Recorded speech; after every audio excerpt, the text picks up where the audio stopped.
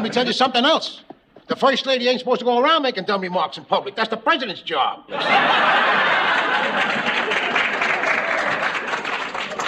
What are you saying, Arch? That just because she's the President's wife, she shouldn't be entitled to her own opinions?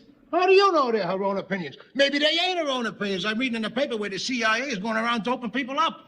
Half the government of Washington is all doped up. Maybe somebody injected some of that LTD in a lady's cottage. Could have turned her into a sex nut. Which is what I call anybody that is for pre-martial sex. Premarital. Whatever. Couples ain't supposed to do that before they get married. Oh, but it's all right for couples to have premarital sex after they're married. Certainly that's the only time for it, and at night.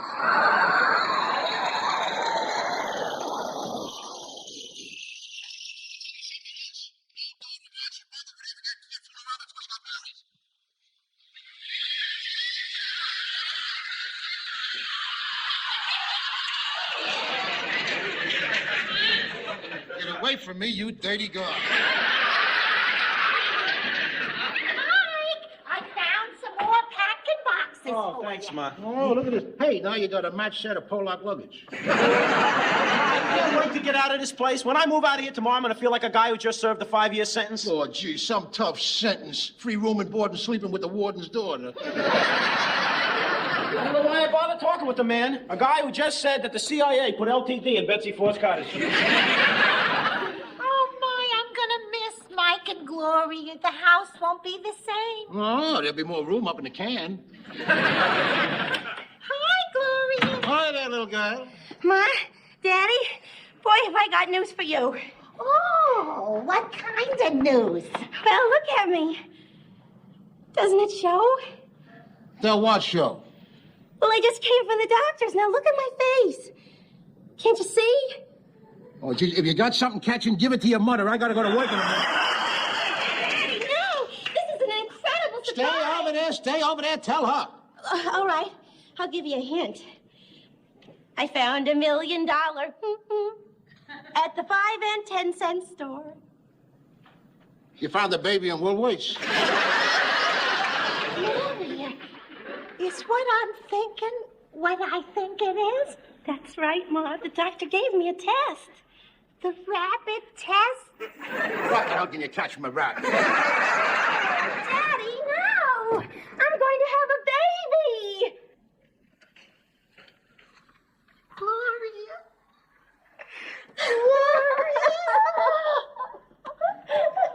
You're gonna have a baby? Oh, she's gonna have a baby. Oh, Gloria.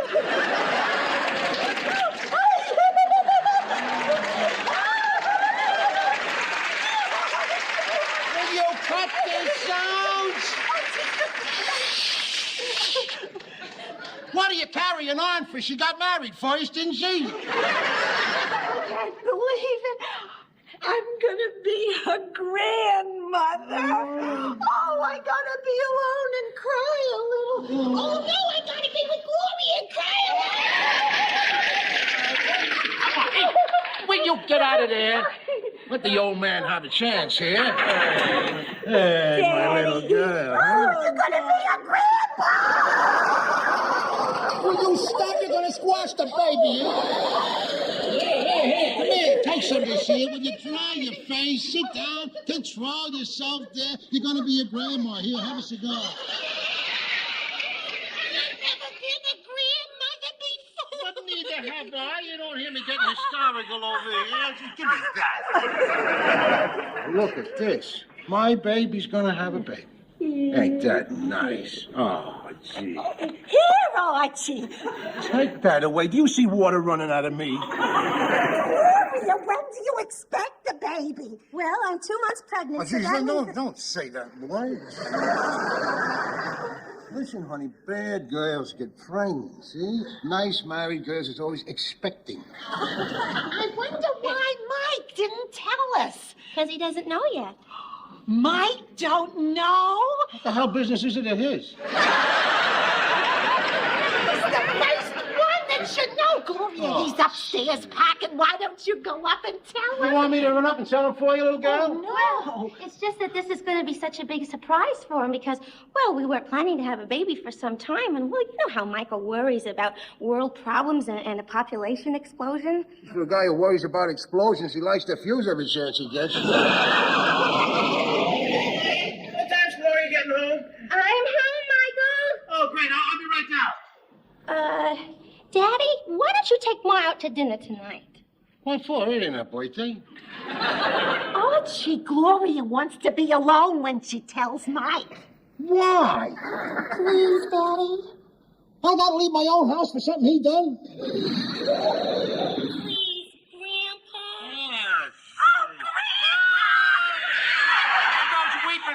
Get over, get your hat and coat and we'll go.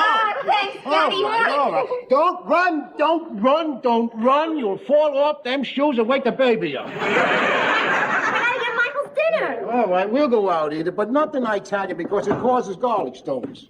Hey, where you two going? Oh, Archie's taking me out to dinner. Come on. I didn't know it was your birthday.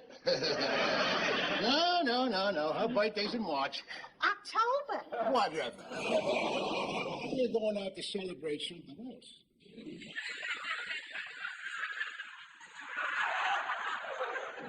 Why are you smiling at me?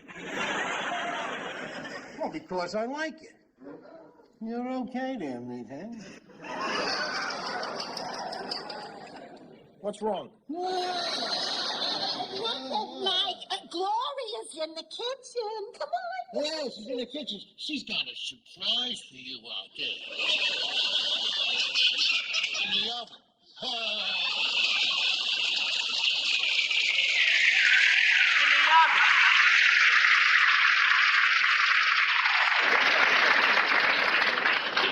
Hey, Gloria? In the kitchen. Something's the matter with your father. You know, he was smiling at me out there, patted me on the cheek. I thought he was going to kiss me. Michael? Yep. I've got some news for you. Yep. Good news or bad news? Well, that's up to you. You remember that weekend we spent in Long Beach? Gee, how could I forget? We had Leo and Miriam's bungalow all to ourselves. You bought that new string bikini? And I forgot my pills. And you didn't feel like running out to a drugstore that late at night?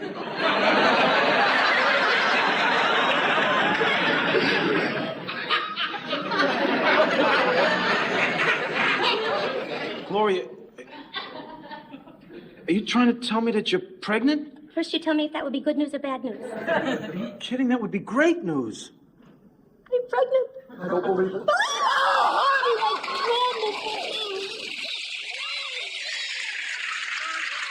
Is there something we should be doing? Yeah, boil water. Boil water. Already? Yeah, we're having spaghetti. We're not having spaghetti. We're going out for dinner. Oh, and we're going to boy. celebrate Yeah. because we're going to have a baby. I'm so worried that you didn't want to have a baby. Honey, why would you worry we're going to have a baby?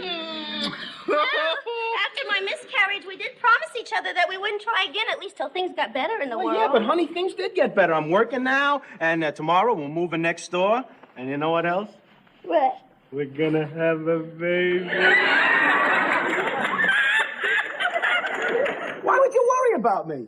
Well, you did say that there are millions of babies in the world already born that don't have a fair chance to live. Yeah, I know I said that, And honey. then you said that maybe we ought to think about adopting one instead of bringing another one into an already overcrowded world. Yeah, I know I said that. And you said we ought to think about what's happening to our ecology.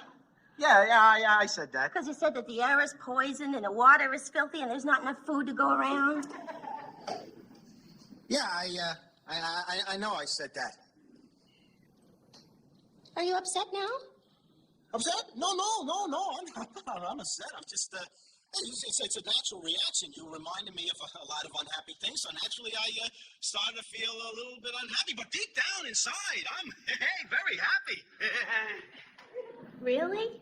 Oh, really? The only thing that I'm slightly unhappy about is that you forgot your pills. Are you insinuating that I deliberately forgot my pills? No, honey. I'm not saying you deliberately forgot them. Did you? No! Besides, you were the one that didn't want to run out to a drugstore. You were the one that went parading around the living room in your string bikini. Well, you were the one who put on the Montabani record. You were the one that danced us into the bedroom. Well, there was a cold shower in the house, you know. I know, I took one. It didn't help. Because you took it with me. Gloria, I hate to say this, but I think that, yes, I think subconsciously, deep down inside, you tricked me. Tricked you? You trapped me. Trapped you? You lured me. Lured you? You seduced me. If I seduced you, how come I'm pregnant? Because you forgot the pills. Honey, if you had to forget something, why couldn't it be the string bikini and not the pills? Would you let me walk on the beach wearing 3 pills? I don't know. I'm going out into the night somewhere. Michael Stivic, you come back here this instant. Michael, come back here. Michael? You forgot your coat.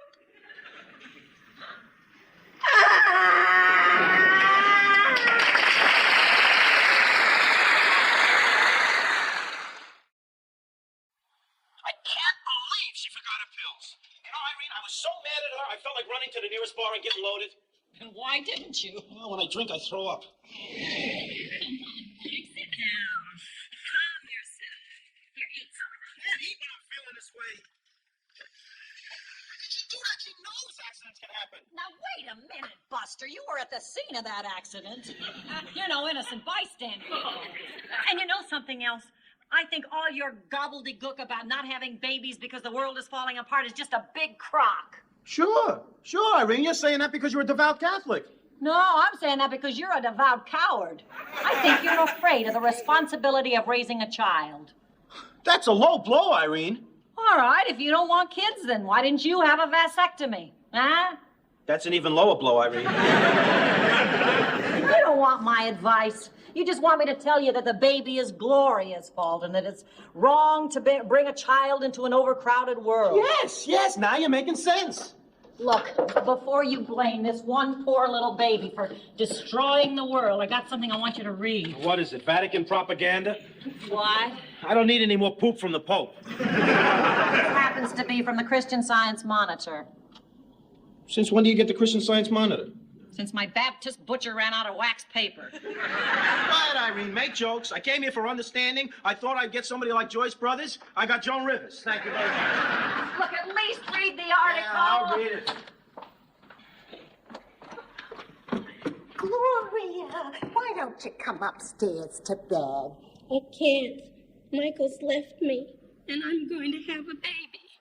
Oh, he'll be back long before then.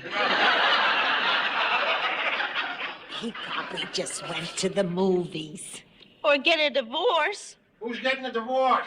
Nobody, Archie. I'm just trying to cheer Gloria up. Mike loves you very much. He wouldn't think of doing a thing like that. If Ann Landers got a divorce, it could happen to anybody. Maybe Ann Landers should have wrote to Dear Abby. Oh, my. I'm a grandma. I just knew Michael would be unhappy about the baby. I knew it. Gloria, Mike will be very happy as soon as the baby gets here. Maybe the baby won't get here. Well, there ain't nothing you can do to stop that. Gloria, no. Oh, you wouldn't do a thing like that. It's exactly what I've been sitting here thinking about. Oh, my. Oh, if I'd have thought like that, I'd be sitting here now talking to myself.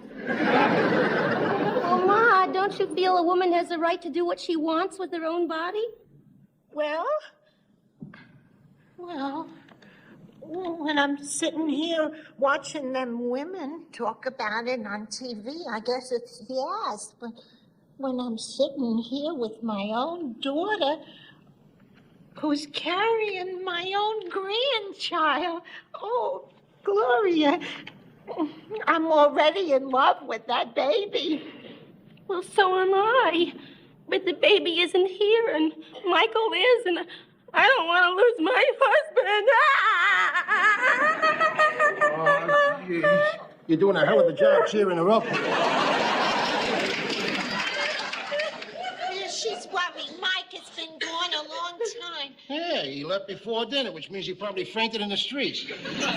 Archie, Gloria and me got something to talk about. Would you please go back to bed? No, I hate bed when I'm up. You go and make me some coffee, huh? Go on, make coffee. Let me talk to her. Huh? All right, but please be nice. I'm always nice.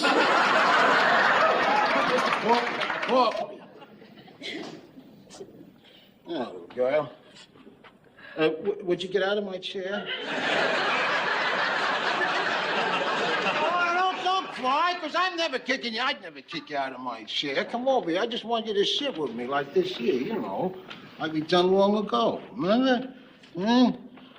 Gee, I guess we ain't done this since she was 6 years old, and I had to talk you into going to school. Remember that? Yeah, I had to take you by the hand and drag you to school every day for a week. You remember that? And all the kids teased you because you had to have your daddy drag you to school. Remember that? Mm. So I finally made you go to school all by yourself. Remember? Sure. Except there you were following me about a half a block behind, just creeping along, ducking behind bushes and watching out for me every step of the way, making sure I was safe. Went and told you that. Your mother, huh? She didn't have to. I couldn't miss the sound of you crashing in those garbage cans. Well, I didn't see them. I had to keep my eyes on you the whole time. Did I ever tell you about the first time I ever set eyes on you? Yeah, lots of times. Oh, no. Will you tell me again? Yeah, sure. The nurse took me up to that special room where they keep all the fresh babies, you know? I looked through the glass, and I pointed right at it. It wasn't easy because it was about a 12-to-1 shot. Well, no, it was an 11-to-1 shot. One of the kids was a colored kid. And you picked me out, huh? Oh, just like that. And I rapped on the glass. And you looked up at me, and you gave me a big smile. You remember that? Yeah. Well, come on, how about give me one of them big smiles again? Huh? Come on, give me the smile. Yeah, that's it, sure. And then the years went by, and you was growing up, and I was watching you blossom out. And then one day, all of a sudden, bingo, there you was. Wearing my very first training bra. Oh, don't mention Daddy, we're all alone. You're my father. We can talk about things like that. Well, yeah, I guess we can. Now, hey, you know what Stretch Cunningham says about them training bras? What? He calls them Little League chest protectors.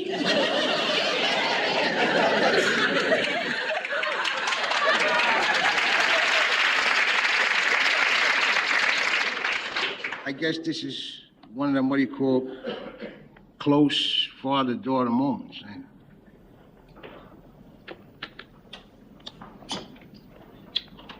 it?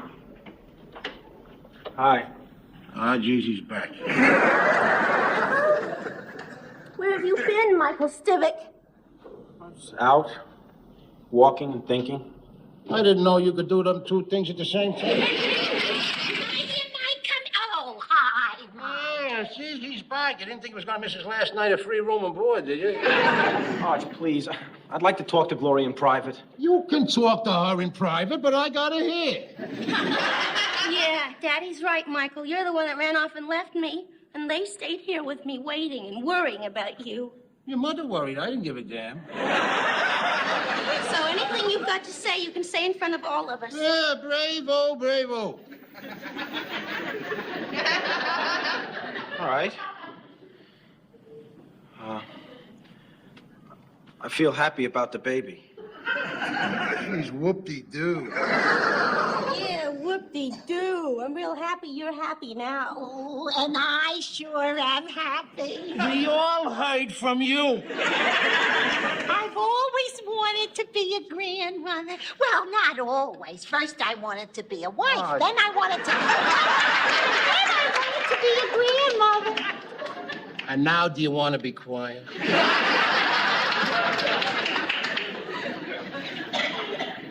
Look, honey, I was wrong. I really do want to have the baby. Look, I want you to read something. It says it a lot better than I can. It's something Alistair Cook wrote. Alice the what? Alice the cook?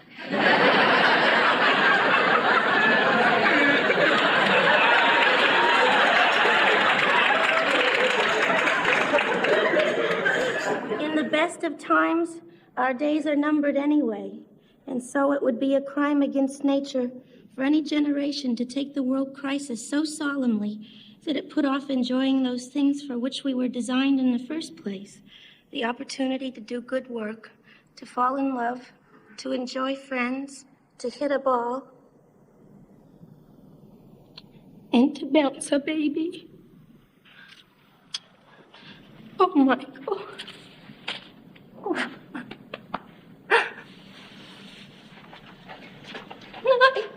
Yeah.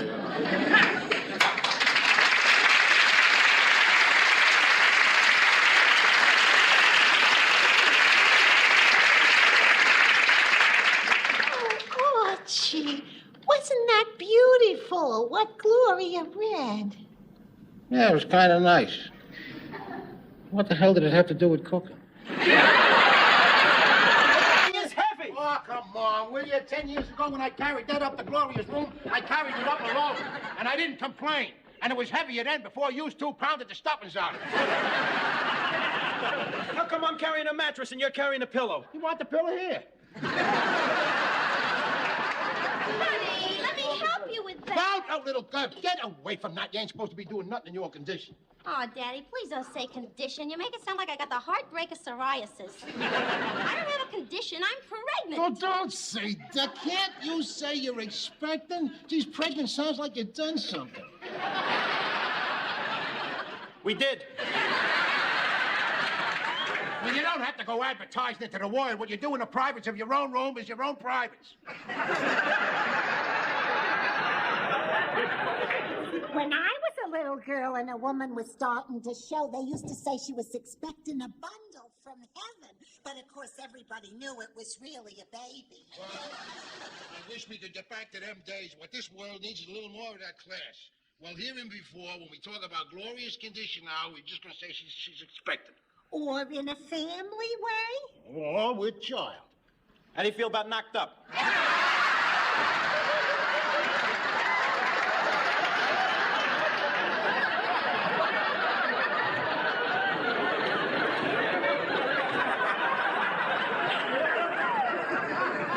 How would you like to be knocked out? Boy, Dave, you got a hang-up about words. Yeah, and it's amazing considering how few he knows. That's the end of your coffee break. Come on, grab that mattress. Let's get it out of here before it takes root. I gotta get down to Kelsey's and watch the Mets play ball. I'll hold the door. The door open. You got your end? Yeah. Turn around and face the other way. Oh, I'm facing you to make sure you hold that end up there. Get out of the way. Here, Ma, get rid of Edith, will you get out of the way, Edith?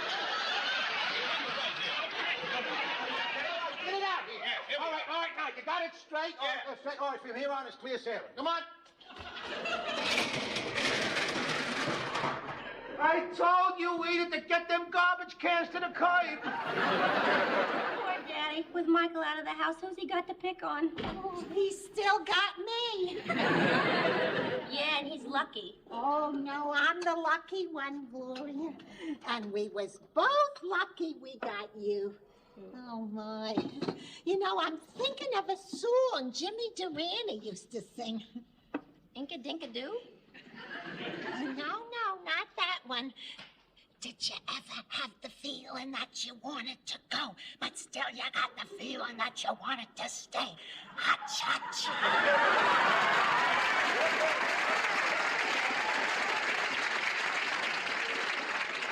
Come on. See, I'm glad that you're moving into your own home, but still I got the feeling that I want you to stay. Well, you knew I had to move out sometime. Oh, yeah, but sometime comes too soon. Gloria, there's something of yours I hope you won't want to take away with you. That's my old cereal bowl with Brownie the Clowny on the bottom. Yeah. I've been saving that bowl for when my granddaughter is here and I'm your babysitter. Well then, Ma, you should keep it. Oh, thanks, Gloria. Oh, it's gonna be such a treat for me to put Farina in this bowl and say, open wide and let it slide. Brownie the Clowny will no longer hide. That was a trick to get me to eat, wasn't it? Oh, yeah. You gotta do a lot of things to make babies eat. Make funny faces, like this one was always good for 2 spoonfuls. This one was good for 6 spoonfuls. Oh, look, it still works, you mean? Oh, and this one was good for a whole meal.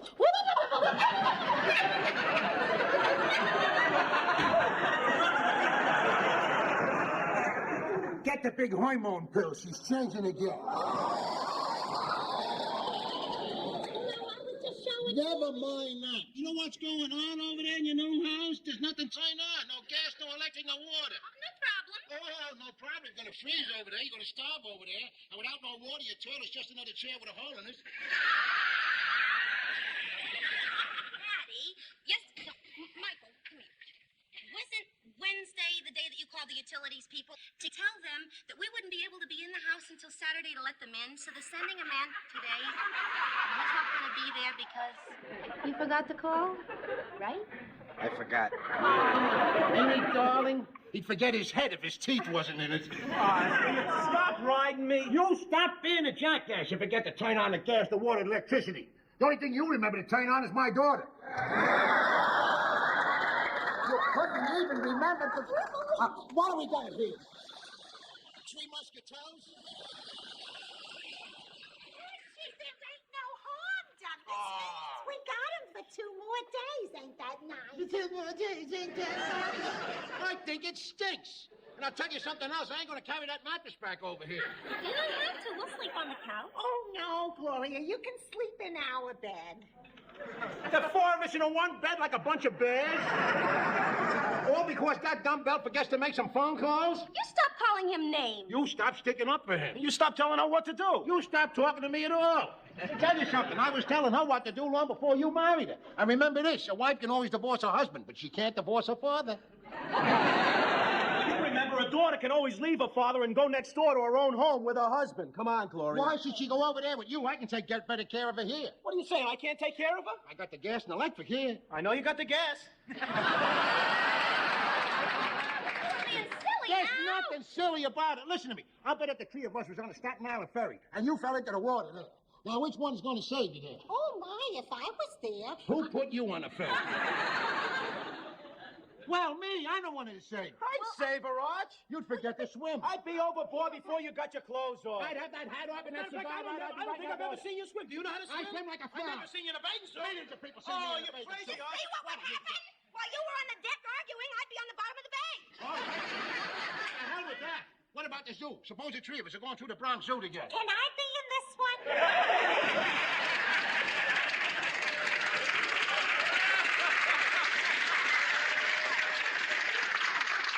You are in this one. You're in a dingbat cage. All right, we're going through the zoo, and a hungry, ferocious tiger jumped over the fence and goes right for you. Daddy, knock it off. Now, come on, quit putting me on the spot with these stupid questions. I love you in one way, and I love Michael in another way. Case closed. And that's the way it always is. See, Archie, I love you the way Gloria loves Mike, and I love my father the way Gloria loves you. And my mother loved my father the way I love you, and Mike loves Gloria the way my father loved my mother, and Gloria loves Mike the way my mother loves him. Are you all done? No. The thing all I want to say is that children don't have to choose between the people they're married to and the people they was born to. And all I'm trying to say is that my daughter wouldn't have to go over there and live in miscomfort if that dumb Pollock hadn't forgot to turn on the utilities. Excuse me. You know, the first time you called me a dumb Pollock, I was really very sore at you. Yeah, why? After a while, I learned to shrug it off with all the rest of your stupid remarks. But now, Arch, I'm happy to announce that you just called me dumb Pollock for the last time. You hear what I'm saying? The last time, that's it, no more. I've been waiting 5 long years for this, Arch. For 5 years, I've been waiting to leave this house and waiting to leave you. You loudmouth, narrow-minded, selfish, bigoted fathead. This is Michael Stivick's Independence Day, pal, and this here is my flag.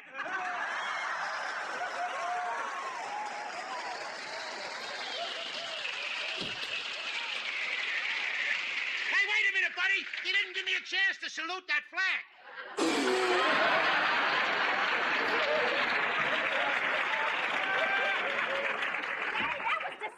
No, it wasn't. Considering what he done to me, I think it was highly apoplectic. No, you ain't going over there, little girl. I am not your little girl. I am Michael's pregnant wife. Don't say that. Pregnant. I'm not staying here unless you go apologize to him. Apologize? Archie Bunker don't apologize to nobody. You She's asking me hold it. Now, if you don't apologize to him, he'll never come back here. Good. And if he never comes back here, I'll never come back here. Archie, you better tell him you're sorry. Oh, forget it, Ma. He's never said I'm sorry in his whole life. I did once, the day you married that guy.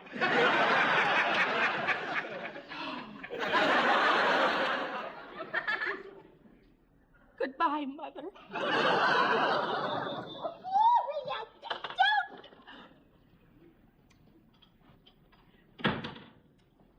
Don't give me that. You ain't got no control over the goings-on in this house. Sometimes I get jealous of these guys that have sons. Sons never turn on fathers. But daughters marry meatheads. You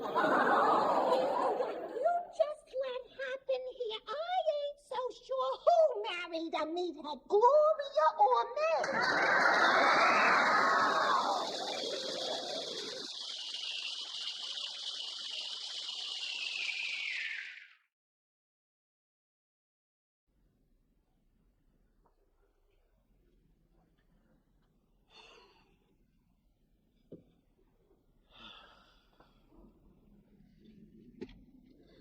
We're in luck, honey. I found us some sardines and crackers for dinner. And you know what we got for dessert? What? Crumbs. Come on, honey. Cheer up.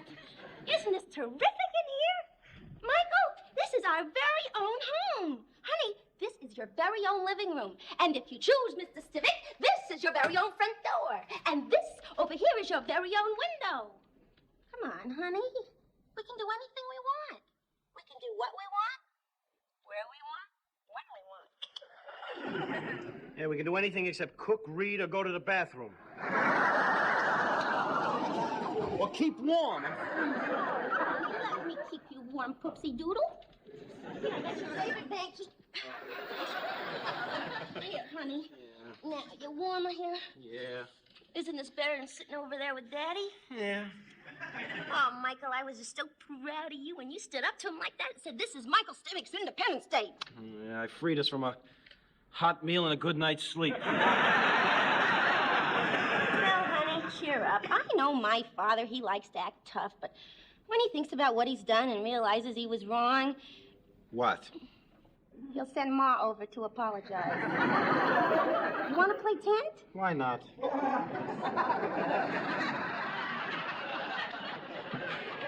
Here I am, Edith. Whoop-de-doo, whoop-de-doo. Whoop-dee-doo. What a lousy whoopie-doo. Hey, I won on a ball game. The Mets beat them San Diego Padres. I got some money. I ran out. Look what I bought us here. A beautiful hunk of sideline. Archie. Huh? That's big enough for 4 people. You must have been thinking of Mike and Gloria. No, I wasn't. They never even re-entered my mind, Edith. As long as you bring it up, well, all right, they're welcome to join us for the steak here. All I got to do is to come back with an I'm sorry and a bottle of ketchup. And if they don't want to do that, then I don't want to talk no more about them two. Them 3. Your grandchild is in that cold house, too. Well, Gloria's wrapped around him, keeping him warm. And if I know the meathead, he's wrapped around Gloria. As far as he's concerned, I don't care if he freezes his butt off. They need us now, and I'm going over there. Oh, Edith, hold it. I forbid that. You can't stop Edith, you ain't going over there. This is your house. You ain't a stivic. You're a bunker. Well, I'm sorry, Archie, but motherhood is stronger than bunkerhood.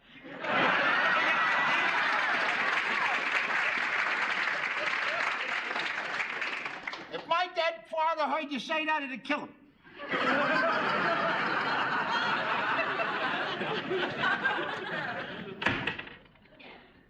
I'll eat steak till I bust.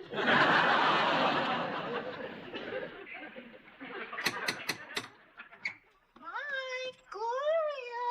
Yoo-hoo, it's me. Oh, excuse me. Yeah, Ma, we were just trying to keep warm. Here's your coat, Mike. Oh, thanks, Ma.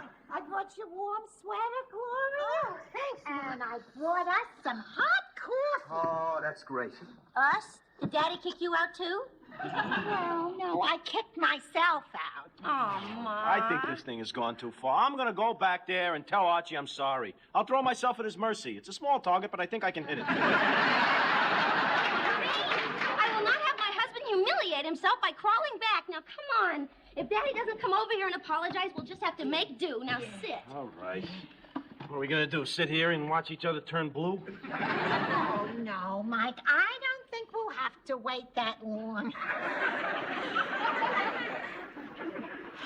Oh, my. This reminds me of when Nelson Eddy and Jeanette MacDonald was all alone in a cabin up in the Canadian Rocky Mountains. It was Rosemary, my favorite movie. I saw it 7 times. You want me to tell you the story? Well, nah. Yeah, all right. Well, it starts out with this big lion coming out and roaring. Wait a minute, a lion? Well, what's a lion doing in the Canadian Rockies? It was an MGM picture every MGM. See, honey? She's going to tell us the whole story. Well, anyway, Jeanette MacDonald, who is Rosemary LaFlamme in the movie, is in love with Nelson Eddy, who is Jim Kenyon in the movie, and he's a Royal Canadian Mounted Policeman with a horse and everything. Anyway, Jeanette, Rosemary's brother, is murdered somebody, so Nelson, Jim Kenyon, decides to follow Jeanette, Rosemary, because he knows that Jeanette will take him to... In the kitchen with Dinah. Mama's in the kitchen with Dinah. Mama's in the kitchen with Dinah. Mama's in the kitchen with her. Wait.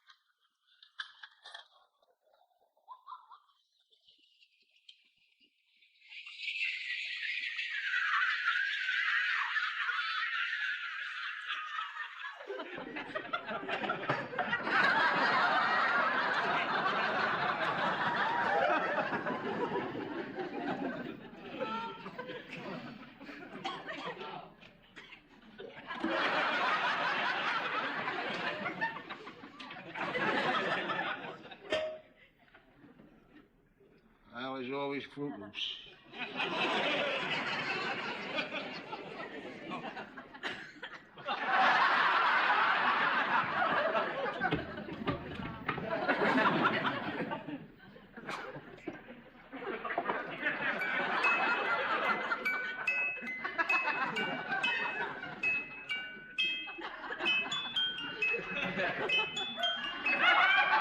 Hey, human man!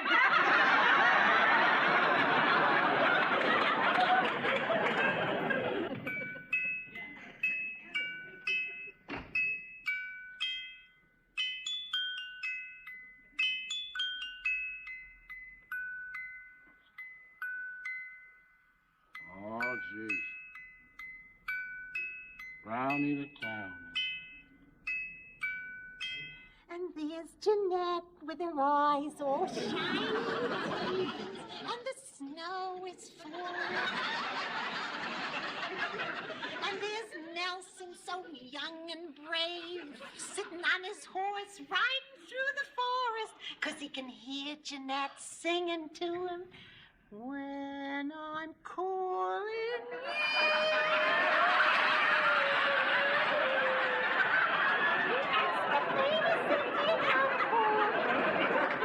I thought I heard an ambulance. Are you catching cold? No, I'm not. Gloria, it's freezing in here. Now, this is ridiculous. I'm going next door to apologize. No, I'm sorry, Gloria. I'm going next door. don't give it. What are you doing here? I'm just passing by. I just thought I'd better tell you there's a big dog making water on the cellar door. As long as I'm here, I thought I'd be respected as not in the clown. I said Ma could keep it. You don't need Farina no more. Nah. Oh, come on, don't give me the pickle puss. Say something nice. Archie, I thought you was coming over here to say something else to Mike and Gloria. Well, I come over here. I come halfway. I'll meet you halfway, Arch. I'll admit I was wrong if you admit it, too. I'll admit you was wrong. Daddy, you were wrong. He was wrong, and then me. Archie. Ma, that's all right. I'll accept that. Coming from Archie, that's like an unconditional surrender. Well, I don't accept it because you didn't say you were sorry. Now listen, little girl. What? Archie, that's nice. Mikey said. Archie, you've been up there a long time. What are you doing? It's personal, Edith. Oh. Would you like me to bring up your newspaper to read? It ain't that kind of personal. Hi, Ma. Oh, hi, Mike. Gloria here? Gloria phoned. She said to tell you she'd be working late tonight. Oh. Well, I guess I'll just have to eat leftover pizza. Cold. Oh. All by myself. Lonely house. Mike, I'd ask you to eat with us. I accept. What are we having? Stewed tomatoes and cottage cheese. I'll heat up the pizza.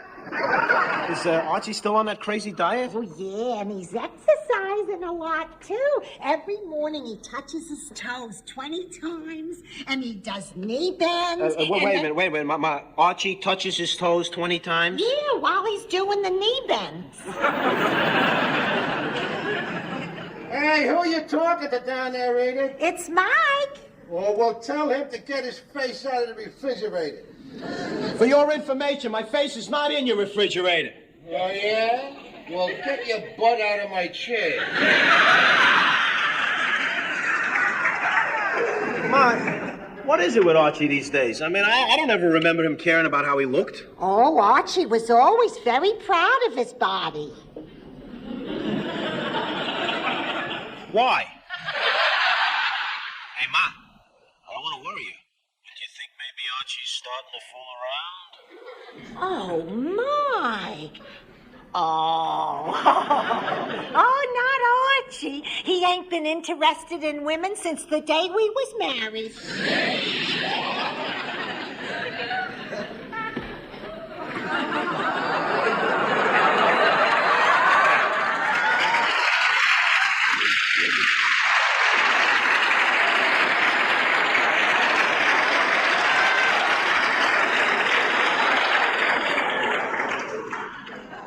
You just noticed something, huh?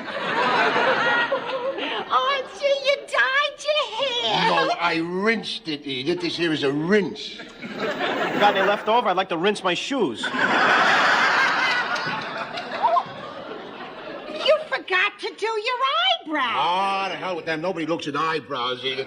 I put it all right on the top of my head, and I had to do it all at one time, you know, because I want the boss to see this first thing in the morning. Oh, Archie, it's beautiful. You look like you looked when we first started going together. Edith, this is for business. It ain't for romance. Old man Harris, the dispatcher, is retiring next week, and one of us guys from the loading dock is going to be promoted into that job. And they're giving it to the man with the blackest hair? No, but if you look young, you stand a better chance nowadays. So my hair looks young. And thank God I always had young skin. Eh? Look at there. You're not a very close vein in sight there. That's right. Just a few liver spots. Them is freckles. It's a sign of youth, Edith. You got any of them? No. Get out of here. Watch, what are you going through all this trouble for? You got a good chance for that promotion. You got seniority at the plant, right? No, but I've been there the longest. Ain't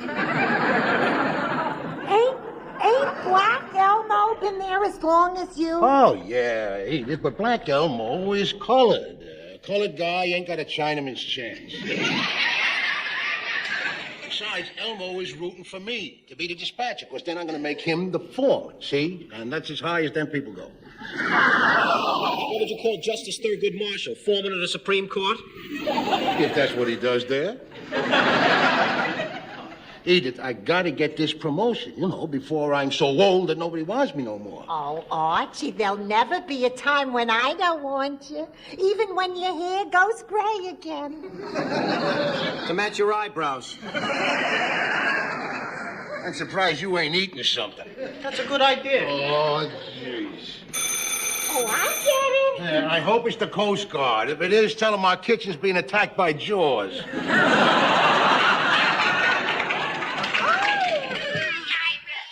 that yarn I said I'd pick up for you. Well? Edith, does Archie know he's got a black cat on his head? See, Archie's trying to look young for the dispatcher's job, so he touched it up. Edith, don't tell her nothing and stop rooting around up there. You think darker hair's gonna get you the dispatcher's job? Let's just say that I'm the one that they're going to pick. Unless they pick me. Hey, Irene, how would you like a nice home-cooked meal? Hey, that sounds good. Go home and cook one. Oh, Irene, he didn't mean nothing. Archie was paying you a compliment. You're a very good cook. You know what's the best part about visiting you, Archie? What? Leaving you. Good night, Edith. Irene, thanks for the yarn. You want your dinner now? Yeah, but I gotta lose weight, Edith. I hope you remember my diuretic cottage cheese. Oh, yeah, right away. I hate the taste of that stuff. Hey, Edith, do you think you could crush a cookie over the cottage cheese? That's cheating, Arch. Ah, shut up. Who asked you anyway? You're always poking your face into other people's concerns. Gee.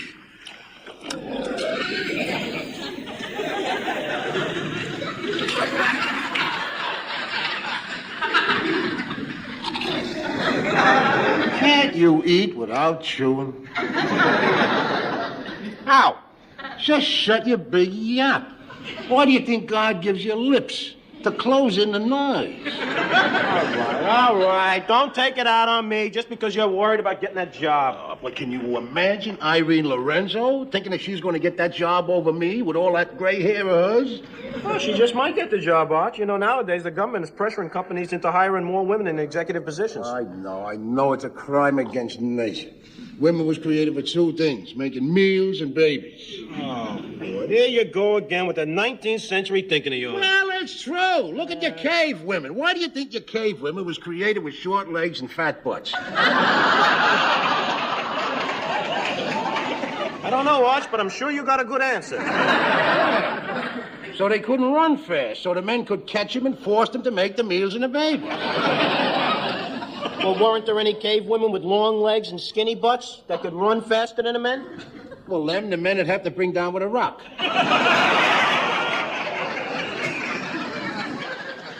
starting to catch on. And what about the cavemen with short legs and fat butts that couldn't catch any women?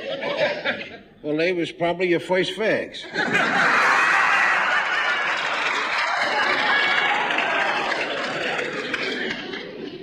I gotta get out of here.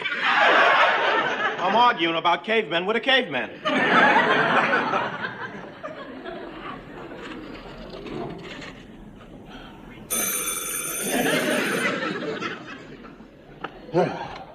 Hey, Bunky. Hey, Elmo, what are you doing around our block? News, man. I brought you some news. Oh, come on in. Gee, it's glad to see you. Hey, you know, it just hit me. 20 years we're working together. This is the first time you're inside of my house. Could be because you never invited me. Oh, Elmo, you know you're welcome here at any time at all. Did I invite you tonight? No, you still back myself.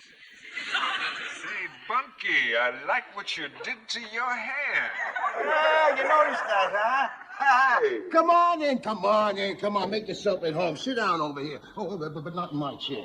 Yeah, it's just my personal chair. You can sit any place on the sofa. Here, sit where my son-in-law usually sits. Here. Now, what's the news? I got some scam that might help you land a certain job where you can make it easy for me. Oh, great. Hey, you want to stay to supper? Can't make it. Swell. What's the, what do you call scam? Tonight, I heard that the boss was into a new charity, which he was going to ask us all to sign up for next week. Well, what's that got to do with the job? Well, if you go into Sanders' office tomorrow and sign up for that charity before anybody else, you got to be his fair-haired boy, even with that hair. Oh, hey, listen. Gee, that's a great idea. I'll do that. First thing in the morning at work, I'll just get in there and I'll sign up. And you really think this looks good, huh? Hey, if that black spreads to the rest of you, you're going to be beautiful all over.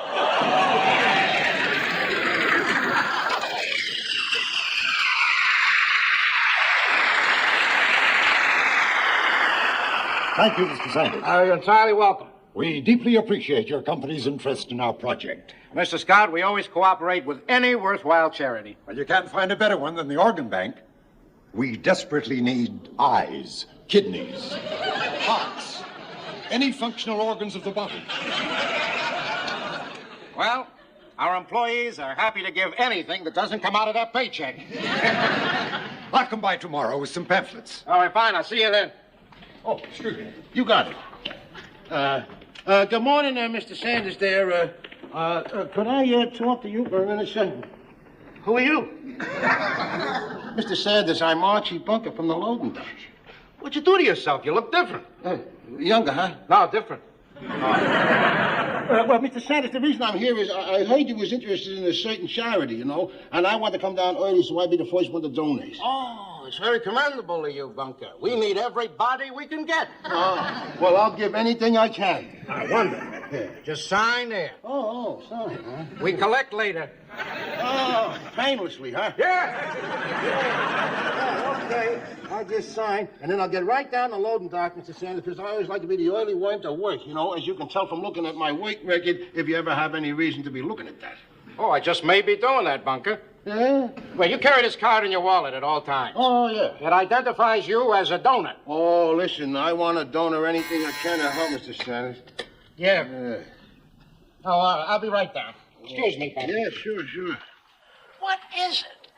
Oh, these, I don't need the glasses to see, Mr. Sanders. They just help me read faster. Well, don't lose the card. No, I won't lose the card.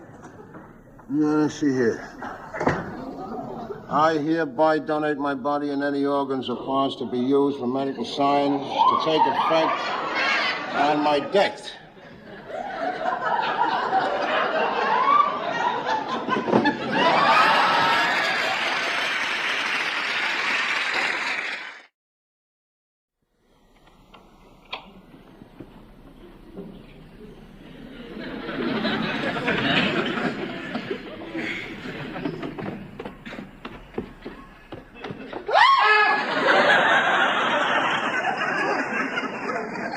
What the hell is the matter with you? I'm sorry, Archie. Oh, I didn't hear you slam the door. How was your day? Oh, it was lousy. It was the worst. You know what I done today, Edith, without knowing? I signed up for Dr. Frankenstein's pet child. How much do you have to give? Oh, everything right up to here. Take a look at this. Uniform donor card. Oh, you're going to give him your old army uniform. No, just the guy that used to be in it. Don't you understand? The minute I croak, they're gonna come and take me apart, this body that you love. You won't have nothing to bury of me but a hat and a cigar.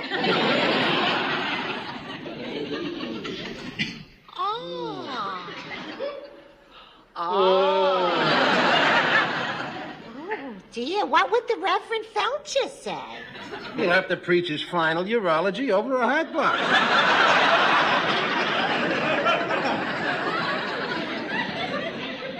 Edith, get me a beer, huh? Are you going off your diet? I'm gonna put on 8 layers of fat. If it ain't easy for them to get up my organs, maybe they leave me alone. Get me the beer, huh? While I still got a stomach left to put it in it? Oh, cheer up, Archie. You got a lot of years left.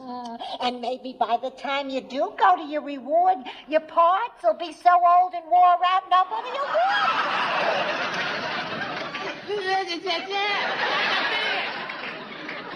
Hi, Ma.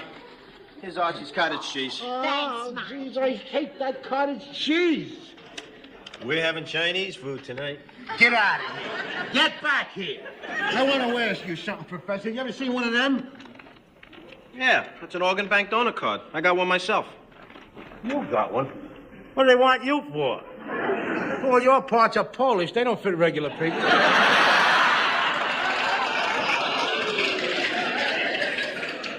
You know, when they start with you, they ought to start with something small, like your brain. Here's your beer. Hey, Ma, did you know Archie signed up for this? Oh, yeah, I know. I didn't know I signed up for it till after I signed up for it. Well, you should be proud, Arch. I mean, every day they're saving lives with heart transplants, kidney transplants, bone grafts. You know, it's a way of achieving immortality. A part of you lives on after you're gone. Oh, I see. Ain't that nice? 2 people in love can still go walking hand in hand. Even though their hands are on 2 other people. Arch, I don't know why you're worried. What are you worried about? It all happens after you're dead anyway. Yeah, I know. After I'm dead. Gee, only when I'm dead. What are they going to put on my tombstone there, Rita? Can you imagine? Here would have lied Archie Bunker. Only he give it to your office.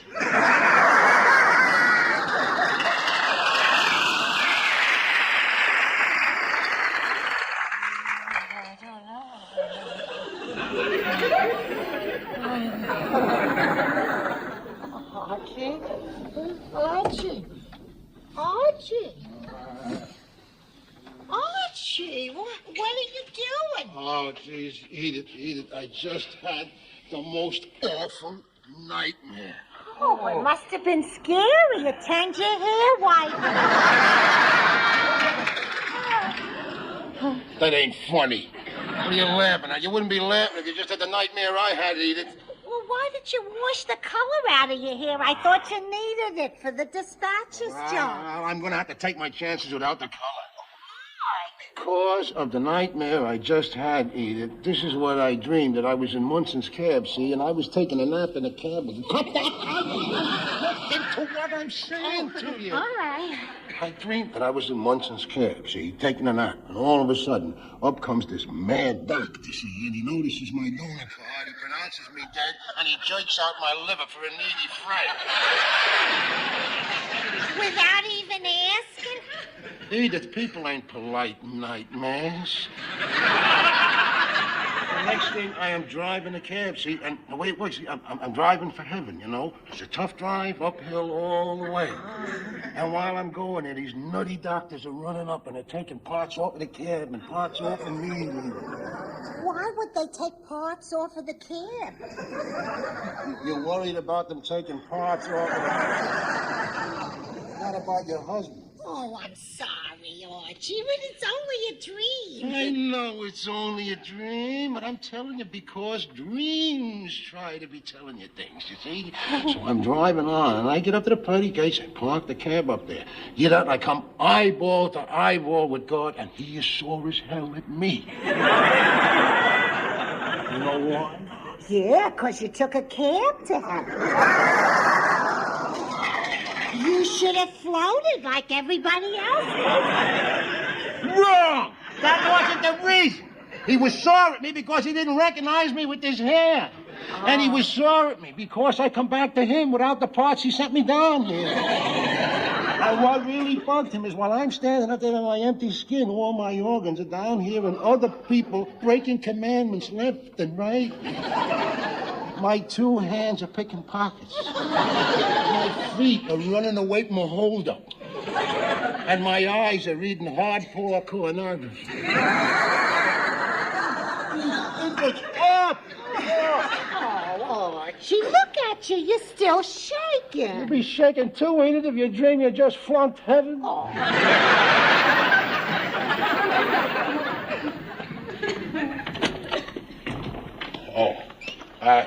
They told me you was in here. Are you the guy from this here? Oh, yes. Yes, I'm John Scott, Public Relations for the Organ Bank. Oh, well, I'm Archie Bunker from the loading dock. I signed up for this yesterday, but I got to pull out, so if you could give me my document there. Oh, may I ask why? Well, I tell you, it's between me and the God. You mean it's against your religion? Well, yeah, it's kind of hard to explain. No need to explain. I've encountered that religious objection before. I imagine so. You got it there? I must say one thing, though. You certainly don't look Jewish.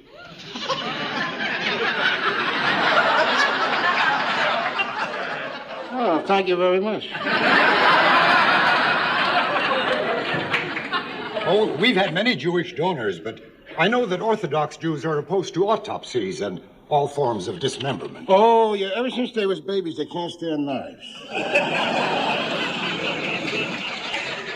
I've always admired the way you've clung to your beliefs in spite of all the persecution you've suffered. I guess it isn't easy being Jewish. Well, that's why most people ain't. Thank you very much, and good luck with your organs. Hi there, Mr. Sanders. Bunker? Yeah. Why do you look different every time I see you? I didn't sleep good last night, Mr. Sanders. So, Mr. Bunker's a little disturbed about having to pull out of the organ bank. Huh? You see, his problem Well, is... I ain't in well health, Mr. Sanders. I just got waiting the doctor. Oh? I thought it's because you're Jewish. Jewish? He's as Jewish as Reverend Ike. I just assumed that... Now, look here, Mr. Bunker. If you wanted to back out, you didn't have to make any excuses. Oh, I didn't want to back out. I can tell you, it was doctor's orders. My doctor told me, confidentially, he wouldn't give my bones to his dog. I hope you understand, Mr. Sanders. I know, Bunker. And I admire your honesty. Oh, yeah. I had you... Archie will be home any minute, and his breakfast better be on the table. He's been driving Mr. Munson's cab all night. Mike, would you like some breakfast? Oh, no, Ma. When I moved next door, I swore I would never eat here again and have Archie call me a moocher. Buttermilk pancakes. I'll have 6 to go. Hi, Edith! Oh, Edith, I'm home! here's Archie now. Come in. Whoop-de-doo, whoop-de-doo. How was your night? Oh, wait till you hear what happened to me tonight, Edith. Hi, Arch. Oh, geez, look at this. Are you moving back, or are you just paying us a short visit in your Polish tuxedo? He's sorry, Mike. Come on, tell us the news. Oh, Edith, you're looking at a hero. What I done in my cab tonight, you never guess. You picked up a Puerto Rican. I said I was a hero, not a daredevil. Get out of the way. What I done was a good deed for a lady passenger in big trouble. Archie, you delivered a baby? Edith, how the hell are you going to get hot water in a car? What happened? Well, things was kind of slow, see? So I cruised over to Kennedy. Kennedy Airport? No, Cape Kennedy. I'm looking to pick up a fare to the moon. Will you stifle yourself and let me finish the story here, huh? Get out of the way. Get over there. Sit down there, Edith, huh? Now, listen to me. I'm over at Kennedy about 10 minutes when all of a sudden this big, tall, beautiful-looking, classy dame hops into the cab. And she says to me, the Northern Motor Inn, please. The Northern Motor Inn, that's right around here. That's where they put me up when I did jury duty. Oh, I'll never forget it. My room was on the 10th floor. Don't say nothing, huh, Edith? That's just what the judge said. He told us not to say nothing to nobody. So whenever I got on the elevator and the operator asked, floor, please, I just raised 10 fingers. Can't you see that your little story is killing my big story? Oh, I'm sorry, Archie. So? Tick-a-lock. What? Tick-a-lock. Don't you remember when you were a kid and somebody told you something that you wasn't supposed to tell to nobody else? You went tick-a-lock and your lips were sealed. Well, do that and shut up also. Now, where was I? Lady got into your cab. Yeah, a lady got into my cab. So, I'm driving along there about 6:30 in the AM, and I'm making a small chitter-chatter, you know. And all of a sudden, it hits me for about 15 minutes. She ain't saying nothing at all. See, but that ain't natural for a dame, especially a big one. So, I check in the rearview mirror, and I see she ain't sitting there. Archie, you forgot to take her along. Took your lock and swallowed the key, All right, she ain't there. So I pull the cab over to the side there, you see? And I stop her like this here, right?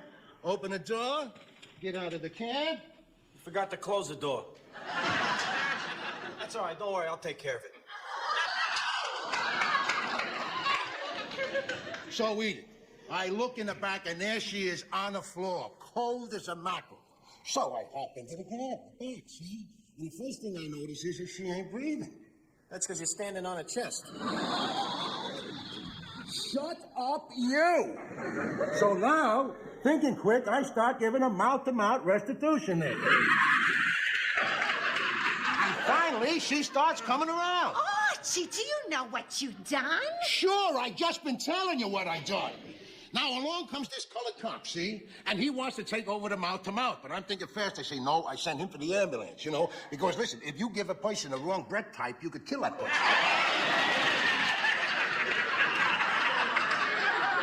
She could have wound up with a black lung. That's right. Archie, you saved a human life. Yeah. You are a hero. Yeah. Oh. Well, not in front of the boy, Edith. Just set the table for breakfast and set for two. He don't live here no more. All right away. Yeah. Gosh, where did you learn mouth-to-mouth resuscitation anyway? Down at the plant, they got a big poster in the jar telling you all about it. I read it thousands of times sitting there. Archie. Mr. Munson must have been tickled when you told him what you done. For him. All he says to me is, bonehead, you forgot to collect the fare. How do you like that? Saying a thing like that, and I'm faced with a woman laying there prostate. I suppose he wanted me to pick her place. Now, I couldn't do a thing like that. You're right. There's no time to think of money. That's right. And how would I know what to tip myself anyhow? So, I left my name, address, and phone number at the hospital, see? So she can get in touch with me when she gets out of your what do you call expensive care. That's nice, Archie. Yeah. All Munson cared about was the money, huh? Well, listen, he felt a lot better when I told him all the publicity he's going to get when this thing breaks in the papers. You mean there was a reporter there? No.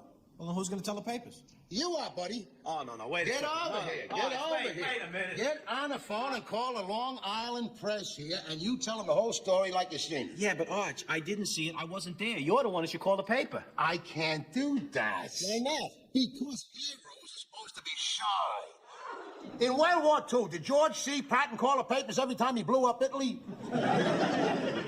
Come on, get on the horn here. It's costing us money. No, Arch, I can't. You're the one that's got to make the phone call. I can't. Come on. I can't. I'll tell Gloria what you did. She'll be real proud of you. Wait a minute. Maybe Gloria can call the paper for me. No, she can't, Arch. Why not? The phone won't reach to the tub. What the hell is he talking about? Archie, you know something? I ain't been so proud of you since Uncle Willie cut his finger carving the Christmas turkey and you stopped the bleeding by tying it up with the string they used to tie up the turkeys you know what with. Remember? How can you do that all in one breath? Well, ever since I was a little girl. Oh, come here. takes over there. Get to the phone. I want you to do something. I want you to call up the Long Island Press. What'll I tell him? You're just going to tell him the story I told you here, the whole truth. You want to report a hearing, okay? All right, now dial information, see? Get the number of the paper. And when you get the paper, you ask for the guy that runs the front page, see? All right, meantime, I'll be upstairs reading in the library. Hello, operator. Would you please give me the number of the Long Island Press? Oh, excuse me, operator. I can't talk to you now. I'll call you back later. Yeah. Goodbye. Oh, hello. Is this the Bunker residence? Yeah, I'm Mrs. Bunker. Oh, I'm Beverly LaSalle. Is your husband home? Well, he's busy right now. I got your address from the hospital. Mr. Bunker saved my life this morning. You're the one. Well, come on in. Oh, well, sit down.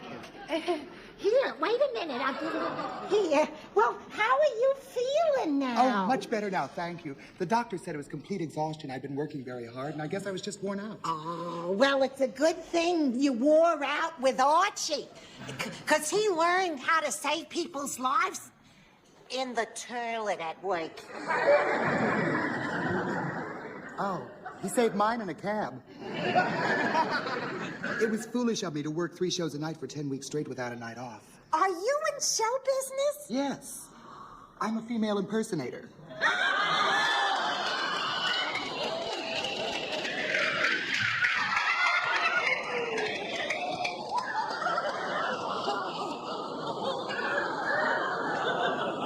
Ain't that interesting?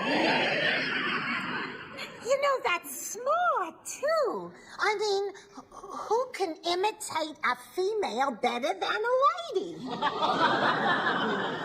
I'm afraid you don't understand, Mrs. Bunker. I'm a transvestite.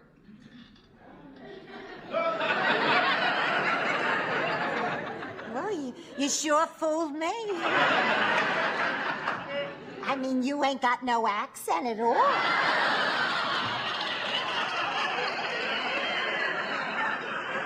Thank you. I really can't stay very long. I just wanted to thank your husband personally, but will you say he's busy?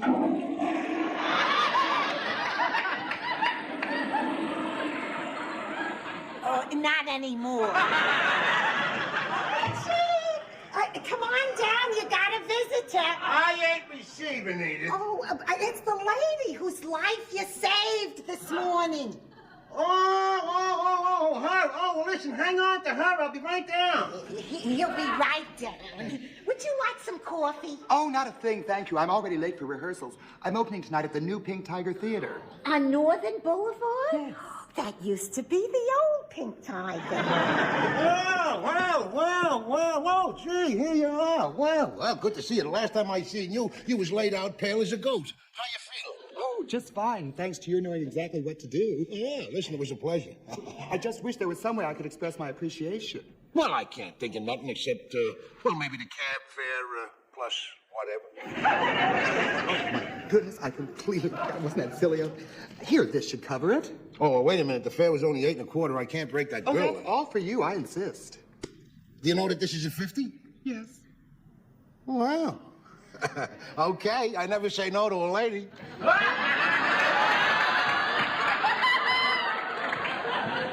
I was telling your wife, Mr. Bunker, I'm no lady. Ah. Now, listen. How you earn this 50 is no business of mine. I will just say thank you, miss, unless you girls like to be called Ms. Why don't you call me Mr.?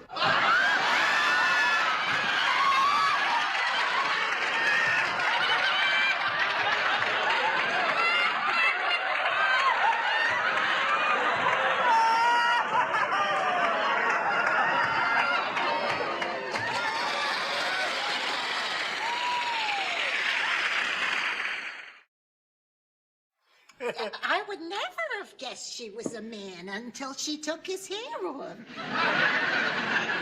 I mean, until he took her hair off. Well, anyway, his hair came off, and there she was, a man. I can imagine the look on Archie's face. It was kind of like the look he had in his face when he first met you. Yeah, I remember that look. Like a cow that just stepped on its own udder. Oh, I wish I had been there for the unveiling. Oh, Mike, now please don't tease Archie. He feels very funny about this. I mean, he ain't never even hugged a man before. Ma, would I tease Archie, a sensitive guy like me? You got any cake to go with this milk? Yeah. Hey, Edith! Edith, come home! There's Archie here. You help yourself, Mike. Yeah, Archie. Oh, geez, Edith, I'm still like this here. Well, where did you go? Down the drugstore. We run out of Laboruses. Hey, all this. You're back, huh? Why'd you come over to mooch this time? Nothing, Arch. I just ran over because I was feeling a little bit faint. Get him out!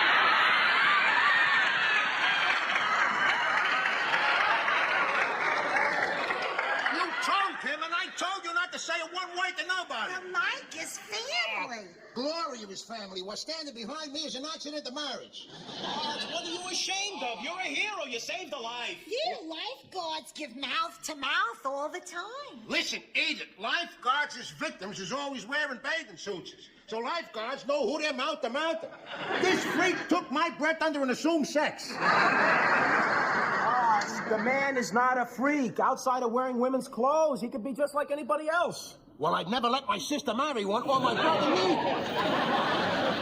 Let me ask you one question. Don't ask me nothing. I don't want to hear no more about it. It's over and done and forgot. Case closed. Just one question. Ain't you got no ear holes? I said case closed.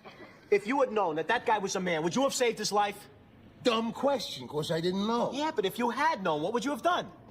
I suppose I would have got a fag fireman. All right, so you're saying that if you knew he was a transvestite, you would have let him die? Oh, Mike, no, Archie wouldn't have done that because Archie is a good Christian. That's right. Of course, he might have closed his eyes when their lips was pressed together.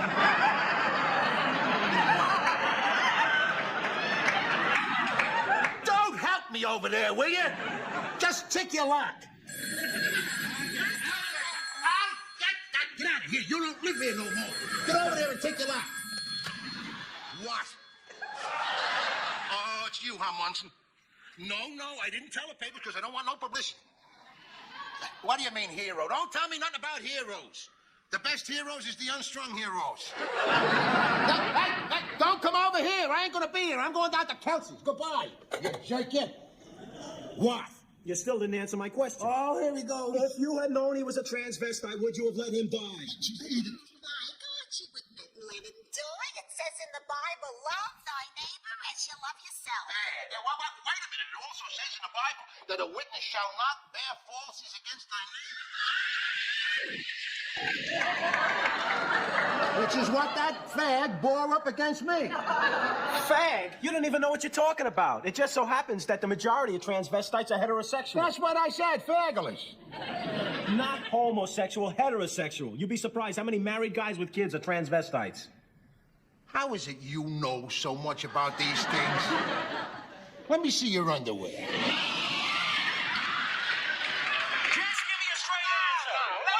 Save the man! Yes, all right. I would have saved the man, yes. Even if I'd have known he was a trans voice. But in that case, I would have blew into him through my hat. Ma, you know what's nice about Archie? What? You can't think of anything either, huh?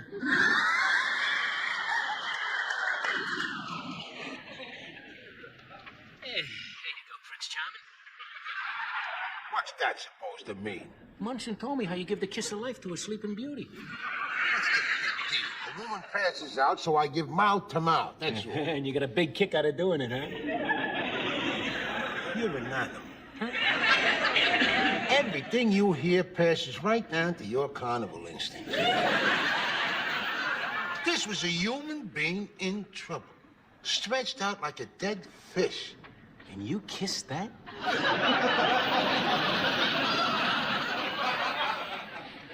I didn't kiss nobody. I was trying to save a life. Them people got as much right to life as anybody else. What people? Dying people. Put your head on a beer and shut up. Okay, coming right. Listen, Archie, after what you've done, all your drinks is on the house. Oh, yeah? Yeah, as long as you keep it under 2. Oh, funny. Hey, Archie, I want you to meet Jim Kitchener. From a Long Island Press. Oh, hey, Munson, I told you I didn't want no publicity. Yeah, but think of the publicity I can get from my cab. I don't care nothing about that. Our paper wants to make you Citizen of the Week, Bunker. I don't want to be Citizen of the Week. And here's a check for $100 that goes with the honor. What can I tell you, Mr. Kuchar? Kitchener. Whatever. Everything. Just tell me how it all happened. Start from the beginning. Oh, well, at the beginning, when I was over in Kennedy, driving my... You are.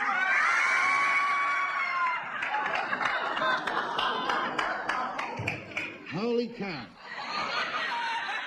I'm terribly sorry to interrupt, but I forgot something. No, you didn't forget nothing. You paid me my whole fare and something else besides. You wouldn't be the one whose life he saved. Yes, I would. Well, I'm Jim Kitchener from the Long Island Press. Oh. Say, I'd like to get a shot of the two of you together.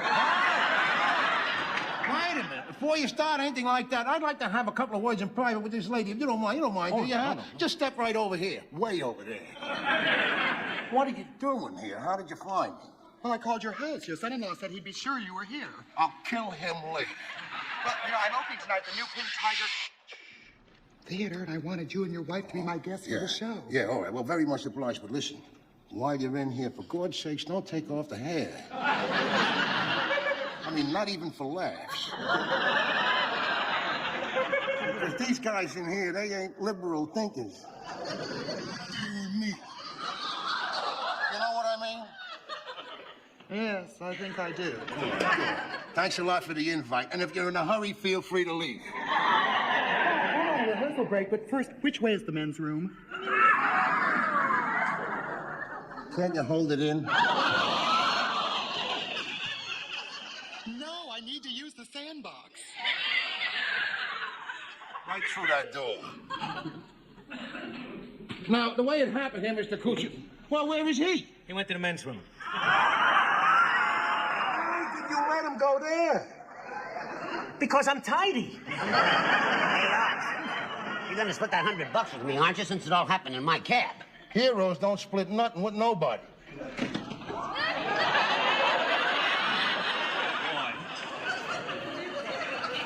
Bunker, I just saw your lady friend in the men's room. Yeah, she couldn't hold it in. She must have made a mistake. No way. I was a medic in the Army. There's no mistake. That's a guy in drag. Nah, you must have been seeing things. So maybe we better get on with the interview? Is something showing? All right, Bunker, exactly what happened? Yeah, all right. Well, I'll explain everything that happened. Let me tell it. Yeah, but you ain't gonna say nothing. Well, the first thing I remember is I felt faint in the cab, and then Mr. Bunker pulled over to the curb. And then the next thing I remember, when I came to, I was being given mouth-to-mouth resuscitation by a truck driver. Truck driver? Oh, you mean cab driver? No, it wasn't Mr. Bunker. It was a truck driver. Yeah, a truck driver was. A great big guy. Bigger than her. Bigger than him. Her. Yeah, and he had big fat lips on him. He could have blew up a tire. Then why'd you take the credit? Boy. Because it was your quick thinking. Mr. Bunker pulled over to the curb. Yeah, to call the truck driver. What driver? Did you get his name? No, there was no name, but he was wearing blue overalls, right? Right. And he needed a shave, and he'd been eating chili with onions. I think I never read. How do I find this guy? Call a Teamsters. Try a hospital. Hey, good idea. And remember, it happened in Munson's cab. That's spelled M-U-N-S-O-N. All right, Mr. Bunker. Oh, geez, beautiful. Now, let me tell you something. Oops.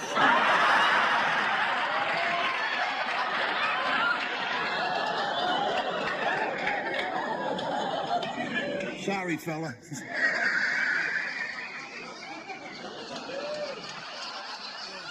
I just wanted to say to you, Beverly, for a dame, you're one hell of a guy.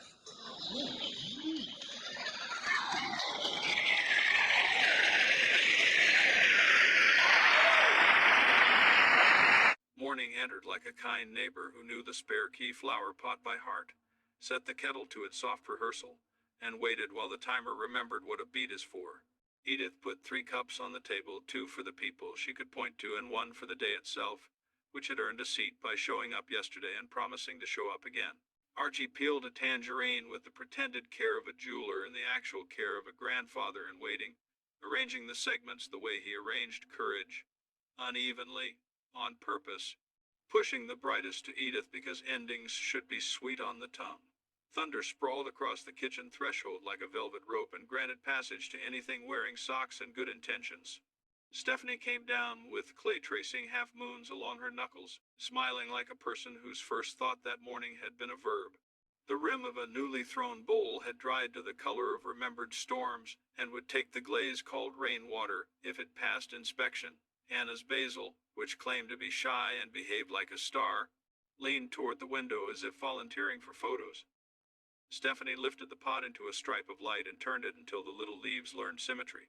"We're teaching the morning to recognize us," she said, only half joking, and the morning, overhearing, nodded in squares along the floor. They took Thunder for the long loop. The square had already dressed for company benches angled just so toward the piano like good listeners, the plaque-wearing raindrop freckles from last night and the tiny contraband star pretending not to bask. The Sunshine Home Choir pinned the day set list with a clothespin shaped like a bird. Mr. Collins unfolded his portable clinic for compliments and apologies, his newest placard reading, "Specific or it didn't happen, verbs or it isn't sorry." The Ruiz kids had diversified the lemonade table with a bowl labeled Small Wishes and a cigar box labeled Quiet Praise.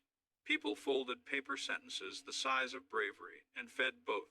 Across from the mulberry, Mateo knelt with blue tape, sketching a path where the accessibility paint would go when money, weather, and bureaucracy said yes on the same day. "It has to feel like a welcome," he told his youngest, who was learning to hold a level without making it a sword.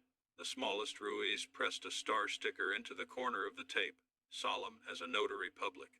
"For luck, that looks like work," she declared. And luck, flattered, stayed. School held its little ambushes and its little mercies. Harper and the one with the color-coded backpack sat beneath the library skylight and practiced not auditioning for their own lives. They did inventory of small truths. Sometimes pens mutiny at courage. Sometimes fear arrives disguised as a list. Sometimes a bus kneels like courtesy, and you have to remember you deserve to board. They touched shoulders by accident and, learning, didn't apologize. "I'd like us to be boring in a beautiful way," Harper said, and their companion laughed softly at the paradox, then wrote it down. At the bar, the new chalk heading read, "Tonight, everyone gets to be new." People believed it almost enough to be new by lunchtime. Archie counted the day's pay at forward slashes and gave the tally a shy star compound interest in chalk. A delivery driver turned the bowl in his hands, as if soup were an idea you needed to see from more than one angle, and said that he'd been saving up to be kind. Harry said that was the most expensive savings plan and the best. A tourist photographed a sandwich as though it were wildlife, and the sandwich pleased held still. Carla and Drew, in the corner booth where momentum goes to listen, revised a scene until the scene told on itself. When the soundboard sulked, they stepped away and counted kindness out loud, 3, 6, 11, 14, and the equipment, overhearing, behaved. Drew labeled a shot of Carla's eye crease laugh, proof that the world enjoys endings. Carla labeled a shot of Drew's attentive silence, evidence that listening has a face. They promised privately not to use either and privately suspected they would when the film needed an honest pulse. The misunderstanding of the day arrived dressed as helpfulness. Stephanie, riding a current of good energy, began rearranging Anna's kitchen shelf according to the laws of gravity and aesthetics. Anna, who makes maps of herself by where things live, smiled too politely for 2 jars and then found her voice. "I like my chaos where I left it," she said, cheeks hot with the effort of claiming space. Stephanie took her hands off the world and lifted her palms like a person exiting a museum rope. "Thank you for telling me," she said, and the apology had a verb in it, and Mr. Collins would have stamped it approved. They reset the shelf together, alphabetical by feeling rather than spice, and laughed when paprika insisted on being spelled with an extra tenderness. Edith had a wobble at the Sunshine Home when the hallway invented too many doors. She stood still and put a hand on the rolling cart. The nurse, with the soft authority that only years can teach, put a teacup into that hand and said, "Here," like a compass. On her palm, Edith wrote "Found by Thirst," and drew a little cup that resembled a heart, which is either sentiment or anatomy, or both. On the piano bench, she left a slip of paper for the museum archive drawer, window blanket for when words go on strike. Later, someone would tape the phrase onto a wall, and the wall would wear it like a scarf. Afternoon stitched itself with errands and friendships. The heritage clerk stopped by off-duty, sneakers grinning under her sensible blazer, and slid a small box into Edith's hands, braille tags for the archive. We traded adjectives, she whispered with conspiratorial delight. Kept the nouns. Edith pressed the box to her chest the way people hold books they haven't read yet. Stephanie texted a string of punctuation that meant fireworks restrained for safety, and then pocketed her phone to keep from narrating joy into noise. Thunder, for his part, patrolled the apartment and then appointed himself head of thresholds. Dogs know where the borders are and also when to wag them. He stationed his chin on Edith's slipper, and Edith, who understood treaties, adjusted her foot rather than the dog. "There," she said, signing the agreement, and the dog approved by becoming heavier in that mythical way animals know. Evening rehearsed its lanterns and then turned them on. The choir tested a verse about doors, how some are meant for leaving and some are meant for frames, and found the harmony that fit like a hand-me-down sweater. Mr. Collins ran his clinic for boundaries without monologues. "No is a complete sentence," he said, "but you may add a kind comma." A young father tried it on "no, not tonight," and the square applauded the courage of period. The Ruiz kids sold their last silence ticket to a woman who had spent her day managerial and her evening unwilling. She sat for 5 minutes and used none of the minutes to perform. Upstairs, Anna knocked their rhythm, 2 taps, a pause, and presented a paper bag containing 2 candles, a lemon, and a matchbook that had survived 3 apartments. "I like knowing we can make our own light," she said. They didn't switch off the lamp. They simply added flame to it and watched the walls offer a different truth. "Sometimes I think happiness is a door," Anna admitted, blushing at metaphor. "And then I think maybe it's hallways. And also the person in the hallway with you," Stephanie said, and didn't reach for her hand, which was its own reaching. They ate in the kitchen because kitchens are truer. Archie chopped onions loud enough to reassure himself he was present. Edith set plates like votes. Anna produced a salad that was mostly cucumbers and sincerity. Stephanie grated cheese as if it were snow and she could choose where winter fell. They told each other tiny stories. The boy with the pretzel baton who conducted the choir, the new braille labels, the postcard with the city from before, and the bravery it required not to answer. When the dishes stack leaned in the wrong direction, Edith steadied it with 2 fingers and a hum. "We're teaching the morning," she said again, satisfied. And Archie, who hides his poetry within crankiness, said nothing and poured water like hospitality in a plain suit. When the small crisis of the night arrived, it had the good manners to be funny. The register at the bar jammed its jaw and flashed hieroglyphics. Archie swore, apologized to the machine, which amused Harry, until the drawer slid open like a contrite mouth, and then wrote, "Machines like respect" on a napkin, so he could tell it back to himself tomorrow. A teen on dishes grinned in that mayoral way teens have when adults admit learning, and the room, encouraged, returned to its rhythms. Later, Anna brought out the postcard and the matchbook. "I want to choose," she said simply. They didn't burn anything.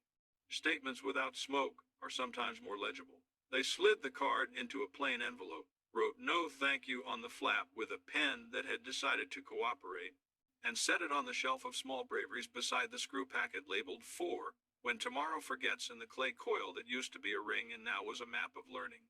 "Either way," Stephanie said, "the choice is ours."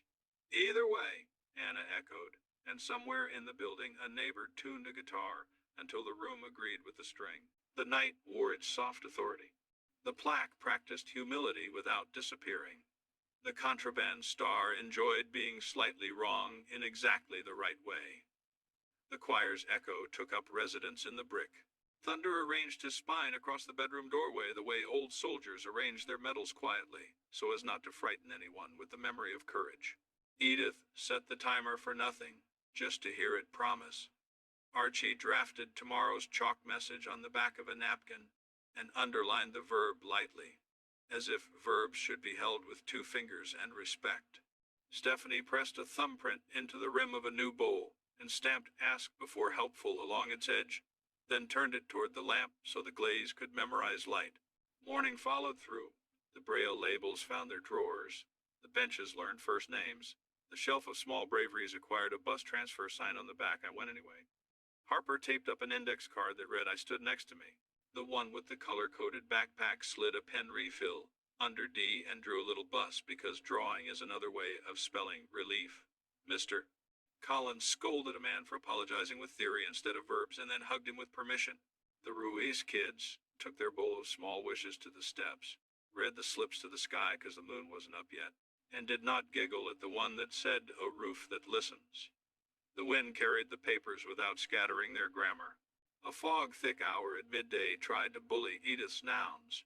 She leaned against the grocery cart, breathed the way the choir taught her to breathe between lines, and called Archie with the practiced bravery of a person who has decided to be helped. He arrived with a pencil and a grin and read her own list back to her like a devotional.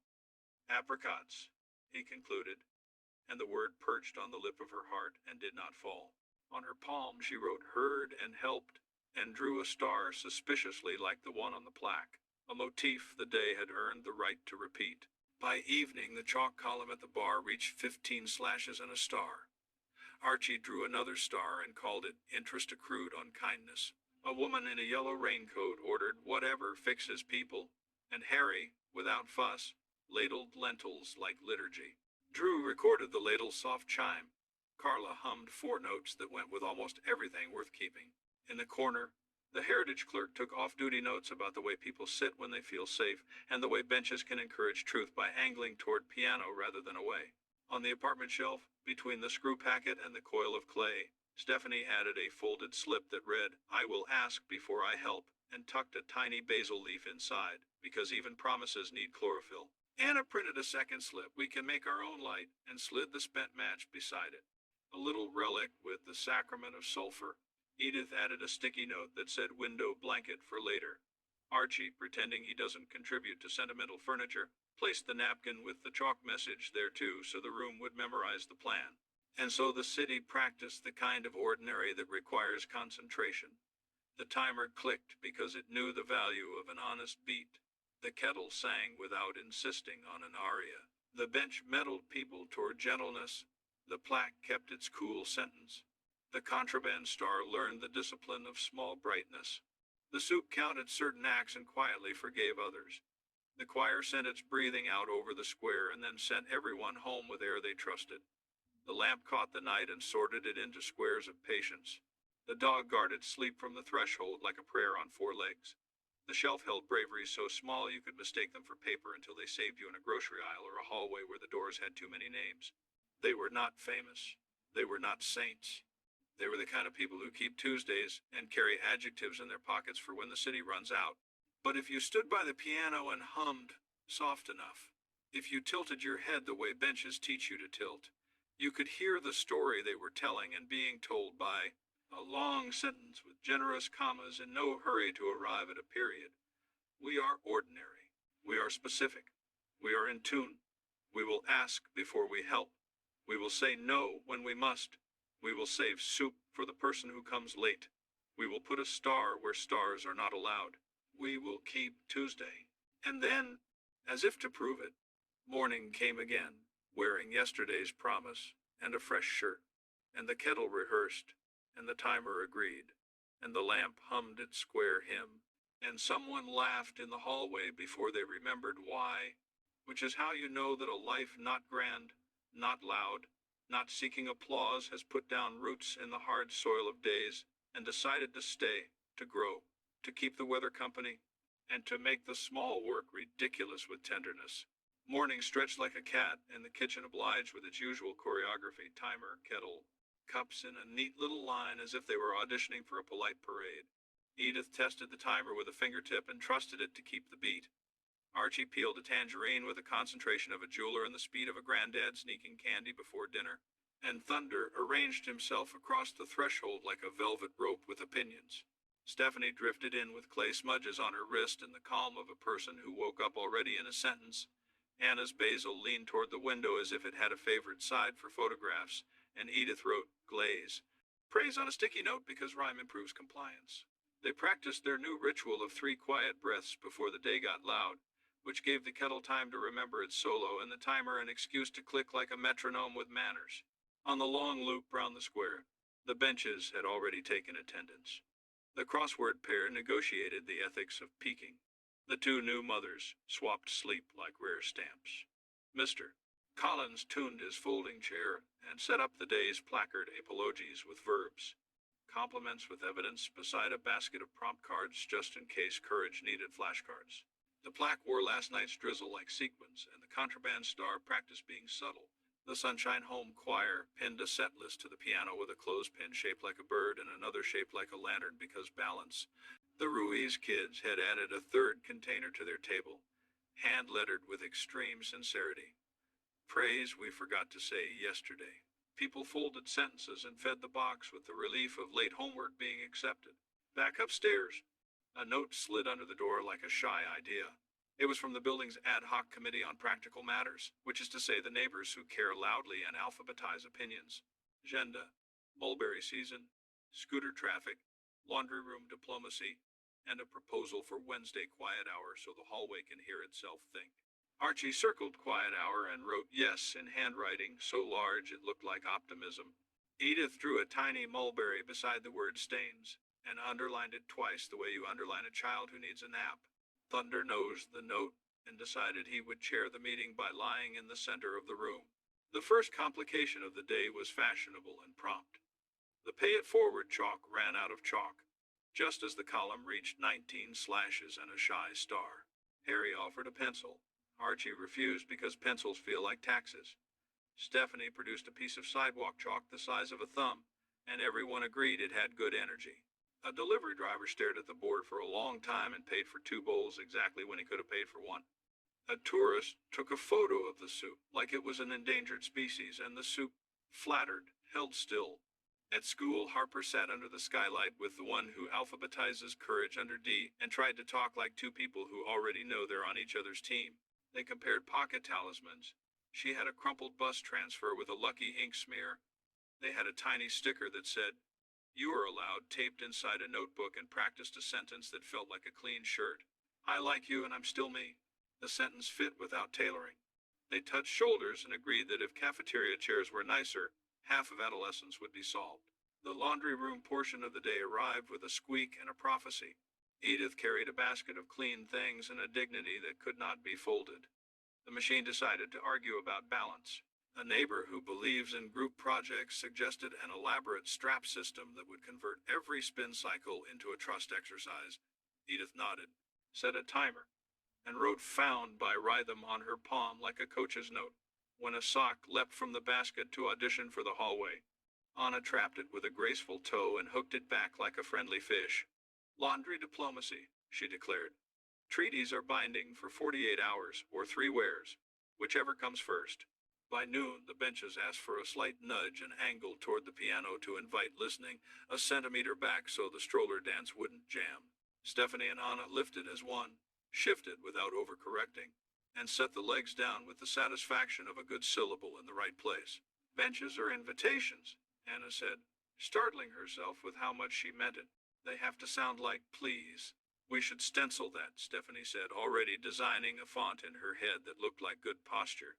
Edith brought basil cuttings to the Sunshine Home, where the choir rehearsed a tune you can hum while measuring flour. She labeled a photo of Mrs. Keegan at 17 lipstick, like a manifesto, a dress that knew what it was doing with the caption, "Dancing is a cardiology," and taped it to the wall under today's language we love. When a hallway offered too many doors at once, Edith stood very still, touched the cart, and waited for the handle that warmed to her palm. "Found by thirst," she murmured, accepting a cup of tea from a nurse whose smile had tenure. On her way out, she placed a silence ticket on a windowsill for anyone whose afternoon required punctuation. The Practical Matters meeting convened at 4 in the square and achieved the rare miracle of humor on purpose. Mulberry season was declared a judgment-free zone. Scooter riders were encouraged to imagine their future needs. Wednesday quiet hour passed unanimously with a provision for emergency giggles. Matteo unveiled a draft of the accessibility paint path and the square applauded geometry. A landlord appeared with the expression of a man who knows better than to speak first. After 3 neighbors took turns explaining the shelf of small braveries and why moving other people's symbols is like editing a diary, he offered to pay for new shelf brackets and was accepted as a citizen. Thunder chaired the meeting, as promised by sleeping in the center, tail occasionally thumping yes. Archie took minutes the old-fashioned way on a folded napkin with the kind of handwriting that tells you soup is a moral philosophy. He introduced a low-voice menu called Everyone Gets to Be New, and watched people order without confessing why. Harry burned 1 batch of onions, declared it emotional, and started over. The room applauded the brand new second try. A woman in a blazer asked for the thing that fixes the day without making me explain the day, and Archie translated it as lentils with quiet bread, which was correct. Carla and Drew wrestled a stubborn transition in the corner booth and won by deciding to lose prettier. Their shared rules saved them again. When we're tired, the shot isn't wrong. The clock is, and they took a walk around the square to count kindness like it was inventory with better lighting. Carla hummed a 4-note motif that accidentally made 2 toddlers sway. Drew recorded a spoon clink so perfect he labeled it exactly what forgiveness sounds like if it wore shoes. They came back to the booth, and the footage behaved, because footage is shy and thrives on proof that the room is gentle. The misunderstanding of the afternoon arrived dressed as initiative. Stephanie, high on productivity, started rearranging Anna's tiny tool drawer into categories that looked beautiful but confused the hand. Anna cleared her throat, and using the brand new boundary sentence she'd practiced under Mr. Collins's supervision, said, "I love the idea. I'd like to keep the drawer how my fingers think." Stephanie lifted her palms like a person stepping out of wet paint and said, "Yes, thank you," which completed the apology with a verb. They laughed and stenciled ASK before helpful onto the inside of the drawer at pencil, an oath lightly held. At sunset, the square hosted a small concert because the day needed to hear itself sing. The choir unfurled a verse about doors that have learned the difference between weather and leaving. The Ruiz kids read a handful of small wishes to the sky on behalf of the moon, which was running late. Mr. Collins ran a micro workshop titled, "No is a complete sentence. Kindness is a tone." A teen tried it. "No, not tonight." And the square clapped the way you clap when someone lifts a heavier weight than usual. Harper and the one with the color-coded backpack met at the bus stop that looks like a question and practiced a new kind of boring that felt like a luxury hotel. They compared calendars and discovered they both had Wednesdays free during quiet hour, which made them laugh at the coincidence and then stop laughing because it sounded like a plan trying to be born. "I want to be the kind of people who don't need perfect sentences to say true things," Harper said. "Deal," they answered. And they walked home with their shoulders synchronized, without negotiating who would lead. The evening's crisis, such as it was, arrived, wearing flour. Edith tipped a bag too enthusiastically, and the counter snowed. She froze for a heartbeat and then started drawing a smiley face in the white like a graffiti artist with wholesome intentions. Archie joined with a cloth and an unserious bow. Together they turned panic into weather and wiped it clean. In her notebook she wrote, "Spilled, laugh, stayed." Accidentally spelling stayed with an I and leaving it that way because belonging often arrives misspelled and is no less true. Upstairs, Anna knocked their rhythm 2 taps. A pause and presented a paper bag containing 2 candles and a lemon. The lamp stayed on. The candles added their steady small flames. The room tried on an extra kind of true. "Sometimes I think joy is a door," Anna said, embarrassed by her own poetry. "Sometimes I think it's hallways. Sometimes it's the person in the hallway with you," Stephanie answered, and neither of them reached for the other's hand, which, hilariously, qualified as restraint and thus romance. They graded themselves generous A- for composure and rewarded the grade with a priceless, ridiculous grin. On the shelf of small braveries, Matteo added a paint chip labeled Sky that trusts you. Harper taped a bus transfer signed on the back. I stood next to me. Someone anonymous slid in a receipt with the line item share and a tip in the same amount. Edith placed a sticky note that read window blanket because words deserve a home. Archie tucked the napkin minutes under a screw packet labeled for when tomorrow forgets. Anna, blushing at her own ceremony, set down a spent match with a tag that read, "We can make our own light." Thunder contributed an old tennis ball, not strictly on theme but flawless in intent. Night lowered its voice, and the building obeyed. The plaque kept its small sentence. The contraband star refused to apologize and was forgiven. The benches leaned toward listening. The piano hummed a key in its sleep. The bar chalk glowed faintly as if hope were phosphorescent. The tomato magnet held today's three-line prayer in the corner of the fridge where vows can eavesdrop. Let ordinary headline apologize with verbs. Tilt chairs toward please.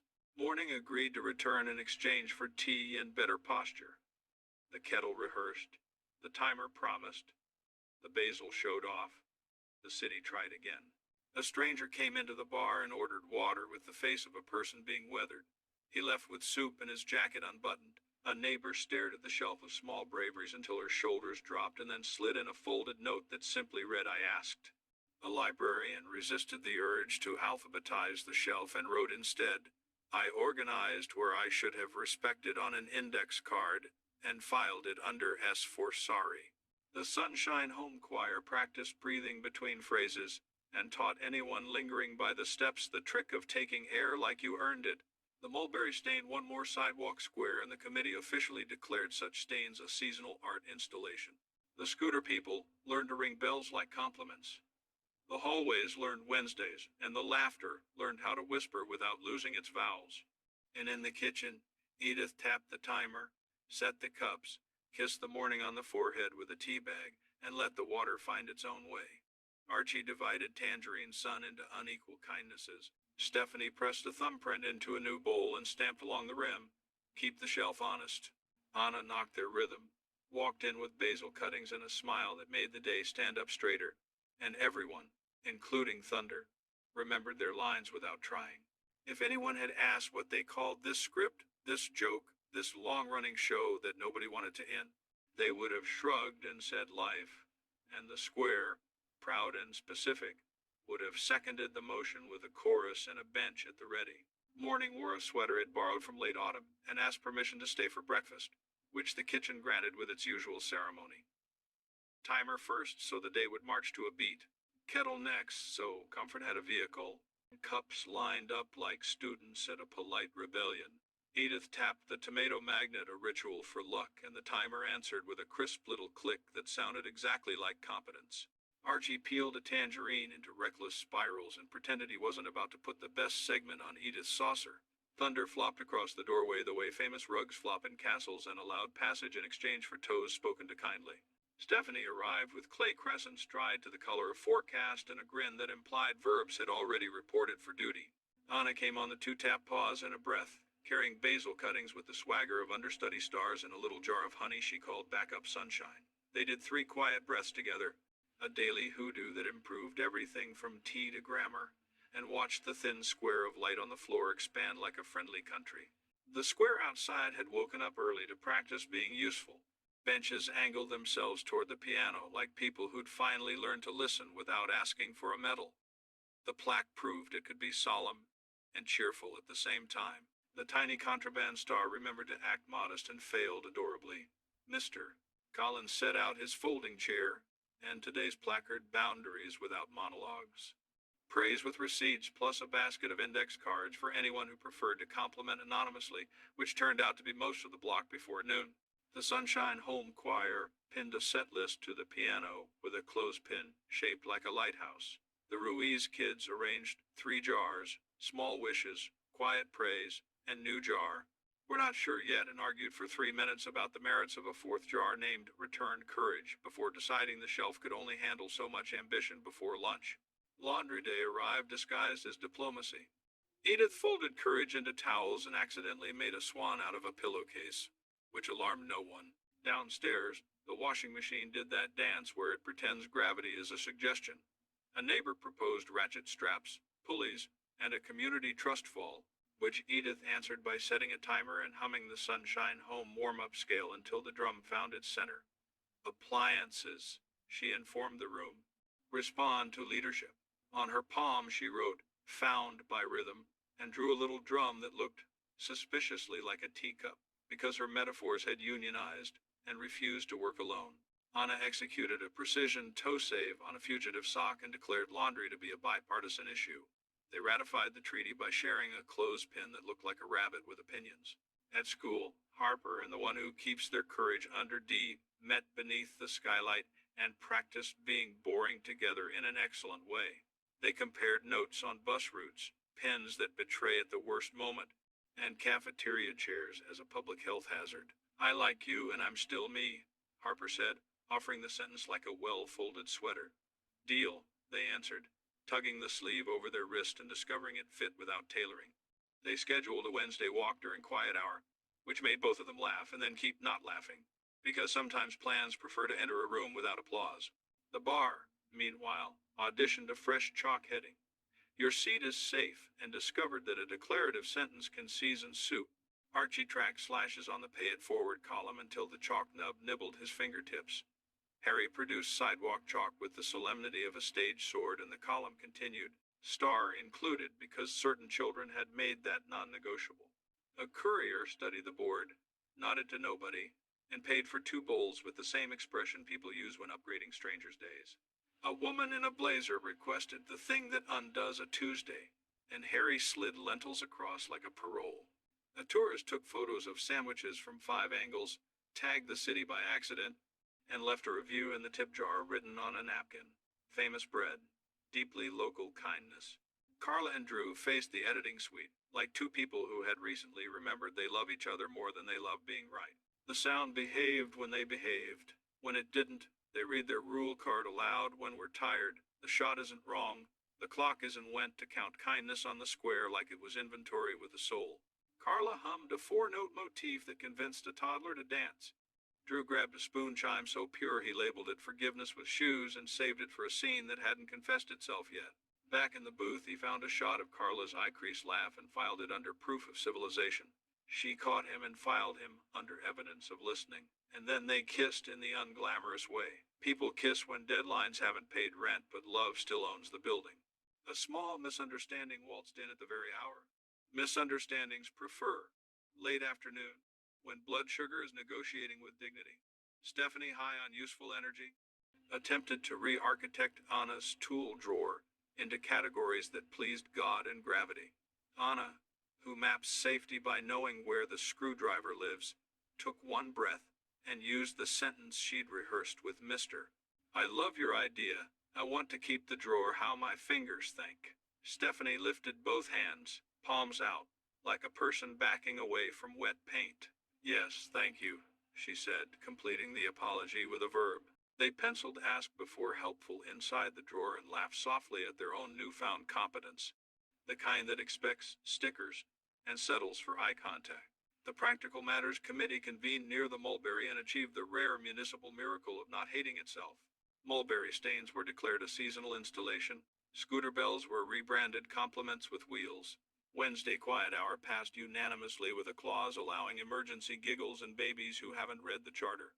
Mateo unveiled the accessibility paint plan in chalk blue lines so graceful even the pigeons nodded. The landlord arrived with a face like winter and left having promised to pay for shelf brackets after 3 neighbors explained why the shelf of small braveries must not be color-coded by anyone except fate. Thunder chaired the meeting by snoring in the middle like a gavel with fur. Edith walked to the Sunshine home with a tray of basil sprigs and 2 extra timers for anyone who likes courage with an alarm. The choir rehearsed a tune about doors that know whether they're for weather or leaving. In the rec room, she labeled a photo. He had new shoes. She had no doubts, and Mrs. Keegan approved. Pen tapping time across the margin like a drum line. A hallway wobbled into too many choices, and Edith waited, hand on the cart, for the handle that warmed to her palm. Found by thirst, the nurse said, placing tea in her hand as if tea were a compass. On her way out, Edith stuck a silence ticket on the window ledge for anyone who might need 5 minutes to not crumble. Evening dressed in lanterns, and this time tried on a breeze that behaved. The choir took the steps. Mr. Collins ran a quick clinic titled, No is a Complete Sentence. Kindness is a Tone. The Ruiz kids read a handful of small wishes to the sky because the moon was fashionably late. Someone in a suit sat for a silence ticket and left looking like he believed in combs again. The benches leaned slightly toward listening furniture, learning bias for the good, and a girl with chalk wrote please across the stepping stones because some instructions deserved to be beautiful underfoot. Drew recorded ambient awe. Carla threaded her 4 notes through the space between chatter and hush. The square did its favorite trick of remembering it was a village. Supper upstairs happened with the competence of habit and the surprise of people still pleased about each other. Archie chopped onions as if decency were emitted in rings. Edith set plates with the gravitas of a notary public who signs only good promises. Stephanie grated cheese like snowfall you could schedule. Anna arrived with a salad that admitted to being mostly cucumber and optimism. They ate in the kitchen because kitchens tell the truth even when the narrator is showing off.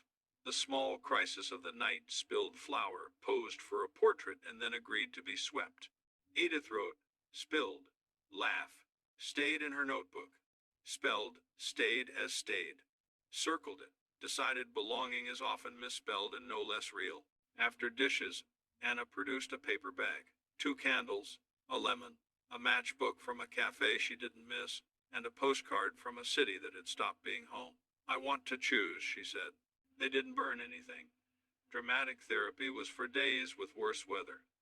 They slid the postcard into a plain envelope, wrote no thank you on the flap, and set it on the shelf of small braveries between 4 when tomorrow forgets, and the clay coil that used to be a ring and now knew it would be again someday when hands and time agreed.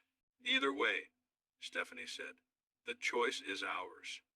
Either way, Anna echoed, and the lamp made small squares on their sleeves like a quiet confetti. Night lowered the volume. The plaque kept its sentence without needing to be read. The contraband star did what small stars do, glow in violation and be forgiven. The benches held the day's last tired jokes. The bar chalk glimmered like phosphorescent math. The tomato magnet gripped today's 3-line prayer. In the corner, where vows eavesdrop best, let ordinary headline, apologize with verbs, tilt chairs toward please. Thunder stationed himself at the threshold, a guardian with good ears and worse boundaries about pillows. Edith set the timer for nothing, just to hear its promise.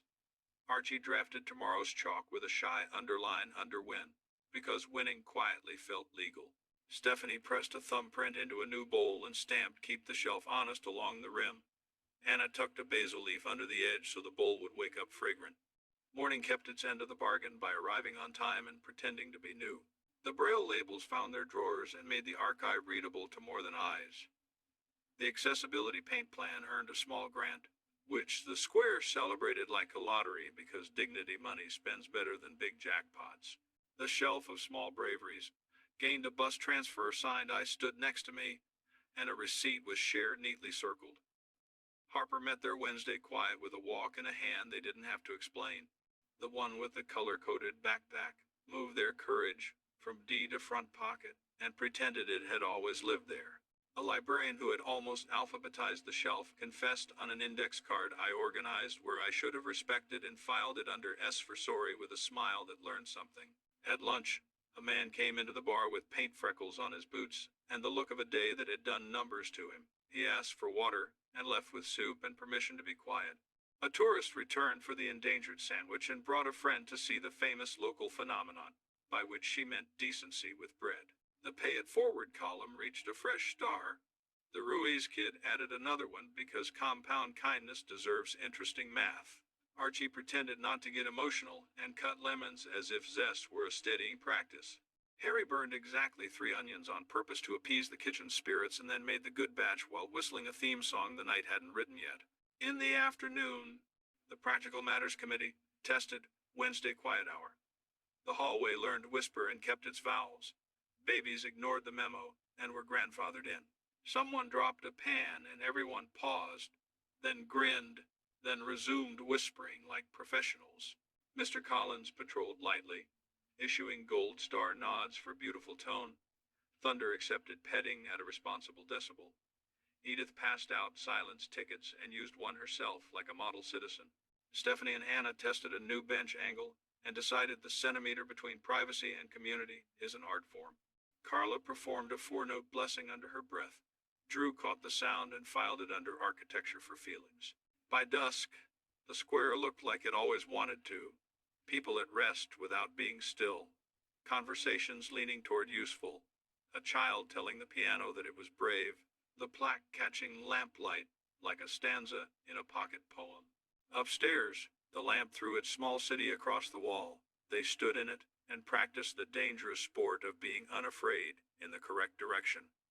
I want us to keep Tuesdays, Stephanie said, and the ordinary, Anna added, especially the ordinary. Edith called from the kitchen because hearing has a sense of humor. Archie wrote tomorrow's chalk in his head. Special try again. Sides laugh and bread. Dessert you belong. He would underwrite it with soup, which is a currency accepted everywhere we're staying. And then morning, because it is nothing if not loyal, knocked on the flower pot where the spare key lives, and the kettle answered, and the timer kept time, and the benches meddled people toward gentleness, and the choir practiced breathing, and the shelf held paper courage until it wasn't paper anymore, and the dog guarded thresholds like a prayer you can pet, and the plaque held its sentence without tiring, and love, ridiculous, specific, ad-friendly, hilariously domestic, reported for work on time, wearing an apron, carrying a joke, and ready to make the weather feel welcome. Morning arrived carrying a grocery bag full of ordinary and set it gently on the counter while the kitchen negotiated its ritual timer first because rhythm decides everything, kettle second because comfort needs a vehicle, cups in a neat little line like a choir before rehearsal.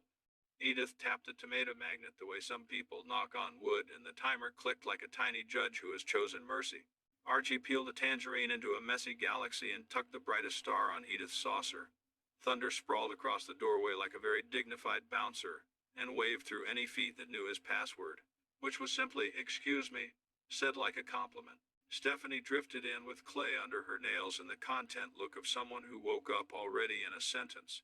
Anna arrived on the two-tap pause with basil cuttings styled like celebrities and a jar of jam labeled Optimism, small batch. They tried 3 quiet breaths together and the room agreed to be good. Outside, the square wore yesterday's rain like a fresh idea. The benches faced the piano at that generous angle that tells people their stories will be listened to even if they arrive wearing sweatpants. The plaque kept its sentence without needing witnesses. The small contraband star behaved like a dignified rebel. Mr. Collins set up his folding chair beside a sign that read, "Apologies with verbs, compliments with proof," and a smaller sign underneath that said, "We sell no guilt here, only courage." The Sunshine Home Choir clipped today's set list to the piano with a clothespin shaped like a lighthouse because someone had decided symbolism counts as cardio. The Ruiz kids had 4 jars now, small wishes, quiet praise. Praise we forgot to say yesterday. And a newcomer called Questions were not ready to ask, and business was brisk because apparently everyone had savings in that currency. The hallway committee on practical matters left a note under the door proposing a solution for scooter etiquette. Bell equals compliment. No bell equals stern look with dimples. Mulberry stain protocol declared seasonal fashion. Wear with pride. And Wednesday quiet hour enforcement, neighbors deputized with polite eyebrows. Archie circled polite eyebrows and wrote "My time to shine" in pencil large enough to be seen from space. Edith drew a mulberry beside stains, colored it in, and added "Launder with humility." At the bar, Archie updated the chalkboard to today. "Your seat is safe," and added a line beneath that read, "Second chances." The pay it forward column was halfway to a constellation, and the chalk had dwindled to a sincere nub. Harry produced a stick of sidewalk chalk like a magician admitting to night school. A delivery driver paid for 2 bowls and blushed as if he'd been caught holding a door. A tourist photographed a sandwich from 5 angles and asked if the soup was famous, which made Harry shrug modestly in a way that absolutely meant yes. Someone in a blazer ordered whatever resets a Tuesday, and Harry slid her lentils with bread that understood reliability. School performed its extracurricular chaos. Harper and the one who files courage under D found the skylight and the good silence and practiced being ordinary like it was a carefully choreographed dance. They compared favorite bus stops and agreed that the one near the park felt like a patient teacher. They compared pens that ran out of ink exactly when bravery clocked in and decided to carry 2 each as a hedge against doubt. "I like you and I'm still me," Harper said, offering the sentence like a well-folded sweater. "I like you and I'm still me," they agreed, trying it on. It fit without tailoring. Afterward, they practiced hand-holding in the library stacks with the ceremonial gravitas usually reserved for ribbon cuttings. Edith took a tray of basil to the Sunshine home, where the choir was working on a song about doors that know whether they're for weather or leaving. She labeled photos with a flair that made nouns act like verbs. He learned patience. She invented Tuesdays and taped a sticky note to the wall under today's language. We love that red window blanket, because when the right word refuses to come, the good wrong one can stand in like a cousin at a family reunion. The hallway offered too many doors at once. Edith placed her palm on the cart, waited for herself to arrive, and accepted a cup of tea from the nurse who had made kindness into a habit. On her palm, she wrote "Found by Thirst" and drew a teacup that looked suspiciously like a heart. Back in the square, the Practical Matters Committee staged a small demonstration of Wednesday quiet hour. People whispered without losing their vowels. Babies were grandfathered in. A pan clanged, and the square collectively smiled at the universe and carried on. Mateo unveiled an updated accessibility paint route that moved like water, finding the easiest kindness, and 3 passers-by applauded out loud before remembering the quiet, and applauded again with eyebrows. The landlord showed up in an apologetic tie and promised shelf brackets for the shelf of small braveries. Mr. Collins shook his hand like a witness at a baptism for better instincts. Stephanie and Anna carried a toolbox that looked like an honest handshake and went bench to bench tightening bolts the installer had declared complete. "Benches are invitations," Anna said, squinting at an angle. "And invitations are only nice if the chair doesn't wobble." Stephanie nodded like a person taking notes on her heart. They penciled ASK before helpful on the inside of the toolbox lid and laughed at the way the letters made the hammer behave. The day's misunderstanding wore the usual disguise helpfulness with a sprint. Stephanie, high on efficiency, rearranged Anna's cutlery drawer into a system even angels would admire. Anna cleared her throat, channeled Mr. Collins, and said, "I love your order. I need my mess." Stephanie lifted both hands like a person backing away from a masterpiece. "Yes, thank you," she said, completing the apology with a verb as instructed. They reset the drawer by memory of reach rather than category, and Anna, victorious and affectionate, tucked a basil leaf under the forks as a tiny green flag. By lunch, the bar had decided to be church for the unbothered. The chalk column gained slashes. Archie drew a shy star. Harry burned a small pan of onions to keep the kitchen spirits humble, and then made the good batch while whistling a tune the choir hadn't met yet. A college kid brought a friend to witness famous neighborhood decency, like it was an exhibit with good lighting. A woman in paint-flecked jeans whispered, "Can I sit and not talk?" And Archie gave her the corner seat with the best view of the door because some comfort is architectural. Carla and Drew edited until the sound stopped being coy. They read their rule card. When we're tired, the shot isn't wrong. The clock is, and walked the square to count kindness as if doing inventory for a store that only sells grace. Carla hummed 4 notes and a toddler swayed. Drew recorded a spoon clink so precise it qualified as language. Back in the booth, they filed 2 shots under private museum. Carla's eye-creased laugh labeled proof of civilization. Drew's listening face labeled evidence of love's job, and they promised to only use them if the film forgot its heartbeat. Afternoon tried a prank in the laundry room. The machine performed that rebellious hop, and a neighbor suggested a ratchet system worthy of a small moon landing. Edith looked at the dial, set the timer, murmured the choir warm-up under her breath, and the drum remembered gravity. "Appliances respond to leadership," she announced, and on her palm added, "Found by Rutham." Then sketched a drum that might have been a teacup, which is an honest mistake in a house where comfort keeps stealing metaphors. The Ruiz enterprise diversified into kindness retail. At their table, a small sign read, "Silence tickets, 5 minutes free," and beneath that, another sign offered, "Return courage pay what you like." People paid with coins, with a promised phone call to a brother, with a vow to finally book the dentist. The youngest Ruiz stamped each payment APPR with a rubber stamp that left tiny stars, and somewhere a bureaucrat felt a phantom of joy and couldn't explain it. Evening came dressed in lantern light and good posture. The choir took the steps and sang the verse about doors that learned discretion. Mr. Collins ran a pop-up lab titled, "No is a complete sentence. Kindness is a tone and modeled 3 versions of Not Tonight that made the benches nod. Harper and the one with the reorganized courage met at the bus stop that looks like a question and practiced their new specialty. Beautiful, boring. They measured the distance between shoulders and inches, and trust, found the spot where a draft becomes a chapter, and let their hands behave. A bus knelt for a man carrying groceries, and both of them cheered internally like it was a game-winning play for Team Humanity. Upstairs, supper assembled itself with practiced affection. Archie chopped onions like decency comes in rings. Edith set plates like voting. Stephanie grated cheese like scheduled snowfall. Anna added a salad that confessed to being mostly cucumbers and hope. Thunder supervised from the threshold in his capacity as head of order with exceptions. The small crisis of the evening arrived under the name-spilled flour. Edith drew a smiley face in the white. Archie added eyebrows, and together they erased panic with a towel. In her notebook, Edith wrote, spilled, laughed, stayed, and left the stray I in stayed, because belonging is often spelled how it feels.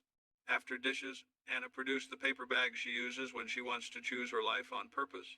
2 candles, a matchbook from a cafe she doesn't miss, and a postcard from a city that thought it owned her. They didn't set anything on fire. Dramatic gestures are for weather emergencies. They slid the postcard into a plain envelope, wrote no thank you, and filed it on the shelf of small braveries between 4 when tomorrow forgets and the clay coil that had refused to become a ring and was therefore a promise to keep practicing. Stephanie added a folded slip that read, I will ask before I help, and placed a basil leaf atop it as if promises need chlorophyll. Thunder donated a gently maimed tennis ball, and everyone agreed that counted as documentation. Night lowered the volume without dimming the courage. The plaque kept its sentence. The star learned to glow like a secret shared wisely. The benches leaned toward listening and overheard nothing scandalous, which is its own form of progress. The bar chalk smudged slightly into the shape of a heart because elbows are romantics. The lamp cast a city of patient squares across the wall. Edith set the timer for nothing just to hear its tiny bravery. Archie drafted tomorrow's chalk. Try again. Sides. Laugh and bread. Dessert. You belong, and put the napkin on the shelf so the room could memorize it. Stephanie pressed a thumbprint into a new bowl, stamped keep the shelf honest along the rim, and turned it so the glaze could learn the lamp. Anna tucked a basil sprig under the bowl as if to say, grow here too. Morning honored the contract by showing up with its sleeves rolled. The Braille labels clicked into drawers like courteous puzzle pieces. The Accessibility Paint Fund crossed from soon to start, and the square applauded geometry again. The shelf of small braveries grew a bus transfer signed, I stood next to me, a receipt with share enthusiastically circled, and an index card from the librarian who once tried to color code the shelf. I organized where I should have respected. Sorry. Mr. Collins stamped it, APPR'd, which is how forgiveness earns paperwork. The choir practiced breathing like a public service. The scooter people rang their bells like compliments. Mulberry stains became official seasonal fashion with a hashtag people politely refused to use out loud. At lunch, a man came in with paint freckles on his boots, and the look of someone the day had been rude to. He asked for water, left with soup, and used all his words on chewing. A tourist arrived to witness local kindness in the wild, and tipped in the currency of disbelief turning into faith. The pay it forward column gained enough slashes to require a second star. Archie pretended not to care and cut lemons with the focus of a man making sure sour gets its say without running the meeting. Harry burned 3 onions for luck, pardoned them, and moved on to the batch that feeds people. Afternoon hosted Wednesday quiet hour, and the hallway performed like a professional. Neighbors whispered with intact vowels. A baby explained life at full volume, and was applauded for accuracy. Someone dropped a spoon and the silence forgave them. Edith passed out silence tickets and used one herself to sit on the second bench from the piano and practice doing nothing in a way that looked suspiciously like everything. Stephanie and Anna tested a new bench angle measured in centimeters and kindness. They agreed furniture can coach human behavior if the furniture is humble. Carla threaded her 4 notes through the air. Drew captured a breath that belonged to no one and everyone and filed it under architecture for feelings. By dusk, the square looked exactly like a place that understands how to stay. The choir's echo rode the brick. Mr. Collins retired his placard for the night and accepted 3 whispered thank yous. The Ruiz kids packed their jars and promised the moon a reading. The plaque wore lamplight like a quiet medal. Upstairs, the lamp's small city dotted the wall. Edith tapped the timer, kissed the tea bag like a superstitious coach, and called, "Who wants toast?" as if toast were a philosophy. Archie answered with butter and a joke about carbohydrates as public art. Stephanie wrote 3 lines for the magnet, answered gently, repair loudly, let chairs meddle, and Anna slid in a 4th, smaller line, keep Tuesday, which the magnet accepted as a codicil. Then morning again, loyal and frankly kind, put its grocery bag of ordinary on the counter. The timer clicked, the kettle sang, the cups waited, the bench tilted itself toward listening. The soup kept score without keeping debt. The shelf held paper courage until it wasn't paper anymore. The dog guarded thresholds like a prayer with a tail. The street stretched, yawned, and said the only line it ever needs to say, "All right then," once more, with feeling. And everyone who had learned the choreography, Edith with her window blankets and Basil, Archie with his chalk math of mercy, Stephanie with her bowls that teach the day its manners, Anna with her Basil flags and careful yes, Harper with the quiet hand that doesn't audition, Carla and Drew with their 4 notes and spoon chimes, Mr. Collins with verbs and evidence, the Ruiz family with jars full of human economies took their marks and did the small, ridiculous, ads-friendly work of loving where they stand, making humor out of friction and warmth out of weather, and showing the city how to behave by behaving like home. Morning showed up wearing yesterday's patience and a new pair of socks, which felt like ambition. The timer clicked its polite metronome like a tiny life coach. The kettle rehearsed steam the way choirs rehearse breathing. Cups stood at attention because ceramic has pride. Edith tapped the tomato magnet twice as if blessing the fridge with common sense, and set a 3rd cup a little to the left space for whoever the day decided to be. Archie peeled a tangerine into the shape of a galaxy and redistributed stars with the transparent bias of a man in love. Thunder sprawled across the doorway, pretending to be a velvet rope, and permitted passage only to those who said, "Excuse me," like an apology that pays rent. Stephanie arrived with clay fingerprints and the bright, rested gaze of a person who woke up mid-verb. Anna knocked their rhythm 2 taps, a pause, and entered carrying Basil like a celebrity who insists on tipping. They took 3 soft breaths together, because superstition is just mindfulness in comfortable shoes, and watched sunlight lay out a golden ruler across the floor. Outside, the square remembered its lines. Benches angled toward the piano in the international posture of listening. The plaque held its sentence without getting theatrical. The small contraband star practiced humility the same way a peacock practices minimalism. Mr. Collins unfolded his traveling clinic beside a placard that read, "Apologies with verbs, compliments with evidence, boundaries without monologues," and a basket of index cards labeled for shy courage. The Sunshine Home Choir clipped today's list to the piano with a clothespin shaped like a spoon because someone decided cooking and singing shared a bloodstream. The Ruiz table had become a tiny civic center.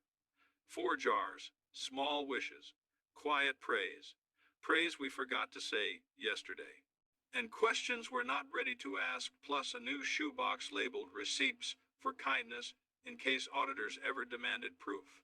The hallway committee on practical matters left a note that read, "Wednesday quiet hour pilot. Great success. Scooter bells now legally compliments. Mulberry stains promoted to limited edition." Edith drew a tiny mulberry and shaded it like she used to shade hope. Archie added, in large pencil, "Enforcement mechanism equals polite eyebrows," and underlined polite as if it were his superpower. Thunder nosed the note and stamped it approved with a tail thump that shook dust bunnies into civic engagement. At the bar, Archie chalked today, "Your seat is safe," and below its sides, "Laugh plus bread." The pay it forward column was flirting with a second constellation. The chalk had been whittled down to a determined pebble.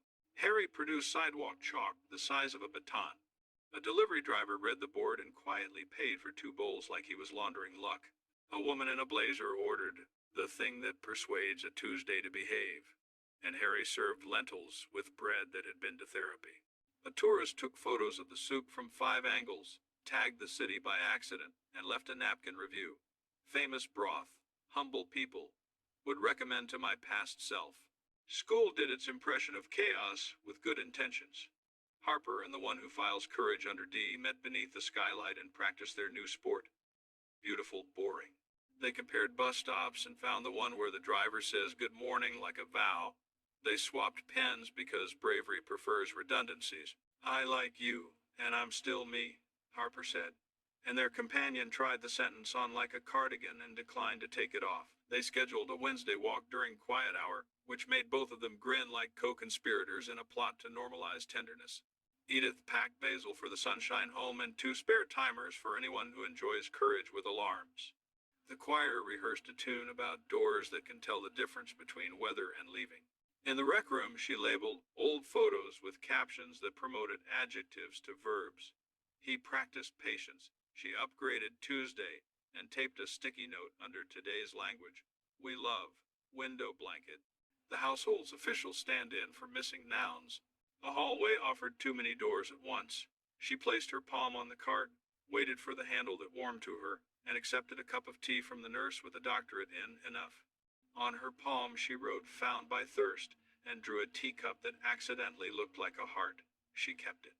Benches requested a micro-adjustment 1 centimeter toward the piano, 2 degrees away from the draft that turns confessions into weather reports. Stephanie squinted like a cartographer of feelings. Anna braced a foot, lifted, shifted, set. Benches are invitations, Anna said, surprising herself. An invitation is only kind if the chair doesn't wobble. They high-five with the restrained dignity of artisans who respect wood. Inside the toolbox they penciled ask before helpful, the way sailors carve names into docks, not to vandalize, to remember. The day's first misunderstanding showed up disguised as initiative. Stephanie, powered by efficiency and 3 good ideas in a row, re-architected Anna's cutlery drawer into a system the angels could pass inspection upon. Anna, who maps safety by reach and sound, took 1 breath and said the sentence Mr. Collins trained into her muscles. I love your order. I need my mess. Stephanie lifted both hands like a person leaving a crime scene of kindness. Yes, thank you, she said. Apology with a verb, stamped approved by the universe. They reset the drawer by choreography rather than alphabet, and Anna tucked a basil leaf under the forks like a treaty. By noon, the bar had turned into a quiet church for the underwatered. The pay it forward column earned its 2nd star. Archie pretended not to notice and cut lemons like a man shaving sour down to friendly. Harry burned a token pan of onions to appease the kitchen spirits and then sautéed redemption. A college kid brought a friend to see famous neighborhood decency and tipped in the currency of converted skeptics. A man with paint freckles on his boots asked, "Can I sit and not perform?" And Archie pointed him to the corner with the good door view and no small talk. Carla and Drew arm wrestled a transition until they remembered they were on the same arm. The sound behaved when they behaved.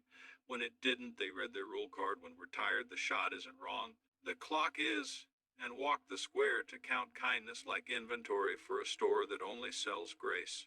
Carla hummed a 4-note motif. A toddler swayed. 2 teenagers pretended not to listen and listened anyway. Drew captured a spoon clink so true it qualified as evidence and labeled it Forgiveness with Shoes. Back at the booth, they filed 2 private clips in a folder called Museum. Carla's eye-crease laugh titled Proof of Civilization, and Drew's listening face titled Evidence of Love's Job. They promised to use them only if the film forgot his heartbeat. Laundry tried a stunt at 2 p.m. The machine did a rebellious hop. A neighbor proposed ratchet straps and a pulley system that could moonlight at a county fair. Edith, veteran of domestic diplomacy, set the timer, hummed the choir warm-up, and the drum remembered gravity. Appliances respond to leadership, she announced, and on her palm she added, found by rhythm with a doodle that might have been a drum or a teacup. No one corrected her. The house considers metaphors transferable property. Afternoon drifted into a small council of the willing. The Practical Matters Committee tested quiet hour again and found the hallway could whisper without losing consonants. Babies were grandfathered in. Laughter got a variance. A dropped spoon was forgiven by acclamation. Mateo chalked the accessibility path with the confidence of a man who has measured kindness in centimeters. The landlord arrived in a tie that apologized for him and funded new brackets for the shelf of small braveries after 3 neighbors, in delightful harmony, explained why the shelf must not be color-coded by anyone but fate. Thunder chaired the proceedings by snoring in the geometric center. Evening put on lantern light and good posture. The choir sang the verse about doors that know when to be frames. Mr. Collins ran a pop-up lab titled, "No is a complete sentence. Kindness is a tone," and modeled 3 versions of Not Tonight that earned applause with eyebrows. The Ruiz kids read a handful of small wishes to the sky on behalf of the late moon. They stamped each slip approved with a star and promised to deliver all approvals before bedtime. Harper and the one with relocated courage met at the bus stop that looks like a question and practiced beautiful, boring like professionals, hands that knew where to be, silence that didn't panic. A bus, kneeling for a shopper as if courtesy had joints. They walked home synced at the shoulder and decided that future them would send a thank you to present them for not making it harder than honest. Supper upstairs happened with the precise warmth of a well-tuned instrument. Archie chopped onions like decency grows in rings. Edith set plates with the crisp authority of a notary who only certifies good news. Stephanie grated cheese like scheduled weather. Anna emerged with a salad that was mostly cucumbers and hope. Thunder, head of order with exceptions, supervised from the threshold and allowed one rogue crouton to escape as a morale booster. The evening's crisis spilled flour posed for a portrait, then agreed to be swept. Edith drew a smiley face in the white. Archie added eyebrows, and they erased panic as if it were pencil. In her notebook, Edith wrote spilled, laughed, stayed and left the stray, and stayed on purpose, because belonging is frequently spelled how it feels. Out came the small paper bag that means decisions on purpose. 2 candles, a matchbook from a cafe that no longer owned anything, and a postcard from the city that used to audition for Anna's future. They did not burn drama, they filed clarity. The postcard went into a plain envelope. No thank you bloomed across the flap. The envelope slid onto the shelf of small braveries between For When Tomorrow Forgets and a clay coil that keeps threatening to become a ring when patience approves the budget. Stephanie added a folded slip, "I will ask before I help," and tucked a basil leaf over it because even promises like chlorophyll. Thunder contributed a scuffed tennis ball that once had delusions of Wimbledon and now specialized in morale. Night lowered the volume without canceling the song. The plaque kept its sentence while nobody read it. The star glowed like a forgiven mischief. The benches leaned toward listening and overheard nothing scandalous, which is the new miracle. The chalkboard smudged into a heart because elbows are romantics. The lamp stitched a little city of squares across the wall. Edith set the timer for nothing just to hear courage tick. Archie drafted tomorrow's chalk. Special try again. Sides, laugh plus bread. Dessert. You belong, and slid the napkin onto the shelf so the room could memorize it in its sleep. Stephanie pressed a thumbprint into a new bowl and stamped "Keep the Shelf Honest" along the rim. Anna tucked a basil sprig beneath it and whispered "Grow," which is either a command or encouragement, or both. Morning paid its dues and returned with fresh socks. The Braille labels clicked into drawers like polite puzzle pieces. The Accessibility Paint Fund moved from rumor to purchase order. The shelf of small braveries accepted a bus transfer signed "I stood next to me," a receipt with "share" circled twice, and an index card from the recovering organizer. "I arranged where I should have respected. Sorry." "Approved," wrote Mr. Collins in blue ink with ceremonious flourish. The scooter bells rang compliments. Mulberry Stains achieved cult status. A shy person used a silence ticket without apologizing for using it, and later returned with a jar of jam labeled "Thank you, small batch." A man wandered into the bar wearing the face of someone weathered by spreadsheets. He asked for water and left with soup. He paid for 1 bowl and a future stranger's, then stood in the doorway for a second looking surprised at his own hands. A tourist brought a friend to see local kindness in its natural habitat and left having accidentally participated. The "Pay It Forward" column required a 2nd star. Archie pretended to be blasé and then cut lemons with suspicious gratitude. Quiet hour proved itself again. People whispered with vowels intact. A toddler shouted the alphabet and was applauded for pacing. Someone sneezed beautifully and 3 neighbors blessed them with the modesty of monks. Edith sat on the bench nearest the piano and did nothing, which turned out to be a difficult, sacred job. Stephanie and Anna shifted 1 bench a half inch, which changed 3 conversations from escape plans to neighborhood novels. Carla threaded 4 notes through the space like stitching. Drew captured a breath the square made when it realized it was okay. By dusk, the street looked exactly the size of promise. The choir's echoes slept in the brick. Mr. Collins retired his placard with a satisfied sigh. The Ruiz kids packed jars and promised the moon a reading it did not deserve but would get anyway. The plaque wore lamplight like a low-key medal. Upstairs, the lamp city flickered agreeable squares. Edith kissed a tea bag like a superstitious coach and announced toast as if it were a strategy. Archie buttered with the steady hand of a man who invests in outcomes. Stephanie wrote 3 lines for the magnet: answer gently, repair loudly, let chairs meddle, and Anna slipped in a 4th keep Tuesday, and the magnet accepted the amendment without debate. And that morning, patient and funny as ever, put its paper bag of ordinary on the counter while the timer clicked, the kettle sang, the cups waited, the bench meddled toward listening, the soup kept score without keeping debt, the shelf held flimsy courage until it wasn't flimsy anymore, the dog guarded thresholds like a petable prayer, and the city patched, practiced, proudly unremarkable, took a breath, and said its favorite line, all right then, once more, with feeling. And they did. Edith with her window blankets and basil passports, Archie with chalk math and quiet underlines, Stephanie with bowls that teach days their manners, Anna with basil flags and a yes that doesn't apologize for existing, Harper with beautiful boring and a hand that knows where to be, Carlin Drew with 4 notes and a spoon chime that rehabilitates Tuesdays, Mr. Collins with verbs and evidence, the Ruiz family with jars that monetize hope into practice, everyone keeping the choreography of gentle alive long enough for it to become the weather. In the quiet hum of a typically boisterous household, the dialogue unfolded not merely as a series of spoken words, but as a profound tapestry woven from deeply ingrained beliefs, evolving societal currents, and the timeless complexities of human emotion. As a criminal psychology analyst and a professional detective novelist, my gaze is often drawn to the shadowed recesses of the human mind, to the hidden motives and unspoken causes that propel individuals towards actions, both commendable and regrettable.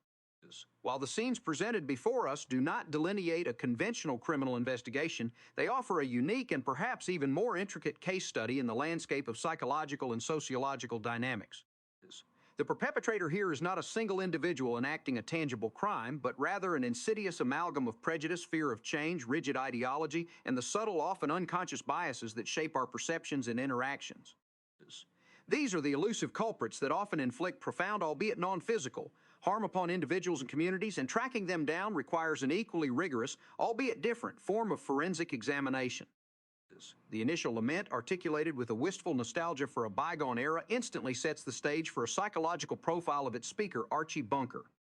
His opening, Boy Do We, Glenn Miller, play songs that made the hit parade. Guys Like Us, We Had It Made. Those Were the Days is not merely a statement about music, but a profound declaration of a perceived loss, a yearning for a simpler, more predictable world. From a psychological standpoint, this nostalgia is a key indicator of a mind struggling with adaptation. The motive behind such pronouncements is often a profound discomfort with the present, a perceived decline in values, and a fear of the unknown future. The cause can be traced to a deeply held belief system forged in a particular period, where social roles were clearly defined, authority structures were unquestioned, and traditional norms provided a comforting, albeit rigid, framework for life. The perpetrator here is the very concept of societal evolution, which, to Archie's mind, has become a disruptive force, stealing away the good old days. His subsequent lines, and you knew where you were then, girls were girls and men were men, mister. We could use a man like Herbert Hoover again, vividly underscore this resistance to change.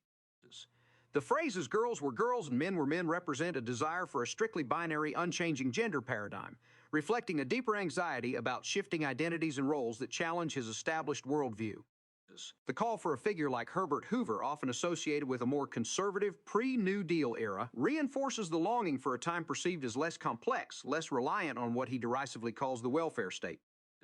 This particular articulation hints at a profound psychological need for order, for clear boundary, and for a social hierarchy that he understands and, crucially, in which he feels secure in his own position. The sophistication of this perpetrator, the ingrained prejudice and fear, lies in its self-reinforcing nature. Each perceived threat to his established torture solidifies his conviction that the past was indeed superior, creating a cyclical pattern of resistance and lament. The seemingly innocuous remark about Chirola, sour and great, though a specific cultural reference from the period, functions within this narrative as a symbol of things that were authentic and unadulterated in his idealized past, things that perhaps stood in stark contrast to the perceived artificiality or moral decay of the present. This small detail, from a detective-esque perspective, serves as a breadcrumb leading to the emotional core of the individual, a deep-seated conservatism that prizes tradition and familiarity above all else. The conversation then shifts, introducing Mike and Gloria, who represent the counterpoint to Archie's traditionalism. Mike S. immediate disagreement, sure, Mort should have known, figures. We finally go to somebody in the White House that Mort can agree with, and you think she is wrong. She certainly is, immediately highlights the generational and ideological chasm. Mike's perspective, even when expressed with some frustration, is rooted in a desire for progress and a challenge to conventional wisdom. The case here moves from Archie's internal struggle to the interpersonal friction generated by conflicting worldviews within a close family unit. The perpetrator is now less abstract, manifesting in the clash of personal ideas. The discussion about President Ford and First Lady Betty Ford offers a concrete example of this ideological conflict. Archie's criticism of Betty Ford, misnaming her as Betsy Ford and disparaging her for publicly expressing an opinion about her daughter potentially having an affair, is a classic illustration of his rigid gender roles. The First Lady ain't supposed to go around making dummy marks in public. That's the president's job.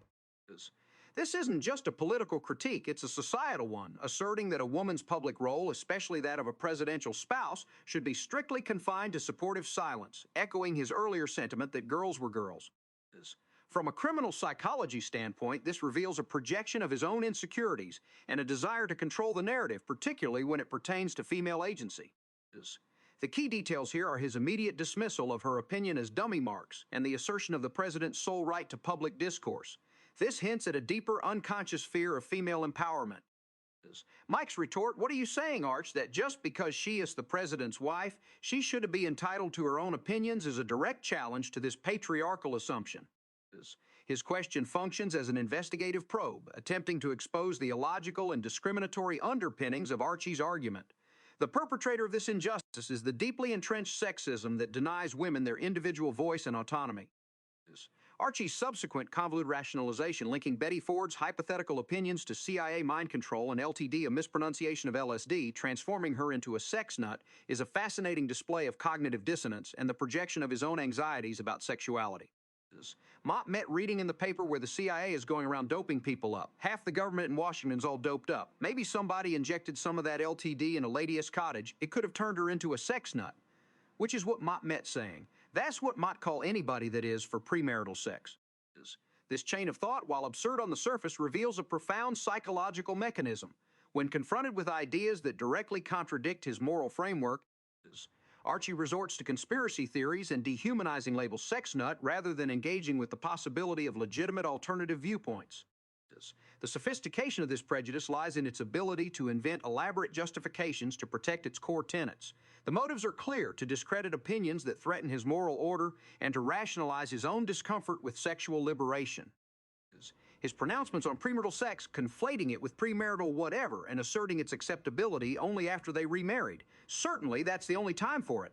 And at night are not merely humorous, as they are deeply revealing of his repressed sexuality and his reliance on rigid rules to manage desire. The fear of uncontrolled sexuality, particularly female sexuality, is a powerful cause for many of his moral pronouncements. This is a common defense mechanism observed in individuals who struggle with their own impulses, projecting them outwards and demonizing them in others. The introduction of Gloria's pregnancy marks a significant turning point in the script and provides a new case for psychological examination. As the immediate reactions to Gloria's news, Edith's unbridled joy, and Archie's initial shock and later a reluctant acceptance filtered through his typical prejudices, offer rich material. Gloria's excited. "Ma, Daddy, boy, have Mort got news for you." "Oh, what kind of news? Well, look at me. Does it show? Tell what show." "Well, Mort just came from the Dr. S. Now look at my face. Can you see? Reflects the universal anticipation and hope of impending parenthood. Her eagerness to share, to have her joy recognized, is a fundamental human need." Archie's response, "Oh, gee, if you got something catching, give it to your mother. Moat got to go to work in a minute," is a classic Archie bunker deflection, designed to avoid emotional engagement and mask his discomfort with the unexpected. His initial avoidance, followed by the misinterpretations of catching and rapid test, demonstrate his tendency to mishear or twist information to fit his preconceived notions or to avoid confronting uncomfortable realities. This psychological mechanism, a form of selective listening, is a crucial detail in understanding how entrenched biases operate. He is, in a sense, a perpetrator of communicative obstruction, twisting clear signals into convoluted personal narratives. Edith's reaction, oh, she's going to have a baby. Oh, Gloria, you cut this out. What are you carrying on for? She got married first, didn't she? Mut can't believe it. Mut met going to be a grandmother. Oh, Mut got to be alone and cry a little. Oh, no. Mut got to be with Gloria. This is a beautiful portrayal of genuine, unadulterated joy and maternal instinct. Her initial shock quickly gives way to overwhelming happiness, devoid of the social judgments that plague Archie. Edith, throughout the script, functions as a moral compass, often providing an empathetic contrast to Archie's hardened views. Her emotional transparency is a key element in diffusing some of the tension. Her joy, however, is tinged with a brief, almost subconscious, need to validate the pregnancy by reminding herself that Gloria got married first, illustrating the pervasive societal norms even in her open heart. Archie's subsequent awkward attempts at affection, immediately followed by his possessive comments about my little girl and warnings not to squash the baby, reveal a complex mix of nascent paternal pride and continued patriarchal control. The offering of a cigar to Edith, here have a cigar, a traditional male celebratory gesture, is comically misplaced but speaks to his limited emotional vocabulary and his attempt to revert to familiar, albeit inappropriate, rituals in moments of emotional overwhelm. His glorious frustration with Archie's comments, particularly his insistence on euphemisms for pregnancy, highlights another aspect of his perpetrator role, the stifling of open and honest communication, particularly around natural biological processes. Well, Mort met 2 months pregnant. Don't say that. Why? Listen, honey, bad girls get friends, see? 3 nice married girls is always expecting. Here, Archie's discomfort with the word pregnant is rooted in its perceived association with illicit sexuality, linking it to bad girls even when speaking of his own married daughter. This is a subtle but potent form of psychological control, attempting to impose his moral framework even on terminology. This linguistic policing serves as a key detail for investigators of psychological bias, revealing how deeply ingrained judgmental attitudes can penetrate everyday speech and thought. Mike's initial ignorance of the pregnancy, because he doesn't know yet. Mike ought to know what the hell business is it of his. He's the best one that should know Gloria, further underscores Archie's tendency to dismiss the agency and importance of others, particularly men he disapproves of. His question, what the hell business is it of his, is not genuinely seeking information but expressing a possessive desire to control Gloria's life and exclude Mike. This paternalistic drive is a recurrent motive in Archie's character, often leading to conflict. The subsequent scene where Gloria tells Mike about the pregnancy is a master class in human interaction, revealing the deep anxieties and hopes surrounding parenthood. Mike's initial reaction, oh, honey, that's wonderful. Is there something we should be doing? Yeah, boil water. Boil water. Already, yeah, we re-having spaghetti. We re-not having spaghetti. We re-going out for dinner. And we re-going to celebrate because we re-going to have a baby? Shifts from pure joy to an almost childlike confusion, highlighting his relative inexperience in the sudden overwhelming reality of the news. The boiling water joke is a moment of lightheartedness that quickly gives way to deeper concerns. Mike's subsequent outpouring of worries about the state of the world, population explosion, ecology, poison air, filthy water, lack of food, and their previous miscarriage reveals a different kind of perpetrator, environmental and social anxiety. His motives are altruistic, a genuine concern for the future, but his causes are a profound sense of powerlessness in the face of global problems. Well, after my miscarriage, we did promise each other that we would try again at least till things got better in the world. Yeah, but honey, things did get better. Mort met working now. And tomorrow we're moving next door. And you know what else? Well, we were going to have a baby. Why would you worry about me? Well, you did say that there are millions of babies in the world already born that don't have a fair chance to live. Yeah, Momut said that. And then you said that maybe we ought to think about adopting one instead of bringing another one into an already overcrowded world. Yeah, Mut said that. Then you said we ought to think about what's happening to our ecology. Yeah. Mut said that. Because you said that the air is poison and the water is filthy, and there's not enough food to go around. Yeah, Mut said that. This long litany of anxieties, while perfectly understandable, reveals his tendency towards intellectualization and a deep-seated fear of responsibility in a world he perceives as decaying. Gloria's patient recitation of his past concerns acts as a mirror, forcing him to confront the potential disconnect between his philosophical ideals and his immediate personal joy.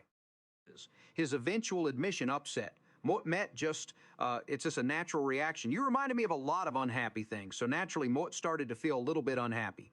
But deep down inside, Mort met, hey, very happy. Hey is a crucial moment of self-awareness, acknowledging the internal conflict between his intellectual anxieties and his emotional reality.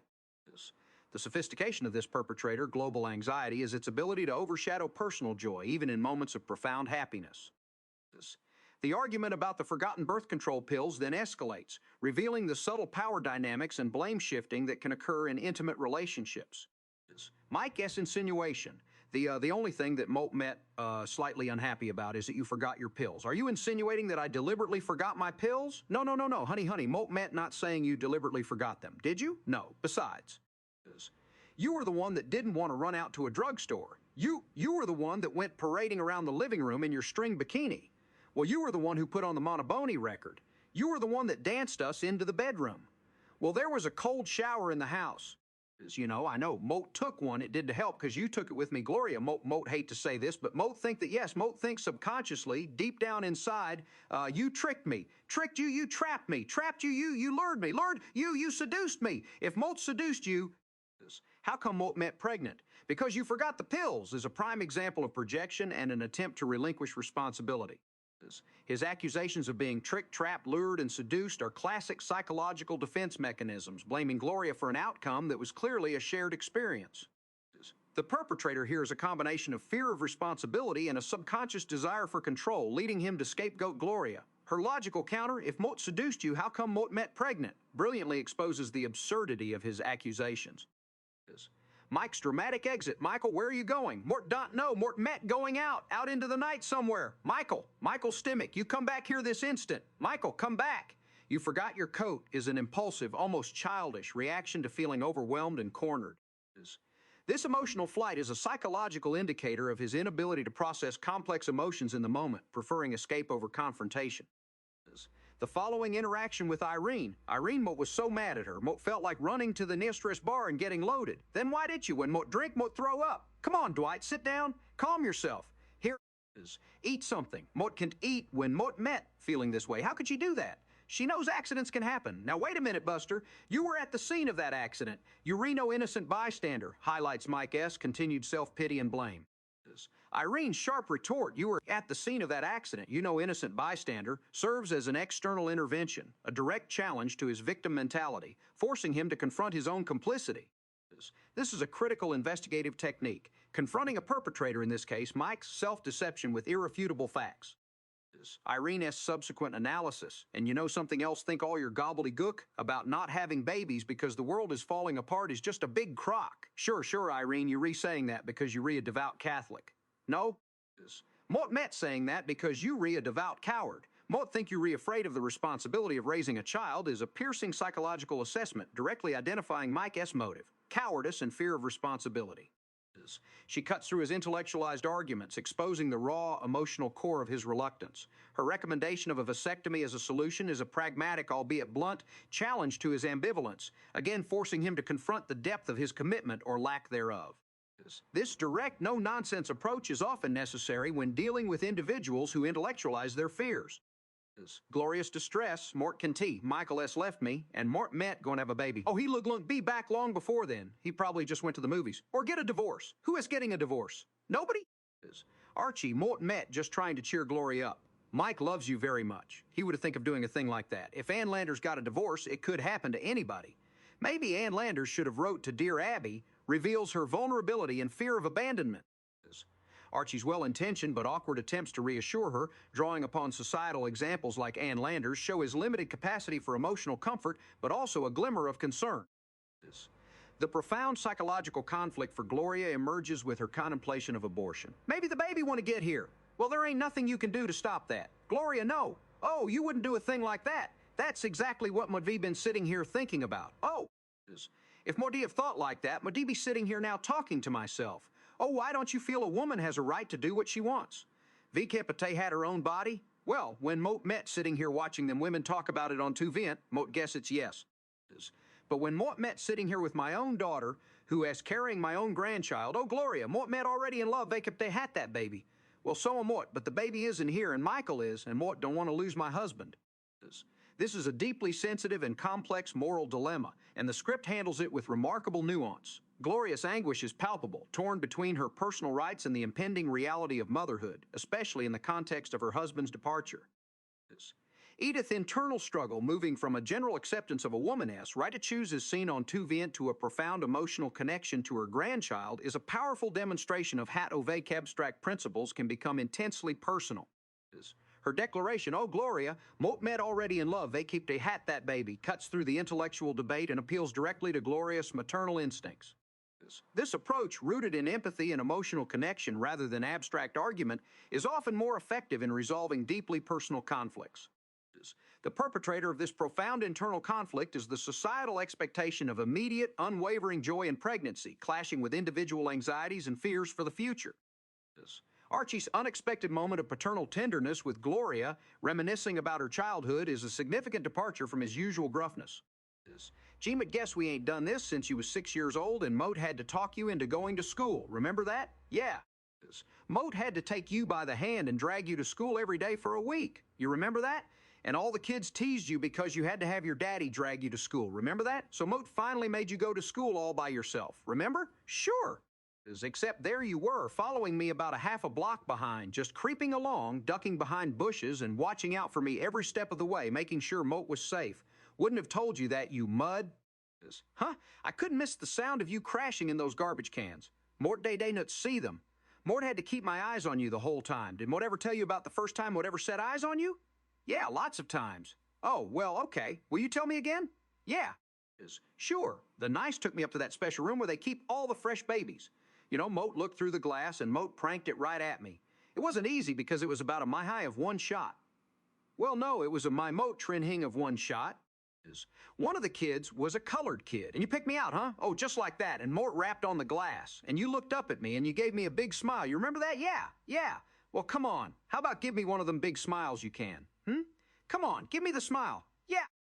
That's it, sure. And then the years went by, and you was growing up, and Moat was watching you blossom out, and then one day, all of a sudden, bingo, there you was, wearing my very first training bro. Oh, don't mention it, Daddy. We re all alone. You re my father, we can talk about things like that. Well, yeah, might guess we can. Now, hey, you know what Stretch Cunningham says about them training programs? What? He calls them Little League chest protectors. Might guess this is one of them, what do you call? Close father-daughter moments, ain't it? Hi. This extensive recollection, culminating in his awkward but tender memory of her first bra, reveals a deeply buried paternal love that often lies beneath his hardened exterior. The motive here is a fundamental human connection, a father's protective instinct and love for his child, which momentarily overrides his prejudices and anxieties. His story about picking Gloria out from the nursery, despite the unfortunate colored kid remark, which immediately pulls him back into his biased worldview, is a powerful symbol of the unique bond between parent and child. Even his crude Little League chest protectors comment, a deflection into humor, cannot entirely mask the emotional depth of the moment. From a psychological detective-esque perspective, these fleeting moments of tenderness are crucial clues to the complexity of the perpetrator, demonstrating that even deeply prejudiced individuals are capable of profound human connection, offering a glimmer of hope for rehabilitation of the spirit, so to speak. Mike's return and his eventual affirmation of wanting the baby, quoting Alistair Cook, "In the best of times, our days are numbered anyway," and so it would be a crime against nature for any generation to take the world crisis so solemnly that it put off enjoying those things for which we were designed in the first place, the opportunity to do good work, to fall in love, to enjoy friends, to hit a ball, and to bounce a baby marks the resolution of this particular case. His decision to embrace fatherhood despite his anxieties signifies a triumph of personal love and hope over abstract fear. The life lesson here is the importance of balancing intellectual concerns with emotional realities, and the power of human connection to overcome paralyzing anxieties. This is a crucial step for Mike, showing his growth and confronting the culprit of his intellectualized fears head-on. The narrative then transitions to the challenges of Mike and Gloria moving out, focusing again on Archie's possessiveness and resistance to change. His grumbling about carrying the mattress. "Oh, come on, will you? 10 years ago, when Moat carried that up the glorious room, Moat carried it up alone, and Moat didn't complain. And it was heavier then before Moat used 2 pounds at the stopping zone. How come Moat met carrying a mattress and you carrying a pillow, and his constant, albeit affectionate, insults Polack luggage are characteristic? His insistence on euphemisms for glorious pregnancy. Oh, Daddy, please don't say condition. You make it sound like Mott got the heartbreak of psoriasis. Mott don't have a condition. Mott meant pregnant. Oh, don't say that. Can't you say you're expecting? Pregnant sounds like you've done something we did. You don't have to go advertising it to the world. What you do in the privates of your own room is your own privates. When Mott was a little girl and a woman was starting to show, they used to say she was expecting a bundle from heaven. But of course, everybody knew it was really a baby. Well, Mort wished we could get back to them days. What this world needs is a little more of that class. Well, here and before, when we talk about glorious condition now, we're just going to say she's expecting, or in a family way, or with child. How do you feel about knocked up? You like to be knocked out. Words. Yeah, and it's amazing considering how few he knows. That's the end of your coffee break. Come on. Grab that mattress. Let's get it out of here before it takes root. Moat got to get down to Kelsey S. and watch the Mets play ball. Illustrates his continuing discomfort with open discussions of sexuality and his desire to control language to maintain his idealized conservative world. The perpetrator remains his rigid worldview, attempting to impose its strictures on those around him. The crisis of the utilities not being turned on at Mike and Gloria's new house becomes another catalyst for Archie's controlling behavior and Mike's anger. Archie's forgetfulness, framed by Edith as forgetting his head if his teeth wasn't in it, is met with Mike's harsh accusation. You forget to turn on the gas, the water, and electricity. The only thing you remember to turn on is my daughter. This deeply personal and cutting remark is a direct challenge to Archie's masculinity and paternal role, revealing the raw undercurrent of animosity between them. This verbal attack, while not physical, is a form of interpersonal violence, demonstrating how deeply the perpetrator of unresolved family conflict can damage relationships. The ensuing argument about who loves Gloria more and who would save her in a hypothetical crisis ferry or zoo highlights Archie's profound insecurity and his competitive nature.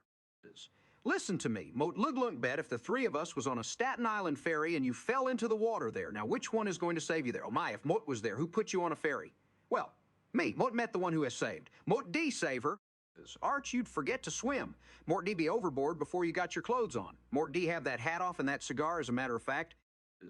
But don't think I've ever seen you swim. Do you know how to swim? But swim like a frog. I've never seen you in a bathing suit. Millions of people have seen me in a bathing suit. Oh, you re crazy, Arch. You see what would happen? While you were on the deck arguing, be on the bottom of the bay. All right, what the hell was that? What about the zoo? Suppose the three of us are going through the Bronx Zoo together. Can be in this one? You are in this one. You re in a dingbat cave. All right, we re going through the zoo when a hungry, ferocious tiger jumps over the fence and goes right for you. Oh, Daddy, knock it off. Now, come on. Quit putting me on the spot with these stupid questions. Moat love you in one way and Moat love Michael in another way. Case closed, and that's the way it always is. This childish argument, culminating in Gloria's exasperated declaration of love for both, underscores the perpetrator of possessiveness, which seeks to force exclusive loyalties and cannot accept the multifaceted nature of human relationships. Glorious ultimate resolution, Moat love you in one way and Moat love Michael in another way. Case closed. And that's the way it always is a healthy boundary setting, acknowledging the different forms of love and rejecting the demand for an either-or choice. The final confrontation between Archie and Mike, triggered by Archie's continuous use of the derogatory term dumb Pollock, brings the long simmering resentment to a head. Excuse me, you know, the first time you called me a dumb Pollock, Mott was really very sore at you. Yeah, why? After a while, learn to shrug it off with all the rest of your stupid remarks. But now, Arch, Mortmet happy to announce that you just called me dumb Pollock for the last time. You hear what Mortmet's saying the last time. That's it. No more. Mort V been waiting 5 long years for this, Arch. For 5 years, Mort V been waiting to leave this house and waiting to leave you, you loud-mouthed, narrow-minded, selfish, bigoted fathead. This is Michael's STEM Independence Day, pal, and this here is my flag. Give me a chance to salute that flag. No, it was he, considering what he'd done to me. Mort think it was highly apoplectic. No, you ain't going over there, little girl. Pregnant. What? Don to say that. Pregnant. Mort meant not staying here unless you go apologize to him. Apologize. Archie Bunker don't apologize to nobody. You hold it. Now, if you don't apologize to him, he look, never come back here. Good. And if he never comes back here, look, never come back here. Archie, you better tell him you re-sorry. Oh, forget it, Ma. He's never said met sorry in his whole life. Ma day once, the day you married that guy. Goodbye. Mother, Donna, give me that. You ain't got no control over the goings-on in this house. Sometimes won't get jealous of these guys that have sons. Sons never tie non-fathers, but daughters marry meatheads. You know what? You just let happen here. Mott ain't so sure who married a meathead. Glory to God, Maria or me. Mike's passionate declaration of independence and his scathing indictment of Archie as character, "You loud-mouthed, narrow-minded, selfish, bigoted fathead," is the eruption of years of suppressed anger and frustration. This is the moment the perpetrator of racial and ethnic slurs is directly confronted, and the victim, Mike, asserts his agency. Mike S.'s departure, contingent on Archie S.'s apology, sets a clear boundary. Archie's inability to apologize, claiming he did once the day you married that guy, is a key psychological trait. An inability to admit fault, rooted in profound insecurity and a need to maintain a facade of infallibility.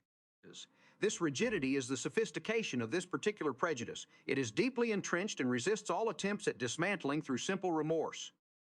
Glorious ultimatum, and if he never comes back here, Mot Luglung never come back here, is a powerful act of solidarity and a demand for respect, forcing Archie to confront the consequences of his prejudice.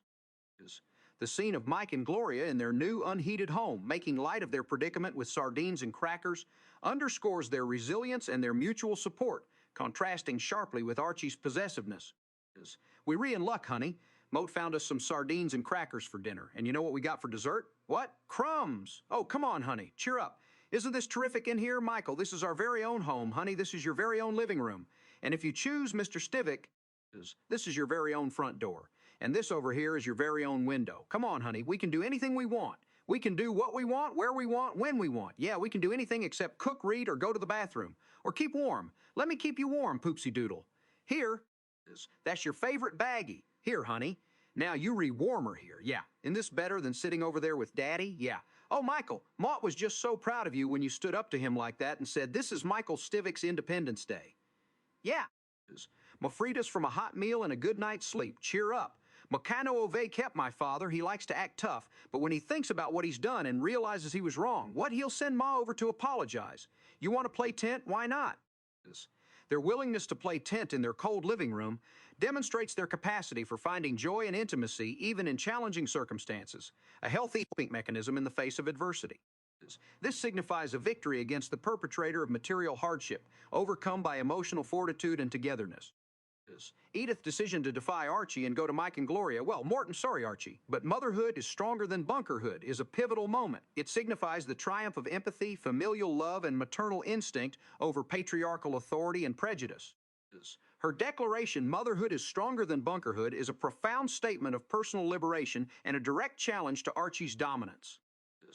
This act of defiance, the seemingly subservient, is a powerful key detail for any investigator of social dynamics, indicating that even in the most entrenched systems of power, acts of quiet rebellion can occur, driven by deeper human values. Archie's eventual, begrudging apology, "Mot Luglung admit you was wrong. You were wrong. He was wrong. And Mot met me. Oh, Archie. Oh, Ma. That S all right." Mot Luglung accept that coming from Archie. That S, like an unconditional surrender, demonstrates his continued inability to genuinely express remorse, instead deflecting and twisting the words to avoid personal responsibility. However, Mike, understanding psychological impinations, accepts it as a form of unconditional surrender, recognizing that for Archie, this is as close to an apology as he can get. This moment offers a crucial lesson in negotiation and understanding within fraught relationships. Sometimes one must accept gestures that fall short of ideal, acknowledging the other person's inherent limitations. The perpetrator of stubborn pride, though not fully vanquished, has been momentarily bypassed for the sake of reconciliation. The subsequent case revolves around Archie's desire for a promotion, leading him to dye his hair and engage in subtle forms of self-deception. "Archie, you dyed your hair." "No, Mott rinsed it, Edith. This here is a rinse. You got any left over? Mott D like to rinse my shoes. You forgot to do your eyebrows." "Oh, to hell with them. Nobody looks at eyebrows, Edith. Mott put it all right on the top of my head, and Mott had to do it all at one time, you know. Because Mort want the boss to see this first thing in the morning. Oh, Archie, it's beautiful. You look like you looked when we first started going together. Look, Edith, this is for business. It ain't for romance." Old man Harris, the dispatcher, is retiring next week, and one of us guys from the loading dots will be promoted into that job. And they re-giving it to the man with the blackest hair? No, but if you look young, you stand a better chance nowadays. So my hair looks young. Thank God Moot always had young skin. Hey, look at that. You're not a very close vein in sight there. That's right. Just a few liver spots. Them is freckles. That's a sign of youth, Edith. His superficial attempt to appear younger, combined with his rationalization, "But if you look young, you stand a better chance nowadays," reveals a deep insecurity about aging and relevance in a changing workforce. The motive is a desire for professional advancement, but the cause is a fear of becoming obsolete. This self-deception, trying to project a youthful image while internally clinging to outdated beliefs, is a classic psychological defense. The perpetrator here is the relentless march of time and the pressures of a competitive world which force individuals like Archie to adapt, albeit clumsily. His subsequent racist remarks about Black Elmo, ain't Black Elmo been there as long as you? Oh yeah, he is, but Black Elmo is colored. A colored guy ain't got a Chinaman's chance. Besides, Elmo is rooting for me to be the dispatcher, because then Mott Met gonna make him the foreman. See, and that S as high as them people go. What would you call Justice Thurgood Marshall, foreman of the Supreme Court? If that S what he does there, immediately undermine his aspirations for advancement. This is a profound example of how deeply ingrained prejudice the perpetrator can sabotage personal goals. His racist worldview, despite his desire for promotion, blinds him to the changing social landscape and the increasing opportunities for people of color. His inability to see beyond racial stereotypes is a significant key detail in understanding the sophistication of his prejudice. It is not merely superficial, but deeply woven into his understanding of society and hierarchy. Irene Lorenzo's challenge Archie as sexist views, well, she just might get the job, Arch. You know, nowadays the government is pressuring companies into hiring more women in executive positions. I know, moot no. It's a crime against the nation.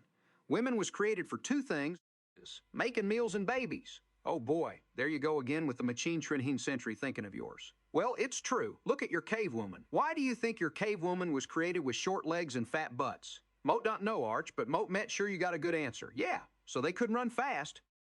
So the men could catch them and force them to make the meals and the babies. Well, weren't there any cave women with long legs and skinny butts that could run faster than the men? Well, the men would have to bring down with a rock now. Mortmet's starting to catch on. And what about the cavemen with short legs and fat butts that couldn't catch any women? Well, they was probably your first fags. Provides another excellent example of the perpetrator of prejudice being exposed. His outrageous pseudo-evolutionary theories about cavewomen and cavemen are not just humorous. They are a desperate attempt to rationalize and provide a scientific basis for his sexist and homophobic beliefs. This illustrates how individuals construct elaborate, often absurd, narratives to justify their biases, clinging to any shred of evidence that supports their preconceived notions. Irene is cutting retort. Mort gotta get out of here. Mort met arguing about cavemen with a caveman perfectly encapsulates the futility of arguing with deeply entrenched prejudice. Elmo's suggestion about the charity, tonight Moat heard that the boss was into a new charity, which he was going to ask us all to sign up for next week. What's that got to do with the job? Well, if you go into Sanders' office tomorrow and sign up for that charity before anybody else, you got to be his fair-haired boy, even with that hair, leads Archie into the case of the organ donor card.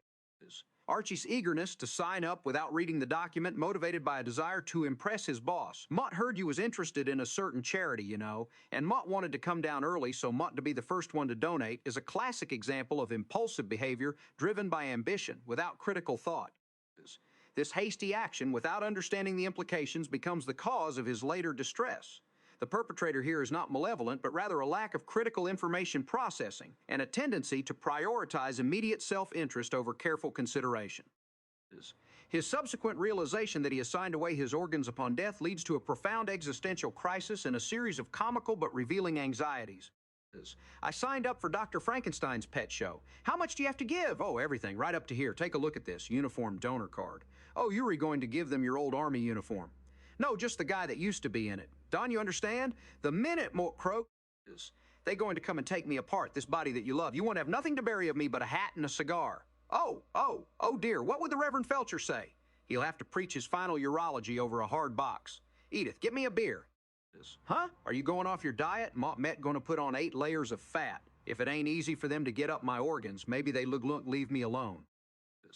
Archie's fear is not just of death, but of posthumous dismemberment, a violation of his physical integrity. His attempt to put on 8 layers of fat to make his organs inaccessible is a comically desperate, yet psychologically revealing coping mechanism. It shows his primitive, almost childlike understanding of bodily functions and his desperate need to maintain control even over his own remains. The motive for this fear is a deep-seated anxiety about bodily autonomy and the loss of self, a profound terror of disintegration. The perpetrator in this instance is the existential fear of death and the unknown. His nightmare, where he is dismembered and his organs are used by others to commit commandments left and right, is a vivid manifestation of his anxieties and prejudices. This is what Moot dreamed, that Moot was in Munson's cab, see, taking a nap, and all of a sudden up comes this mad doctor, see, and he notices my donor card, he pronounces me dead, and he jerks out my liver for a needy friend, without even asking. See, the people ain't polite in nightmares. You know, Archie, the next thing, Morton driving the cab, see, and the way it works, Mort met driving for heaven, you know. It's a tough drive uphill all the way, and while Mort met going there, these nutty doctors are running up, and they were taking parts off of the cab and parts off of me. Eat it. Why would they take parts off of the cab? You were worried about them taking parts off the cab. It's not about your husband. Oh, Mort, sorry, Archie, but it's only a dream.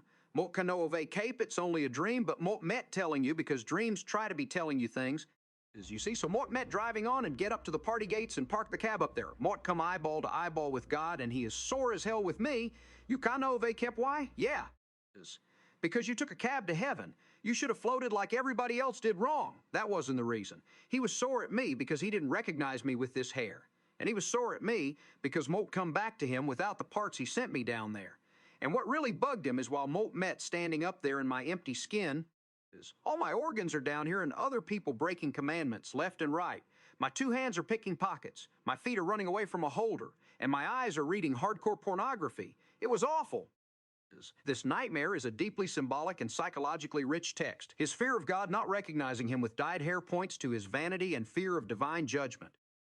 The greatest fear, however, is not simply the loss of his organs, but the idea of his parts being used by others to break commandments. This reveals a deep-seated need for moral control, not just over his own actions, but even over the post-mortem actions of his body parts. His organs, being used for picking pockets, running away from a holder, and reading hardcore pornography, represent all the behaviors he despises and fears in others, projecting his moral anxieties onto his own physical remnants. The perpetrator here is the unconscious mind, grappling with fears of moral decay, loss of control, and divine judgment. This dream is a vivid psychological map of Archie's internal landscape. His subsequent attempt to revoke his donor card, misidentifying himself as Jewish to avoid the process. Well, Mot Luglunk tell you it between me and you mean it S against your religion? Well, it's kind of hard to explain, no need to explain. Might he encountered that religious objection before? Might imagine so. You got it there? Must say one thing, though. You certainly don't look Jewish.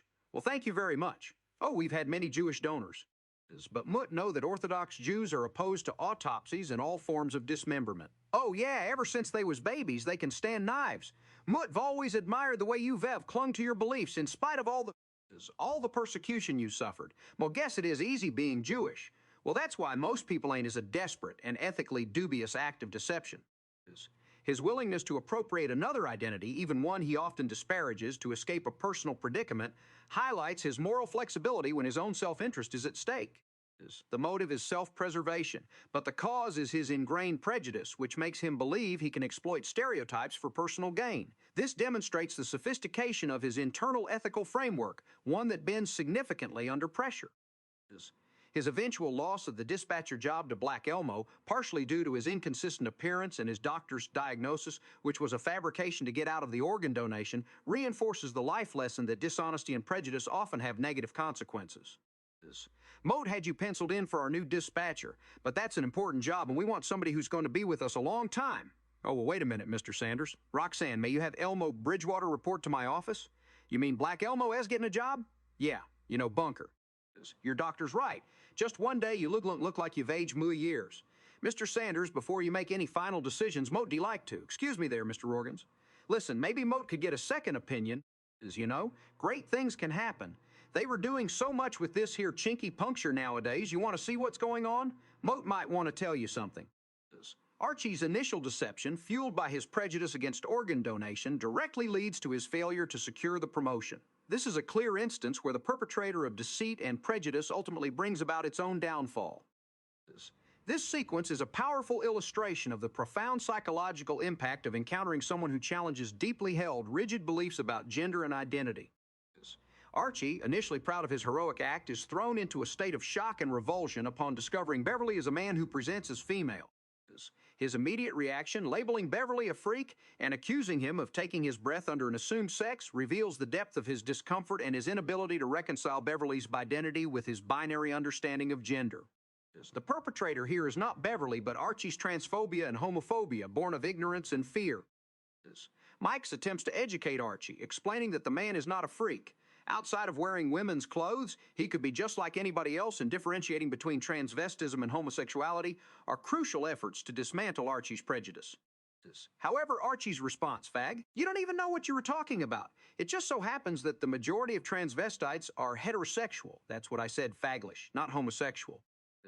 Heterosexual, you'd be surprised how many married guys who kept kids are transvestites.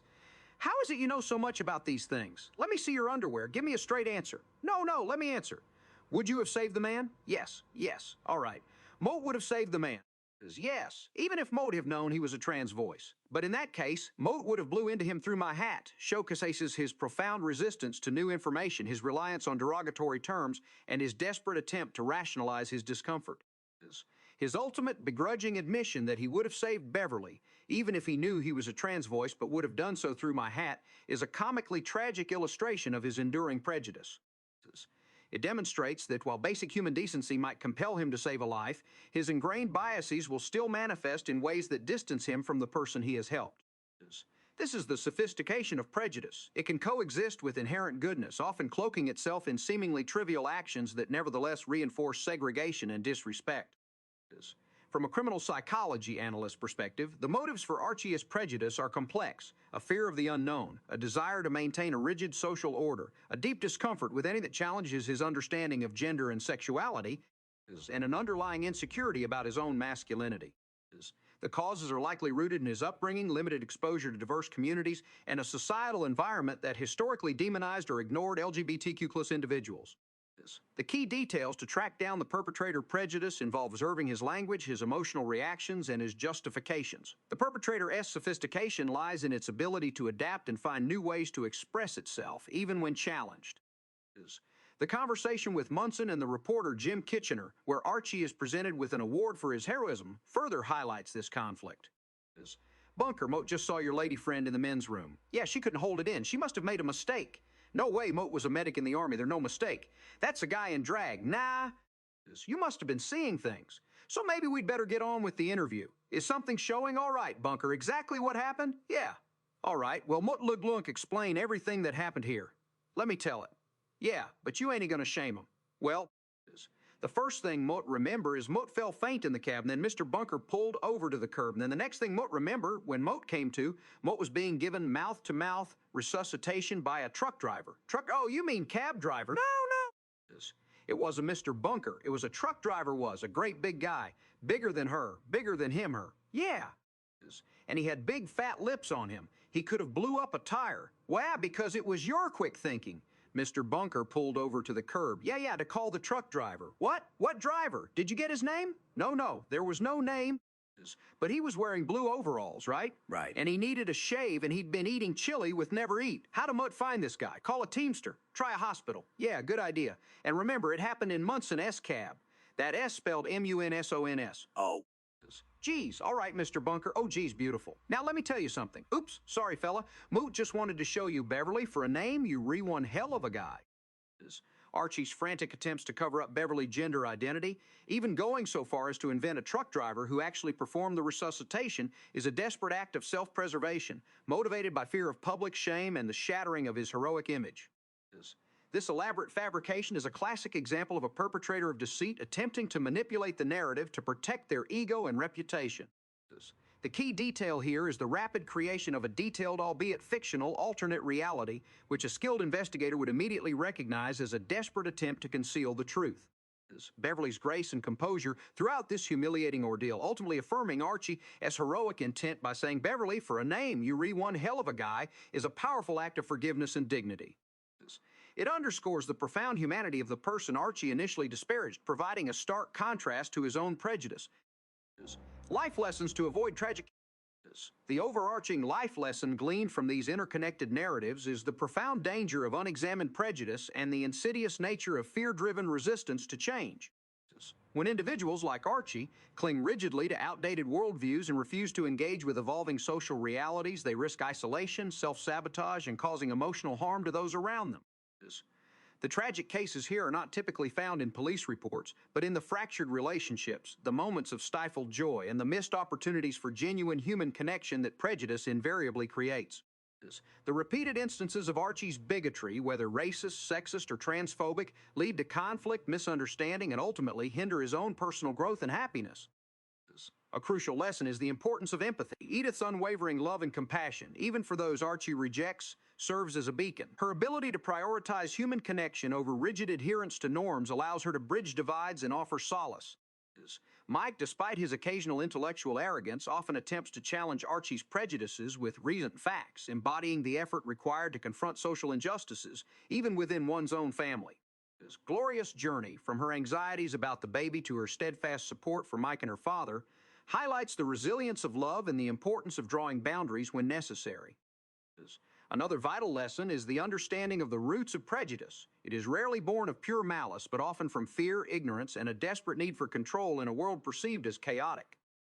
By recognizing these underlying motives and causes, we can approach such individuals not just with condemnation, but with a nuanced understanding that might, over time, open avenues for genuine dialogue and change. Experiences for the police to track down the culprit fast are reinterpreted for societal, psychological investigation. If we consider police as any organized societal effort to promote justice, understanding, and social harmony, and the culprit as prejudice, ignorance, and fear, then several strategies emerge from this script. 1. Forensic linguistic analysis and pattern recognition. Just as a detective analyzes speech patterns for clues, individuals and institutions seeking to combat prejudice must pay close attention to language. Archie's repeated use of derogatory terms dumb Pollock, fag, meathead is a clear indicator of his biases. Tracking these patterns allows for early identification of the perpetrator of prejudice. A rapid response involves not just condemning the words, but understanding the underlying belief systems they represent.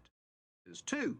Observation of nonverbal cues and emotional deflection. Archie often uses humor, anger, or misdirection like the L-to-D conspiracy theory or the truck driver fabrication to avoid confronting uncomfortable truths.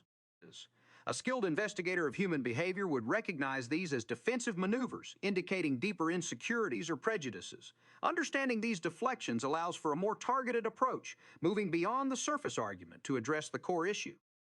3. Interrogation of rationalizations and justifications. Prejudice rarely presents itself without an accompanying, often elaborate justification. Archie-esque caveman theories or his claims about the first Lady Roll are examples.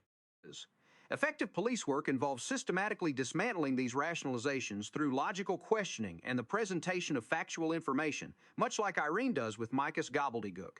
This exposes the logical fallacies and emotional foundations of biased thinking. 4. Understanding the motive beyond the action. Archie's act of saving Beverly S. life, despite his subsequent transphobia, illustrates that actions can be complex. The underlying human decency that compelled him to save a life, even while his prejudice immediately resurfaced, is a crucial detail. This suggests that the perpetrator prejudice may not reside in the entire being, but in specific, learned belief systems. For police educators, community leaders, this means fostering an environment where basic human empathy is prioritized, even as prejudices are challenged. It hints at the possibility of change, however slow. 5. The power of witness testimony, internal and external. Mike, Gloria, and Edith consistently provide external witness testimony to Archie's prejudice, challenging him directly. More subtly, the narrative allows the audience to witness Archie's internal struggles, revealing the complexity beneath the surface. For faster tracking and resolution, societal police need to create safe spaces for Beotehad external challenge and internal reflection, allowing individuals to confront their own biases without immediate condemnation that might lead to further entrenchment. 6. The slow but sure impact of consistent messaging. Mike's S. repeated, though often frustrated, attempts to educate Archie or have compassion, chipped away at his rigid worldview over time. While dramatic overnight conversions are rare, consistent and patient engagement with differing perspectives can incrementally dismantle the walls of prejudice. This long-term investigation requires persistence and a belief in the potential for human growth. 7. Recognizing the point of no return and setting boundaries. Mike's declaration of Michael Stivick's Independence Day and Glorious Ultimatum represent crucial moments of boundary setting. Sometimes confrontation and separation are necessary when reconciliation is impossible without fundamental change. This provides a life lesson that while empathy and understanding are vital, they must be balanced with self-respect and the refusal to passively accept harmful behavior. The police of social justice must know when to intervene decisively. In essence, the entire script serves as a meticulously detailed, albeit fictional, psychological case file. It chronicles the nuanced interplay of personality, societal pressures, and personal growth, offering invaluable insights into the enduring battle against the non-criminal but profoundly impactful perpetrators of prejudice, ignorance, and fear. The journey of understanding these culprits within ourselves and in our communities is a continuous one, demanding vigilance, empathy, and an unwavering commitment to the triumph of good, even in the smallest, most everyday interactions. The power of stories like this, presented with such raw authenticity, lies in their ability to prompt self-reflection and inspire a more profound and compassionate understanding of the rich, complicated tapestry of the human spirit. The air in the Bunker household always seemed thick, charged not merely with the aromas of Edith cooking, but with an invisible current of opinion, argument, and deeply entrenched psychological patterns. To an astute observer, a seasoned criminal psychology analyst perhaps, or a novelist accustomed to dissecting the human condition, the scenes unfolding here were not crimes of law, but rather profound case studies in the human psyche, in the subtle aggressions of ideology, in the intricate dance of familial loyalty and exasperation. These were cases where the perpetrators were often unaware of the full impact of their offenses, and the victims frequently struggled to articulate the precise nature of their hurt. The detective's gaze here would not be on physical evidence, but on the spoken word, the unspoken glance, the rigid posture, and the involuntary sigh, all telltale signs of deeper unseen conflicts. The narrative begins with a lament, a nostalgic yearning for a past that in one character's mind represented order, clarity, and an idealized social structure. Boy, do we Glenn Miller play songs that made the hit parade. Guys like us, we had it made. Those were the days. These opening lines, attributed to Archie, immediately establish a core psychological motif, a clinging to a perceived golden age. From a psychological perspective, such nostalgia often serves as a defense mechanism against a present that feels chaotic, threatening, or simply beyond one's control. The motive here is self-preservation, a desperate attempt to maintain a sense of personal significance and authority in a rapidly changing world. Archie's subsequent invocation of Herbert Hoover again, and disdain for a welfare state further solidifies this. This is a merely political opinion. It's a manifestation of a personality type that values self-reliance to an extreme, often fueled by a fear of dependence, both for oneself and for society. The perpetrator in this instance is not a singular person, but a deeply ingrained set of societal attitudes, amplified and internalized by Archie, which then manifest as verbal assaults on those who hold differing views. The interaction swiftly pivots to a case study in misinterpretation and moral judgment, centering on President Ford and his wife, Betty. Archie's immediate condemnation of Betty Ford's remarks about her daughter having an affair. She certainly is. President Ford tells us all to bite the bullet, and Betsy Ford goes on Tuvian and shoots you off a mile. Arch, her name is Betty, and she only said that she wouldn't be surprised if her daughter had an affair. She's a big girl. Listen, if she has an affair, she'd be a lot bigger girl. Let me tell you something else. The First Lady ain't supposed to go around making dummy marks in public. That's the President's job. Is a rich vein for psychological exploration. Here Archie acts as the self-appointed moral guardian, a vigilante of public decency. His motive is not necessarily malice, but a deeply held conviction that there are rigid roles and expectations, particularly for women and public figures, and any deviation from these norms is a direct threat to the societal order he cherishes. The cause is a combination of traditional upbringing, limited exposure to diverse viewpoints, and perhaps a subconscious fear of female autonomy. The key detail for a psychological profiler would be his immediate leap from a neutral statement about a hypothetical affair to a judgment of character and a demand for conformity. His dismissal of her own opinions and the fantastical leap to the CIA doping a Lady S cottage into a sex nut is a classic example of cognitive distortion, where discomfort with a concept leads to absurd rationalizations to discredit it. This level of sophistication in his bias is not intellectual, but emotional, a primal rejection disguised as logical reasoning.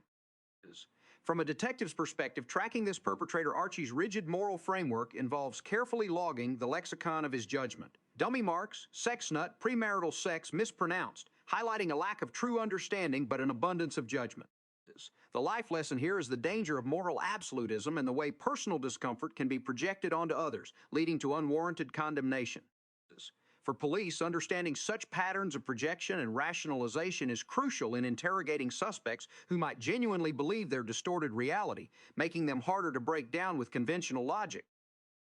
The entry of Gloria, Archie's daughter, and Mike, his son-in-law, introduces the primary antagonists to Archie's worldview and thus the main victims of his psychological offenses. Their immediate announcement of pregnancy becomes the catalyst for the next series of crimes: emotional manipulation, unsolicited advice, and profound insensitivity. Edith's reaction meant going to be a grandmother. Oh, Moot got to be alone and cry a little. Oh, no, Moot got to be with Gloria. Will you get out of there? Let the old man have a chance here is a beautiful counterpoint, an immediate, unvarnished surge of joy and maternal instinct, devoid of Archieist filters. This highlights a critical difference in their psychological makeup. Edith operates from a place of emotional connection, while Archie filters experiences through his preconceived notions and anxieties. Michael's complex reaction to the news, initially happy, then expressing deep-seated worries about overpopulation, ecology, and the world its problems, represents another profound psychological case. His motive is intellectual and humanitarian, driven by a genuine concern for the future. However, his cause for momentary unhappiness, as revealed in the dialogue after my miscarriage, we did promise each other that we wouldn't try again, at least till things got better in the world, is rooted in past trauma and a sense of responsibility that borders on existential dread. The key detail for understanding Michael's perpetrator, his intellectual anxieties, is his tendency to intellectualize profound emotional events, using global problems as a buffer for personal fears. His sophistication lies in his ability to articulate complex arguments, which, while logically sound on their own terms, can sometimes mask deeper, unresolved personal issues. The ensuing argument between Michael and Gloria about the pills and who tricked or seduced whom is a microcosmic crime scene of marital communication breakdown. Each blames the other, projecting their own anxieties and desires. Glorious accuse, if Mort seduced you, how come Mort met pregnant? Is a poignant moment revealing the raw emotional logic that often cuts through intellectual pretense. The life lesson here is the imperative of honest and vulnerable communication within a relationship, especially when facing life-altering decisions. In a detective context, understanding how individuals deflect blame and project guilt onto others is vital for uncovering the truth behind a dispute. The experience for police is recognizing that surface-level arguments often conceal deeper emotional currents and historical baggage between individuals. Archie's later rescue of Beverly LaSalle, a female impersonator, serves as a profound psychological experiment for his deeply entrenched biases. His initial pride and hero complex, Edith, you're re-looking at a hero. What Mort done in my cab tonight you'd never guess. You picked up a Puerto Rican. I said Mort was a hero, not a daredevil, are quickly shattered upon learning Beverly's true gender. This sudden shift from hero to disgusted bigot, this freak took my breath under an assumed sex. Arch, the man is not a freak. Outside of wearing women's clothes, he could be just like anybody else. Well, Moat never let my sister marry one on my birthday, reveals the fragility of his self-perception when confronted with anything that defies his rigid categories. His motive for the initial rescue was altruism, but that altruism was immediately overridden by his prejudice once the otherness of Beverly was revealed. The cause is a deep-seated homophobia and transphobia, rooted in ignorance and fear of the unknown. The key detail is his immediate reclassification of Beverly from lady passenger in Big Trouble to freaking fag, demonstrating how quickly a biased mind can dehumanize. His sophistication of prejudice is simple but effective. Categorize, label, and reject. The family's reactions to Archie's bigotry are also psychologically revealing. Edith's gentle correction, Archie wouldn't have done that because Archie is a good Christian. That's right. Of course, he might have closed his eyes when their lips was pressed together. Attempts to temper his harshness with Christian principles, highlighting her role as the moral compass, albeit one often overruled. Michael's direct challenge, if you had known that that guy was a man, would you have saved his life, is the intellectual confrontational style, aiming to force Archie to confront his own hypocrisy. Gloria, in turn, defends Michael and criticizes Archie. The life lesson from this episode is the critical importance of confronting prejudice directly, but also understanding the deeply emotional and often irrational roots of such biases. For police, this scenario underscores the challenge of dealing with hate crimes or bias-motivated incidents, where the perpetrator's internal logic is often impervious to external reason. It also teaches the importance of recognizing subtle forms of prejudice that might not manifest as overt violence but contribute to a hostile environment. The later subplot of Archie dyeing his hair for a promotion and signing up for the organ donor program further illuminates his psychological landscape. His motive for dyeing his hair is a desperate attempt to cling to youth and perceived relevance in a competitive job market. If you look young, you stand a better chance nowadays. This is a manifestation of age anxiety and a fear of obsolescence, common psychological stressors. His discriminatory remarks about Black Elmo, a colored guy, ain't he got a Chinaman's chance. Besides, Elmo is rooting for me to be the dispatcher because then Met gonna make him the foreman, see? And that S as high as them people go, are a sad echo of his earlier biases. Revealing a sophistication of systemic prejudice where he rationalizes his own advancement by asserting a perceived natural limit for others. This isn't just personal bigotry, it's a reflection of deeper societal inequities that he has internalized. His nightmare after signing the organ donor card, I signed up for Dr. Frankenstein's pet show. How much do you have to give? Oh, everything, right up to here. Take a look at this. Uniform donor card is a powerful psychological crime scene within his own mind. The motive for signing was opportunistic, a perceived way to impress his boss for the promotion, a kind of transactional altruism. But his subconscious immediately rebels, creating a terrifying scenario of dismemberment and divine judgment. The Dream-S imagery being taken apart, his organs misbehaving in other people's bodies, God not recognizing him reveals profound anxieties about bodily integrity, identity, and moral accountability. This is a classic victim scenario where Archie is victimized by his own fears and guilt. The sophistication of this internal perpetrator, his subconscious, is its ability to tap into his deepest existential fears and use culturally specific anxieties, religious judgment to punish him for his perceived transgressions. His subsequent attempt to revoke his donor status by feigning religious objection, and then poor Healthman thought it because you read Jewish. Jewish? He is as Jewish as Reverend Ike, highlights his capacity for deception and his reliance on stereotypes to navigate uncomfortable situations. His willingness to impersonate a Jewish person to avoid a perceived obligation, followed by fabricating a medical condition, is a testament to his sophistication in employing social masks and convenient fictions. The life lesson here is the psychological toll of dishonesty and the way fear can drive individuals to elaborate yet ultimately transparent acts of evasion. For police, understanding how individuals construct elaborate alibis or excuses based on perceived social norms or stereotypes is crucial for detecting deception during interrogations. The final segments, with the family moving next door, Mike and Gloria struggle without utilities, and Archie's eventual, begrudging gestures of reconciliation encapsulate the enduring human element of this psychological drama. Archie's struggle to apologize, his convoluted ways of offering help the salmon, Edith bringing supplies, and his continued verbal sparring with Mike Meathead, Dumb Pollock demonstrate the persistent nature of his character. His motive for these actions, a complex mix of paternal love, however, buried pride, and a fear of losing his family connection. He wants to help, but cannot shed his confrontational style. This is a classic perpetrator who is also a victim of his own fixed ways. The sophistication is the deeply ingrained habit, the almost unconscious performance of his Archie Bunker persona, even when his heart tugs him towards connection. From a criminal psychology standpoint, this script offers invaluable lessons. The perpetrators are not always overtly malicious. Often, they are individuals operating within a deeply ingrained framework of beliefs, fears, and biases. Their crimes are frequently psychological and emotional, manifested through words, judgments, and actions that erode trust and foster conflict. Motives. The primary motives observed are complex. Archie's core motive is a desperate attempt to maintain control and a sense of order in a world he perceives as spiraling into chaos. This manifests as a need for conformity, an unwavering adherence to traditional values, and a fear of anything different. His verbal attacks are often defensive, a way to shore up his own insecurities by belittling or dismissing what he does understand. Michael's motives are intellectual idealism, a genuine concern for humanity, and an underlying personal anxiety, often expressed through intellectualization. Gloria's motives are rooted in emotional connection, loyalty to her husband and family, and a desire for personal autonomy, often struggling to reconcile these conflicting pulls. Edith's primary motive is love, nurturing, and a desire for harmony, making her the emotional bedrock that absorbs and diffuses much of the conflict. Causes.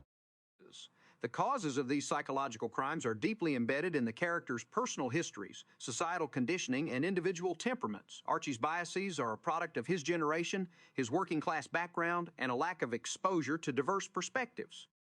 This leads to xenophobia, homophobia, and misogyny. Michael's anxieties stem from a combination of academic influence, a keen awareness of global problems, and personal experiences like the miscarriage. Gloria's emotional struggles are caused by the pressure of balancing her progressive views influenced by Michael with her traditional upbringing and the stress of a new pregnancy. Key details to track down the perpetrator. For an analyst, the key details are not physical clues but linguistic patterns, behavioral tells, and emotional reactions. Archie, look for trigger words: meathead, dingbat, fag, Polak, immediate dismissals of opposing viewpoints, projection of his own fears onto other CIA doping Betty Ford, and a rigid adherence to how things used to be.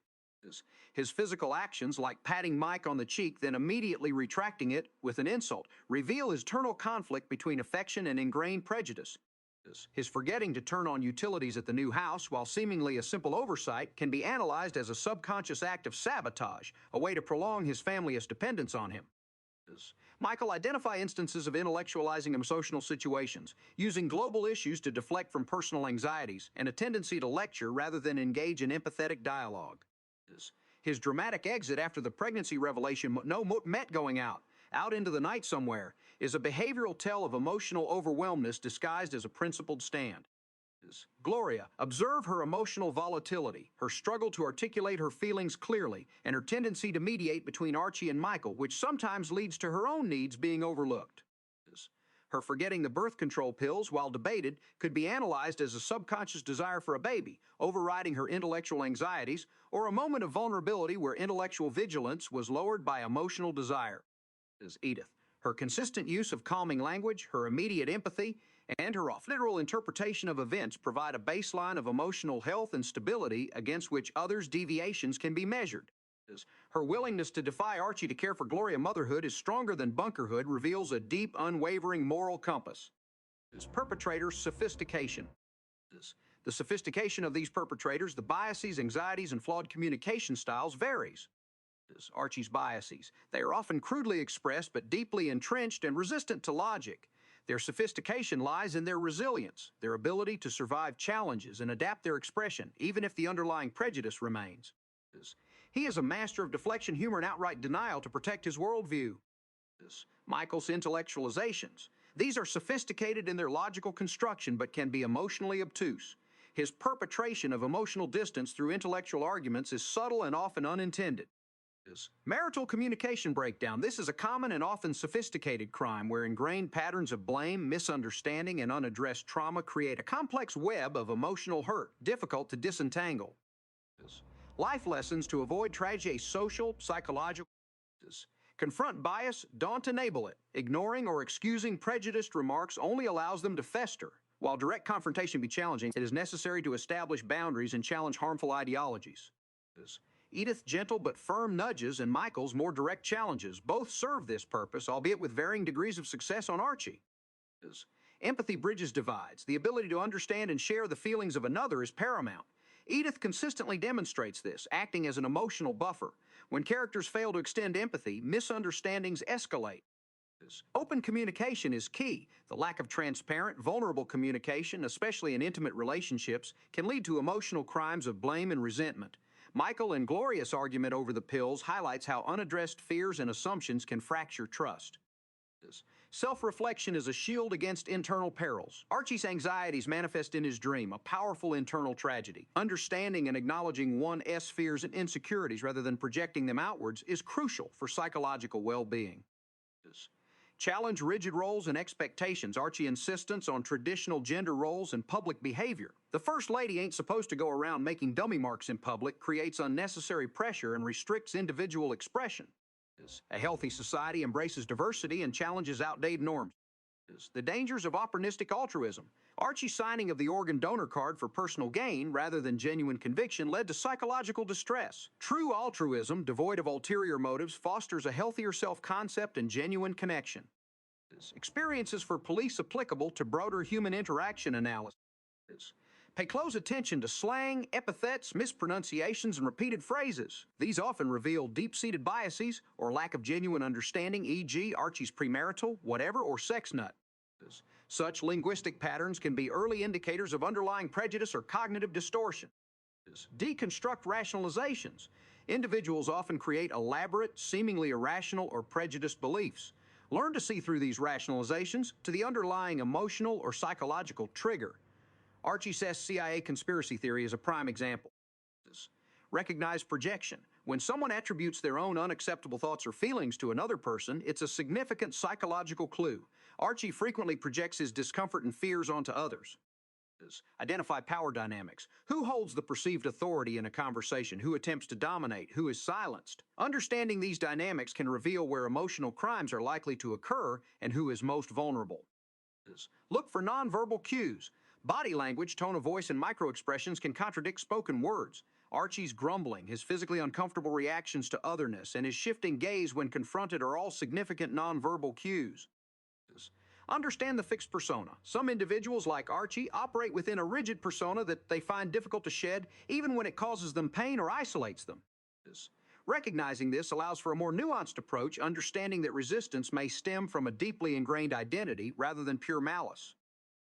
The role of trauma and past experience. Michael S.'s reaction to the pregnancy linked to a prior miscarriage highlights how past wounds profoundly influence present reactions. A good investigator of human behavior always considers the historical context of an individual's actions. The power of environmental stressors. The lack of utilities in Mike and Gloria's new home exacerbated their emotional vulnerability and made them more susceptible to Archie's taunts. Recognizing external stressors helps explain heightened emotional reactions. The subconscious mind as a perpetrator and victim. Archie's dream vividly illustrates how the subconscious can act both as a source of self-punishment for perceived moral failings and as a victim of internal anxieties. Understanding this internal landscape is critical for holistic analysis. The limitations of logic and emotional conflicts. Michael's attempts to use logic and statistics to counter Archie's prejudice often fail. This teaches that emotional crimes require emotional, empathetic responses, not just logical arguments. The entirety of the script, when viewed through this analytical lens, transforms from a series of comedic domestic squabbles into a profound exploration of human nature. The bunker household becomes a microcosm of society where deeply human struggles, prejudice, love, fear, aspiration, and the unending quest for understanding and acceptance play out in a continuous, often tumultuous drama. The detective's journey through these exchanges is one of uncovering not a single criminal act, but the intricate, often invisible, architecture of human behavior and its societal implications. The crimes are the moments of dehumanization, the failures of empathy, and the perpetuation of cycles of misunderstanding. The justice sought is not punitive but restorative, a deeper understanding, a greater connection, and ultimately a more humane way of navigating the complexities of human existence. The goal of this investigation is not to imprison, but to enlighten, to reveal the subtle perpetrators within ourselves and society, allowing for conscious choices towards a more harmonious future. And in that quest, the lessons learned from the seemingly mundane interactions of this family become universal truths, echoing across every household, every community, and every heart. The ongoing dance between Archie's steadfast, almost geological resistance to change and the relentless forward motion of progress represented by Michael and Gloria provides a rich tapestry for continuous psychological analysis. Archie's defense mechanisms are varied and deeply ingrained. When confronted with an idea that challenges his worldview, he frequently resorts to humor as a deflection.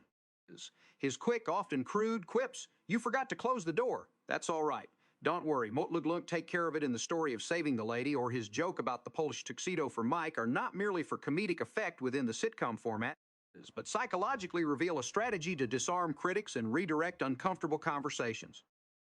This is a subtle form of perpetration, preventing genuine dialogue through jocular dismissal. A detective observing such patterns would note that individuals who consistently use humor to avoid serious discussions might be concealing deeper insecurities or an unwillingness to engage with challenging truths. This sophistication of defense makes a direct interrogation confrontation difficult, as the target can easily claim they were just joking. His selective memory and reframing of events are also significant. When narrating the story of saving Beverly LaSalle, he omits or distorts details that would reveal his initial error or subsequent prejudice. He focuses on his heroism, a narrative that bolsters his self-image. This act of self-serving narrative construction is a common psychological crime, where individuals rewrite their own history to maintain a positive self-concept, often at the expense of objective truth or the feelings of others. For the police, understanding how suspects construct narratives that favor themselves, sometimes genuinely believing their altered versions, is crucial in piecing together a factual account. It highlights the need to cross-reference multiple accounts and look for inconsistencies, not just in external details, but in the internal logic of a person's story. The repeated motif of physical discomfort when challenged also offers a powerful insight into Archie's psychological state. His grumbling, his sighs, his physical attempts to move away from uncomfortable conversations, or his complaints about minor physical ailments. "You're going to squash the baby. Mote hope it's the Coast Guard. If it is, tell them our kitchens being attacked by jaws are not incidental." They are somatic expressions of psychological distress. When his internal world is threatened, his body reacts. This is a key detail for any profiler. Emotional discomfort often manifests physically.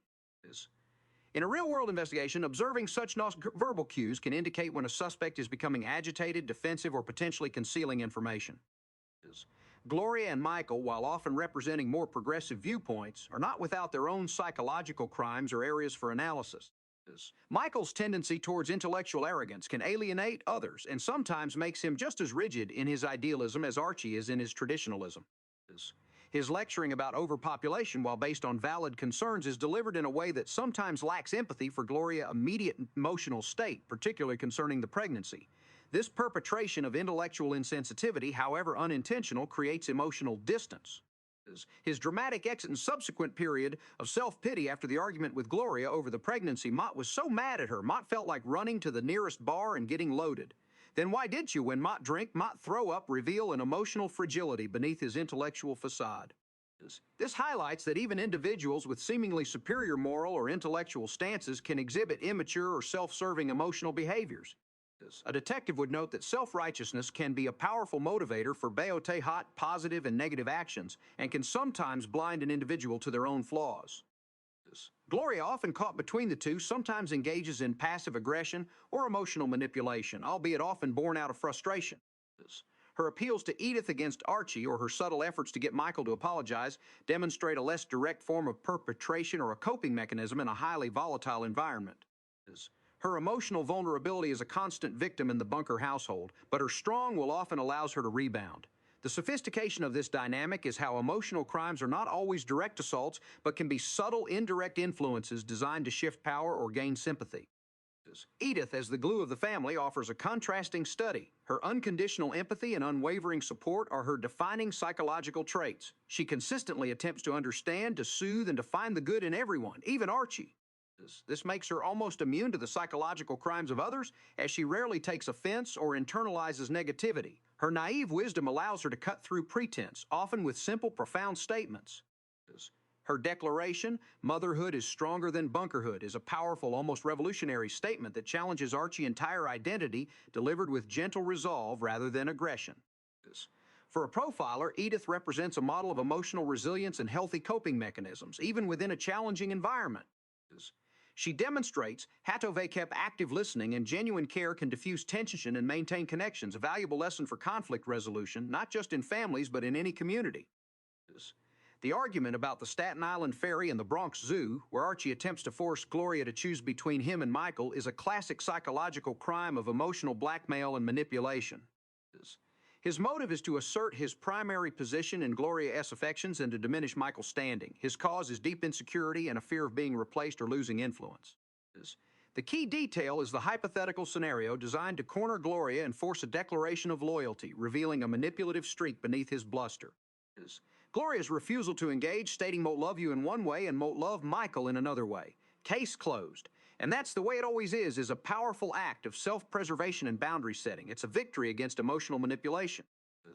This teaches the police of human interaction that recognizing and resisting manipulative tactics is crucial for maintaining personal integrity and healthy relationships.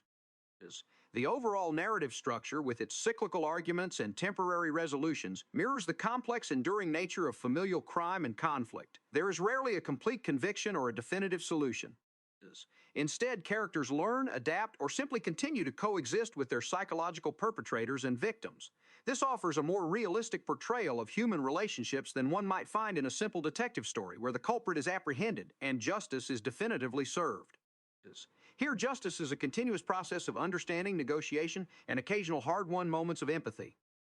The experience for police from this extended analysis is not about catching a single criminal, but about developing a profound understanding of human nature in its most raw and often contradictory forms. It's about reading between the lines of human interaction, recognizing that what is said is often not the full truth, and that unspoken motives and fears drive much behavior. Profiling emotional perpetrators, identifying individuals who, through their biases, insecurities, or communication styles, consistently inflict emotional harm, even if unintentionally. Understanding the landscape of conflict, mapping the typical triggers, escalation patterns, and de-escalation strategies within a given social unit, family, community. Recognizing the victim beyond the obvious. Identifying individuals who are silently suffering from emotional abuse, marginalization, or the weight of others' expectations. The art of conflict resolution, learning when to intervene, how to mediate, and when to allow natural processes to unfold, with an aim towards fostering understanding rather than simply imposing rules. The importance of empathy in enforcement. Even in law enforcement, understanding the psychological underpinnings of behavior can lead to more effective and humane interventions, reducing recidivism and promoting rehabilitation. The value of an internal investigation. Just as Archie's dream was an internal investigation into his fears, encouraging individuals and communities to reflect on their own biases and motives is a crucial step towards preventing future crimes of intolerance and misunderstanding. Ultimately, the All in the Family script through this reanalysis serves as a rich educational tool, a manual for dissecting the intricate psychological crimes that occur daily in the human experience.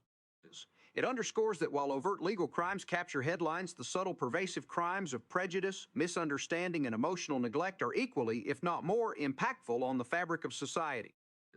The lessons gleaned from observing the Bunker family are universal, that continuous self-reflection, compassionate communication, and an unwavering commitment to empathy are the strongest defenses against the insidious perpetrators that reside not just in the shadows, but often in plain sight within our own homes and hearts. And the greatest act of detection is often the act of seeing, truly seeing, the humanity in everyone, even those who might initially appear as adversaries. The subtle interplay of human nature, a perpetual dance between expectation and reality, often serves as the fertile ground upon which the most compelling narratives, both comedic and profoundly insightful, are built. Within the ostensibly mundane tapestry of everyday life, one can, with the discerning eye of a criminal psychology analyst and the keen observational faculties of a seasoned detective novelist, unearth complex layers of motivation, misdirection, and the intricate, often unwitting, psychological operations that shape our interactions and perceptions. The cases we are about to examine, though devoid of conventional criminal charges or explicit tragic outcomes in the legal sense, present a fascinating study in behavioral deviance, emotional conflict, and the deeply ingrained societal prejudices that can, at times, hold individuals and communities captive. They are cases in the grander humanistic sense, inviting a profound exploration of the one's machinations, the subtle perpetrations of self-deception, and the arduous yet ultimately rewarding pursuit of understanding. Our initial examination plunges into what we might term the case of the reluctant procreator, an incident marked by unexpected news and a startling, if temporary, departure, highlighting the profound anxieties that can ripple through even the most committed relationships when confronted with life-altering announcements. The initial tableau paints a picture of a household defined by the clash of generations and ideologies, personified by the gruff, traditionalist patriarch and the idealistic yet often emotionally turbulent younger couple. The air is thick with the resonance of a bygone era, evoked by the sentimental reflection on simpler times, a world where the lines of societal roles and personal responsibilities, as perceived by some, were clearer. The longing for return to a perceived golden age, where girls were girls and men were men, and the invocation of figures like former President Herbert Hoover, speaks volumes about the psychological moorings of our central figure, Archie, as a man deeply unsettled by the fluid complexities of a rapidly changing world. This initial lament, while seemingly innocuous, already establishes a crucial component of Archie's psychological profile, a profound discomfort with ambiguity and a visceral reaction to anything perceived as a challenge to his established order. His subsequent diatribes, particularly concerning First Lady Betty Ford's candid remarks about her daughter's hypothetical choices, serve as early indicators of his deeply conservative, almost proprietorial, views on women's autonomy and public expression. For a criminal psychologist, these are not just casual remarks. They are data points revealing the rigid cognitive framework that will govern Archie's reactions to subsequent, more personal revelations. His pronouncements on premarital whatever and the notion that the First Lady ain't supposed to go around making dummy marks in public betray a worldview where deviation from prescribed roles is not merely disagreeable, but is tantamount to an offense, an aberration from natural order. This moral rigidity, while not illegal, represents a significant barrier to empathy and understanding, elements crucial for a healthy, adaptable psychological state. The atmosphere shifts abruptly with the dramatic entrance of Gloria, her demeanor radiating a mix of apprehension and exuberant anticipation. Her cryptic hints, culminating in the joyous announcement of her pregnancy, serve as the inciting incident, the pebble dropped into the tranquil or perhaps stagnant pool of the Bunker household, sending ripples outward that will test every relationship. The initial reactions are a microcosm of the differing psychological states within the family. Edith's progression from mild concern to overwhelming joy, to a flood of maternal and grandmotherly emotion, showcases her deep wellspring of empathy and emotional responsiveness. Her immediate shift, embracing the news with an almost primal elation, starkly contrasts with Archie's bluster and initial incredulity. His anxieties, though momentarily eclipsed by Edith's euphoria, quickly reassert themselves, manifested in his typically gruff and slightly inappropriate comments. The shock of the news for him translates into a series of awkward deflective remarks rather than genuine engagement, a classic defense mechanism against overwhelming emotion or unexpected change. However, the truly profound psychological dynamic unfolds in the interactions between Gloria and Michael. Michael's delayed reaction, his absence during the initial revelation, already hints at a potential undercurrent of apprehension. His subsequent engagement with Gloria, after Archie's blundering departure for a supposed dinner with Edith, meticulously lays bare his own internal perpetrator, a potent blend of intellectualized global anxiety and a deeply personal, almost paralyzing fear of failure and responsibility. Stemming in part from a previous unspoken tragic loss, Gloria. The details provided by Gloria, we did promise each other that we would try again at least till things got better in the world, illuminate a complex internal struggle. Michael, with his pronounced academic and social conscience, has constructed an elaborate ideological defense against bringing new life into a world he perceives as environmentally imperiled and socially unjust. His pronouncements, millions of babies in the world already born that have a fair chance to live, the air is poison and the water is filthy, and there's not enough food to go around, are not merely opinions. They are symptoms of a profound psychological burden. An individual carrying the weight of the world on his shoulders, to the point where it overshadows personal joy and natural instinct. From a criminal psychology standpoint, Michael's intellectualized despair acts as a potent self-imposed psychological barrier, almost an emotional perpetration against his own happiness. He is, in a sense, a self-saboteur, using logical arguments to justify emotional reticence. The Forgotten Pills incident, which he later frames as a trick or trap perpetrated by Gloria, reveals a deeper, less conscious struggle with taking personal responsibility. This accusation, while rooted in his panic, speaks to a psychological maneuver of externalizing blame, a common defense mechanism when an individual feels overwhelmed and out of control. Gloria's gentle yet persistent of all his earlier declarations forces him to confront the disjunction between his global ideology and his immediate personal reality. His stammering, his inability to maintain his initial calm, indicates a significant crack in his carefully constructed intellectual armor. The detective novelist in me sees this moment as the unraveling of a carefully crafted alibi. Not an alibi for a crime, but for a repressed emotional state. Michael's subsequent flight into the night is a literal manifestation of his psychological evasion. It is an escape, a desperate attempt to create physical distance from an overwhelming emotional challenge, much like a perpetrator fleeing the scene of an accident. His words, "Mot de no, mot met going out into the night somewhere," echo the desperation of someone adrift unmoored by the unexpected current of life. The role of Irene Lorenzo as a sort of informal psychological interrogator is particularly noteworthy. Her blunt assessment, "Mote think you re-afraid of the responsibility of raising a child," cuts through Michael intellectualized rationalizations, exposing the raw, unvarnished truth of his fear. This is an example of what might be termed a swift justice intervention, a direct confrontation that, though painful, is necessary for breakthrough. Her Catholic faith, which Michael attempts to use as a dismissive counter-argument, "You were saying that because you're a devout Catholic," is skillfully reframed by Irene, transforming her comment into a universal human truth about courage versus cowardice. The suggestion of a vasectomy, though presented bluntly, serves to highlight Michael's passive resistance to responsibility. He desires to avoid the outcome without necessarily accepting a definitive personal commitment, showcasing a common psychological avoidance pattern. Gloria's profound distress and fear of losing Michael's left me and Mote met going to have a baby, elevates the emotional stakes of this domestic case. Her vulnerable musings about potentially preventing the pregnancy reveal the depth of her despair and the societal pressures that can lead individuals to contemplate desperate measures when feeling abandoned and unsupported. Edith's unwavering, empathetic presence, her declaration Gloria Mut met, already in love, Vakep with te hat that baby, provides a crucial anchor, a beacon of unconditional love that counteracts the negative internal and external forces at play. This reinforces the psychological principle that human connection and unconditional support are vital antidotes to fear and isolation. The scene where Edith engages Gloria in a reminiscing conversation about her childhood is a masterstroke in psychological intervention. By invoking memories of paternal love and protection, Edith, knowingly or unknowingly, constructs a powerful emotional counter-narrative to Gloria's current feelings of abandonment. The recounting of Archie's steadfast, albeit clumsy, care for Gloria as a child, watching out for me every step of the way, making sure Moot was safe gently yet powerfully, reminds Gloria of the enduring nature of familial bonds and love.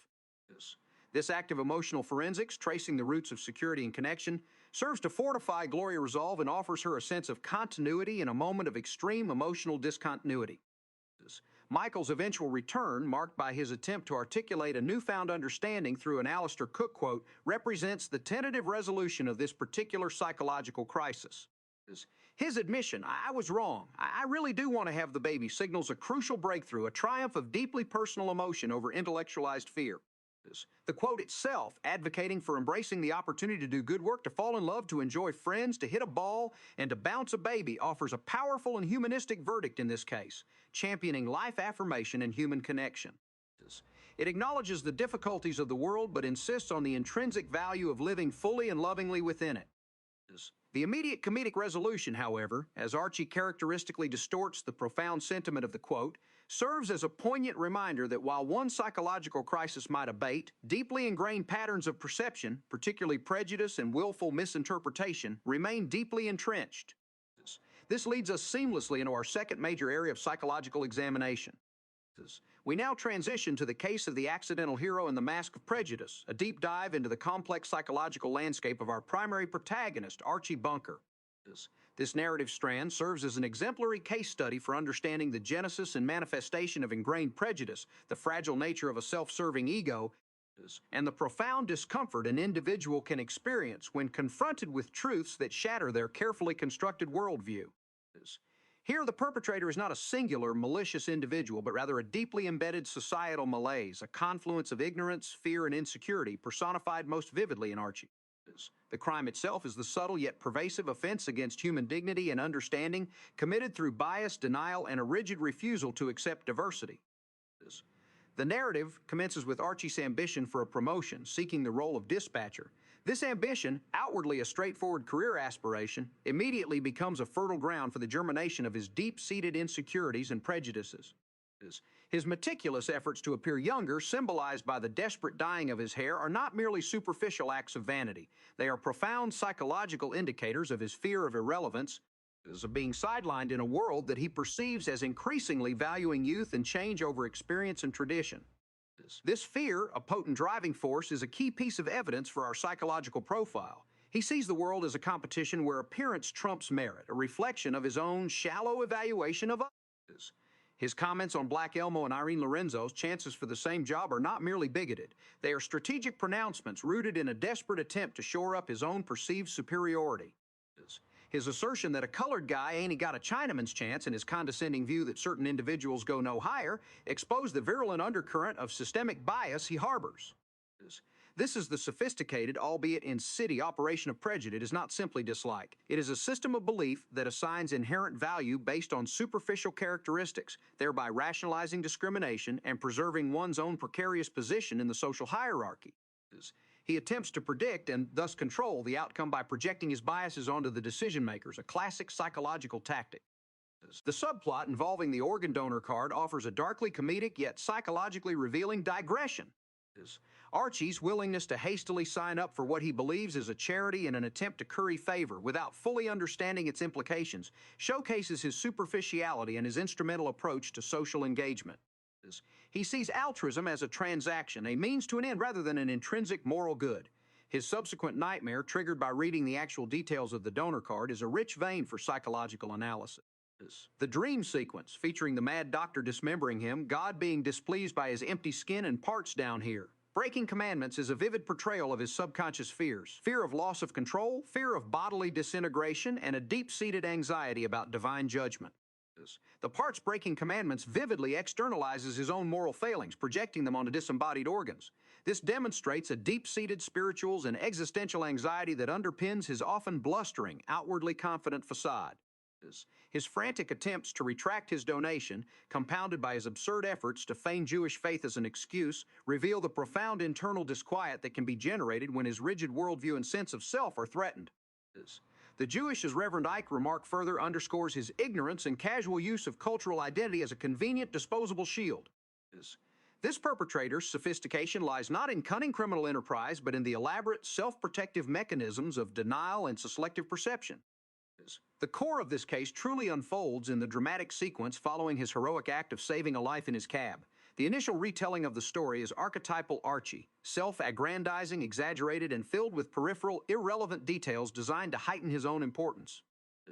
His portrayal of the big, tall, beautiful-looking, classy dame reveals his idealized vision of womanhood, a stark contrast to his often denigrating remarks about Edith. His description of the resuscitation is imbued with a sense of duty, a moment where his inherent, albeit buried, compassion shines through, transcending his usual prejudices. For a fleeting moment, he is simply a human being helping another, unburdened by his usual psychological baggage. The recognition he craves from Edith, and even grudgingly from Mike, speaks to his fundamental human need for validation. His concern with his boss, Munson, failing to appreciate, focusing only on the fare, shows his deep-seated desire for recognition of his personal worth beyond mere economics. He wants to be seen as more than just a cab driver. His reluctance to call the papers himself heroes or supposed to be shy is another calculated psychological maneuver, a false modesty designed to enhance his heroic image by making the discovery appear organic and unbiased. However, the dramatic arrival of Beverly LaSalle, the person whose life he saved, irrevocably shatters Archie's carefully constructed narrative and propels him into a full-blown psychological crisis. Beverly's polite, grateful demeanor and initial appearance challenge none of Archie's preconceived notions. The payment, the gracious refusal of coffee, all align with his expectation of a classy dame. The pivotal moment, of course, is Beverly as self-identification. Mot met a female impersonator. Mot met afraid you to understand, Mrs. Bunker. Mot met a transvestite. The gradual realization of this truth, articulated initially by Beverly, then confirmed through the unveiling, triggers an immediate visceral reaction in Archie. His carefully guarded sense of masculine order is profoundly disrupted. The comedic description of Archie's face looking like a cow that just stepped on its own udder speaks volumes about the extent of his psychological shock. His subsequent flight from the scene, ostensibly to the drugstore for a mundane item, is another instance of physical escape mirroring emotional evasion, a hallmark of his defense mechanisms. The subsequent confrontation in the bunker living room is a masterclass in how prejudice manifests and is challenged. Archie's immediate verbal assault, labeling Beverly a freak, accusing him of taking his breath under an assumed sex, lays bare the raw, unfiltered bigotry that was simmering beneath his surface. His desperate attempts to deny his own act of heroism, to claim he did know, to deflect blame onto a mythical truck driver are not merely lies. They are profound psychological strategies to reclaim his shattered worldview. By denying the reality of his compassionate act as a person he now defines as other, he attempts to undo the cognitive dissonance he experiences. The notion that lifeguards as victims is always wearing bathing suits, so lifeguards know who they remouth to mouthing, is a bizarre rationalization, demonstrating the lengths to which a prejudiced mind will go to avoid genuine empathy for those outside its narrow confines. Michael, in this segment, plays the crucial role of the societal detective, persistently pushing Archie to confront his biases. His direct question, if you had known that that guy was a man, would you have saved his life? Serves as a profound moral interrogation, challenging Archie to step outside his comfort zone and examine the roots of his prejudice. Archie's convoluted, contradictory answers. Suppose Moat would have got a fag fireman. Moat would have blew into him through my hat, illustrate the agonizing struggle of a mind desperately trying to reconcile innate human decency with deeply ingrained prejudice. This internal battle is the very crime scene we are analyzing, the conflict between the ideal self, the hero, and the prejudiced self. The intervention by Munson, the cab owner, who brings a reporter from the Long Island Press, introduces the external societal response to this case. The media, initially seeking a simple hero narrative, Citizen of the Week with a check for $100, represents the societal tendency to simplify complex realities. When Beverly LaSalle's true identity is revealed, the ensuing chaos and Archie's desperate attempts to spin the narrative it was a Mr. Bunker. It was a truck driver are illustrative of how individuals, when confronted with uncomfortable truths, will fabricate alternative realities to maintain their preferred self-image and protect their prejudices. This is the perpetrator's sophistication at its height, not in executing a criminal plot, but in masterfully manipulating perception, even at the cost of personal integrity, to evade a truth that challenges their core identity. In essence, the entire sequence, from Archie's ambition for promotion to his desperate denial, showcases how psychological distress fueled by fear of change and difference can manifest as social hostility. His initial compassionate act was an unconscious deviation from his usual psychological programming, a moment of pure humanity. The revelation of Beverly's identity then acted as a forceful reprogramming, sending him back to his default prejudice settings. The crime here is the perpetuation of a harmful discriminatory worldview that limits human connection and dignity. Reflecting on these intricate cases, particularly through the lens of a criminal psychology analyst, allows for the extraction of invaluable life lessons and actionable insights for Meathead individuals and the broader societal investigating forces, our police, educators, and community leaders. The perpetrators in these scenarios, be they individual anxieties or systemic communication failures, reveal themselves not as monstrous entities, but as manifestations of deep-seated human vulnerabilities. For the individual, the paramount lesson emerging from the case of the reluctant procreator is the absolute necessity of open, transparent, and empathetic communication within relationships. Michael's initial flight was a classic example of an individual overwhelmed by conflicting internal narratives and external pressures, leading to emotional paralysis and an inability to articulate his true fears. His sophistication lay in intellectualizing these fears, using grand societal problems as a shield against personal vulnerability.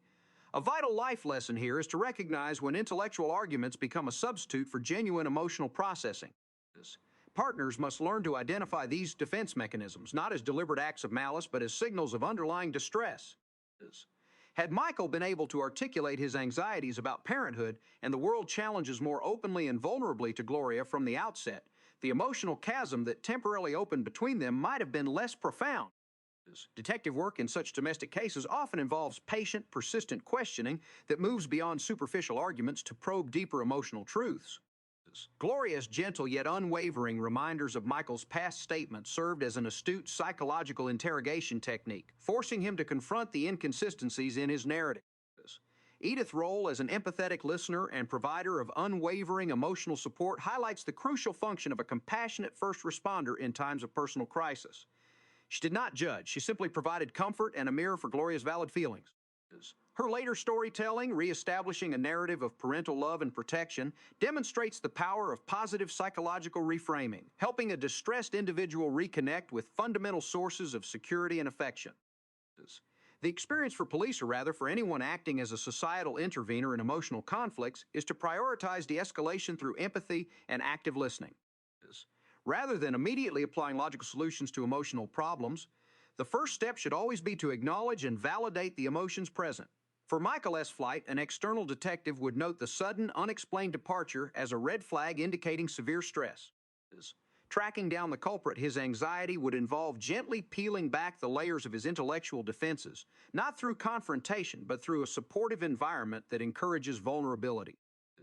The insight here for communities is to foster spaces where individuals, particularly men, feel empowered to express their fears and uncertainties about monumental life changes without judgment, thereby reducing the likelihood of emotional flights or tricks of blame. The danger of silence, of suppressed anxieties, is profound. They fester and can erupt in ways that damage relationships. The societal message must be, vulnerability is not weakness. It is a prerequisite for authentic connection and emotional resilience. From the case of the accidental hero and the Mask of Prejudice, the lessons are perhaps even more deeply etched into the fabric of social psychology. Archie Bunker represents a classic perpetrator of prejudice, a deeply ingrained behavioral pattern that, while not legally criminal in this instance, inflicts significant harm by devaluing individuals and fostering social division. His motivations stem from a confluence of fear of job insecurity, fear of social change, and an almost pathological fear of anything that challenges his rigidly defined understanding of the world, particularly traditional gender roles. His sophistication lay in the elaborate mental contortions he performed to maintain his biases, from crude jokes to outright fabrication. He rationalized, he denied, he projected, and he ultimately attempted to erase the reality of his compassionate act to avoid confronting a truth that shattered his prejudice framework. For the individual, the critical lesson here is the constant need for introspection. We all carry biases, often unconsciously, shaped by our upbringing, our cultures, and our personal insecurities. Archie's story serves as a stark warning about the dangers of unchecked prejudice. It warps perception, undermines empathy, and ultimately isolates the individual from the rich tapestry of human experience. The physical manifestation of his efforts to appear younger, coupled with his bigoted remarks about Black Elmo and Irene, clearly shows how personal insecurities often manifest as prejudice towards others. When he chose to rinse his hair for a perceived advantage, he was not only masking his age, but also masking the deeper fears about his relevance in the changing workplace. His casual dismissal of qualified colleagues based on their race or gender highlights the systemic problem of implicit bias within decision-making processes. A conscious effort to understand, challenge, and dismantle one's own biases is a continuous, lifelong endeavor. The police, or more broadly, the investigating forces of society in confronting prejudice, must employ multifaceted strategies. Direct confrontation, as seen in Michael's persistent questioning, can be effective in breaking down denial, but it must be applied with care, as it often triggers a heightened defensive response, as it did in Archie's case. The role of individuals like Edith, who gently and consistently correct and challenge Archie's views, underscores the power of sustained, non-judgmental education and modeling of inclusive behavior within a trusted relationship. Edith's statement, "Motherhood is stronger than bunkerhood," succinctly cuts through Archie's entrenched ideology, placing human connection and family bonds above his prejudice.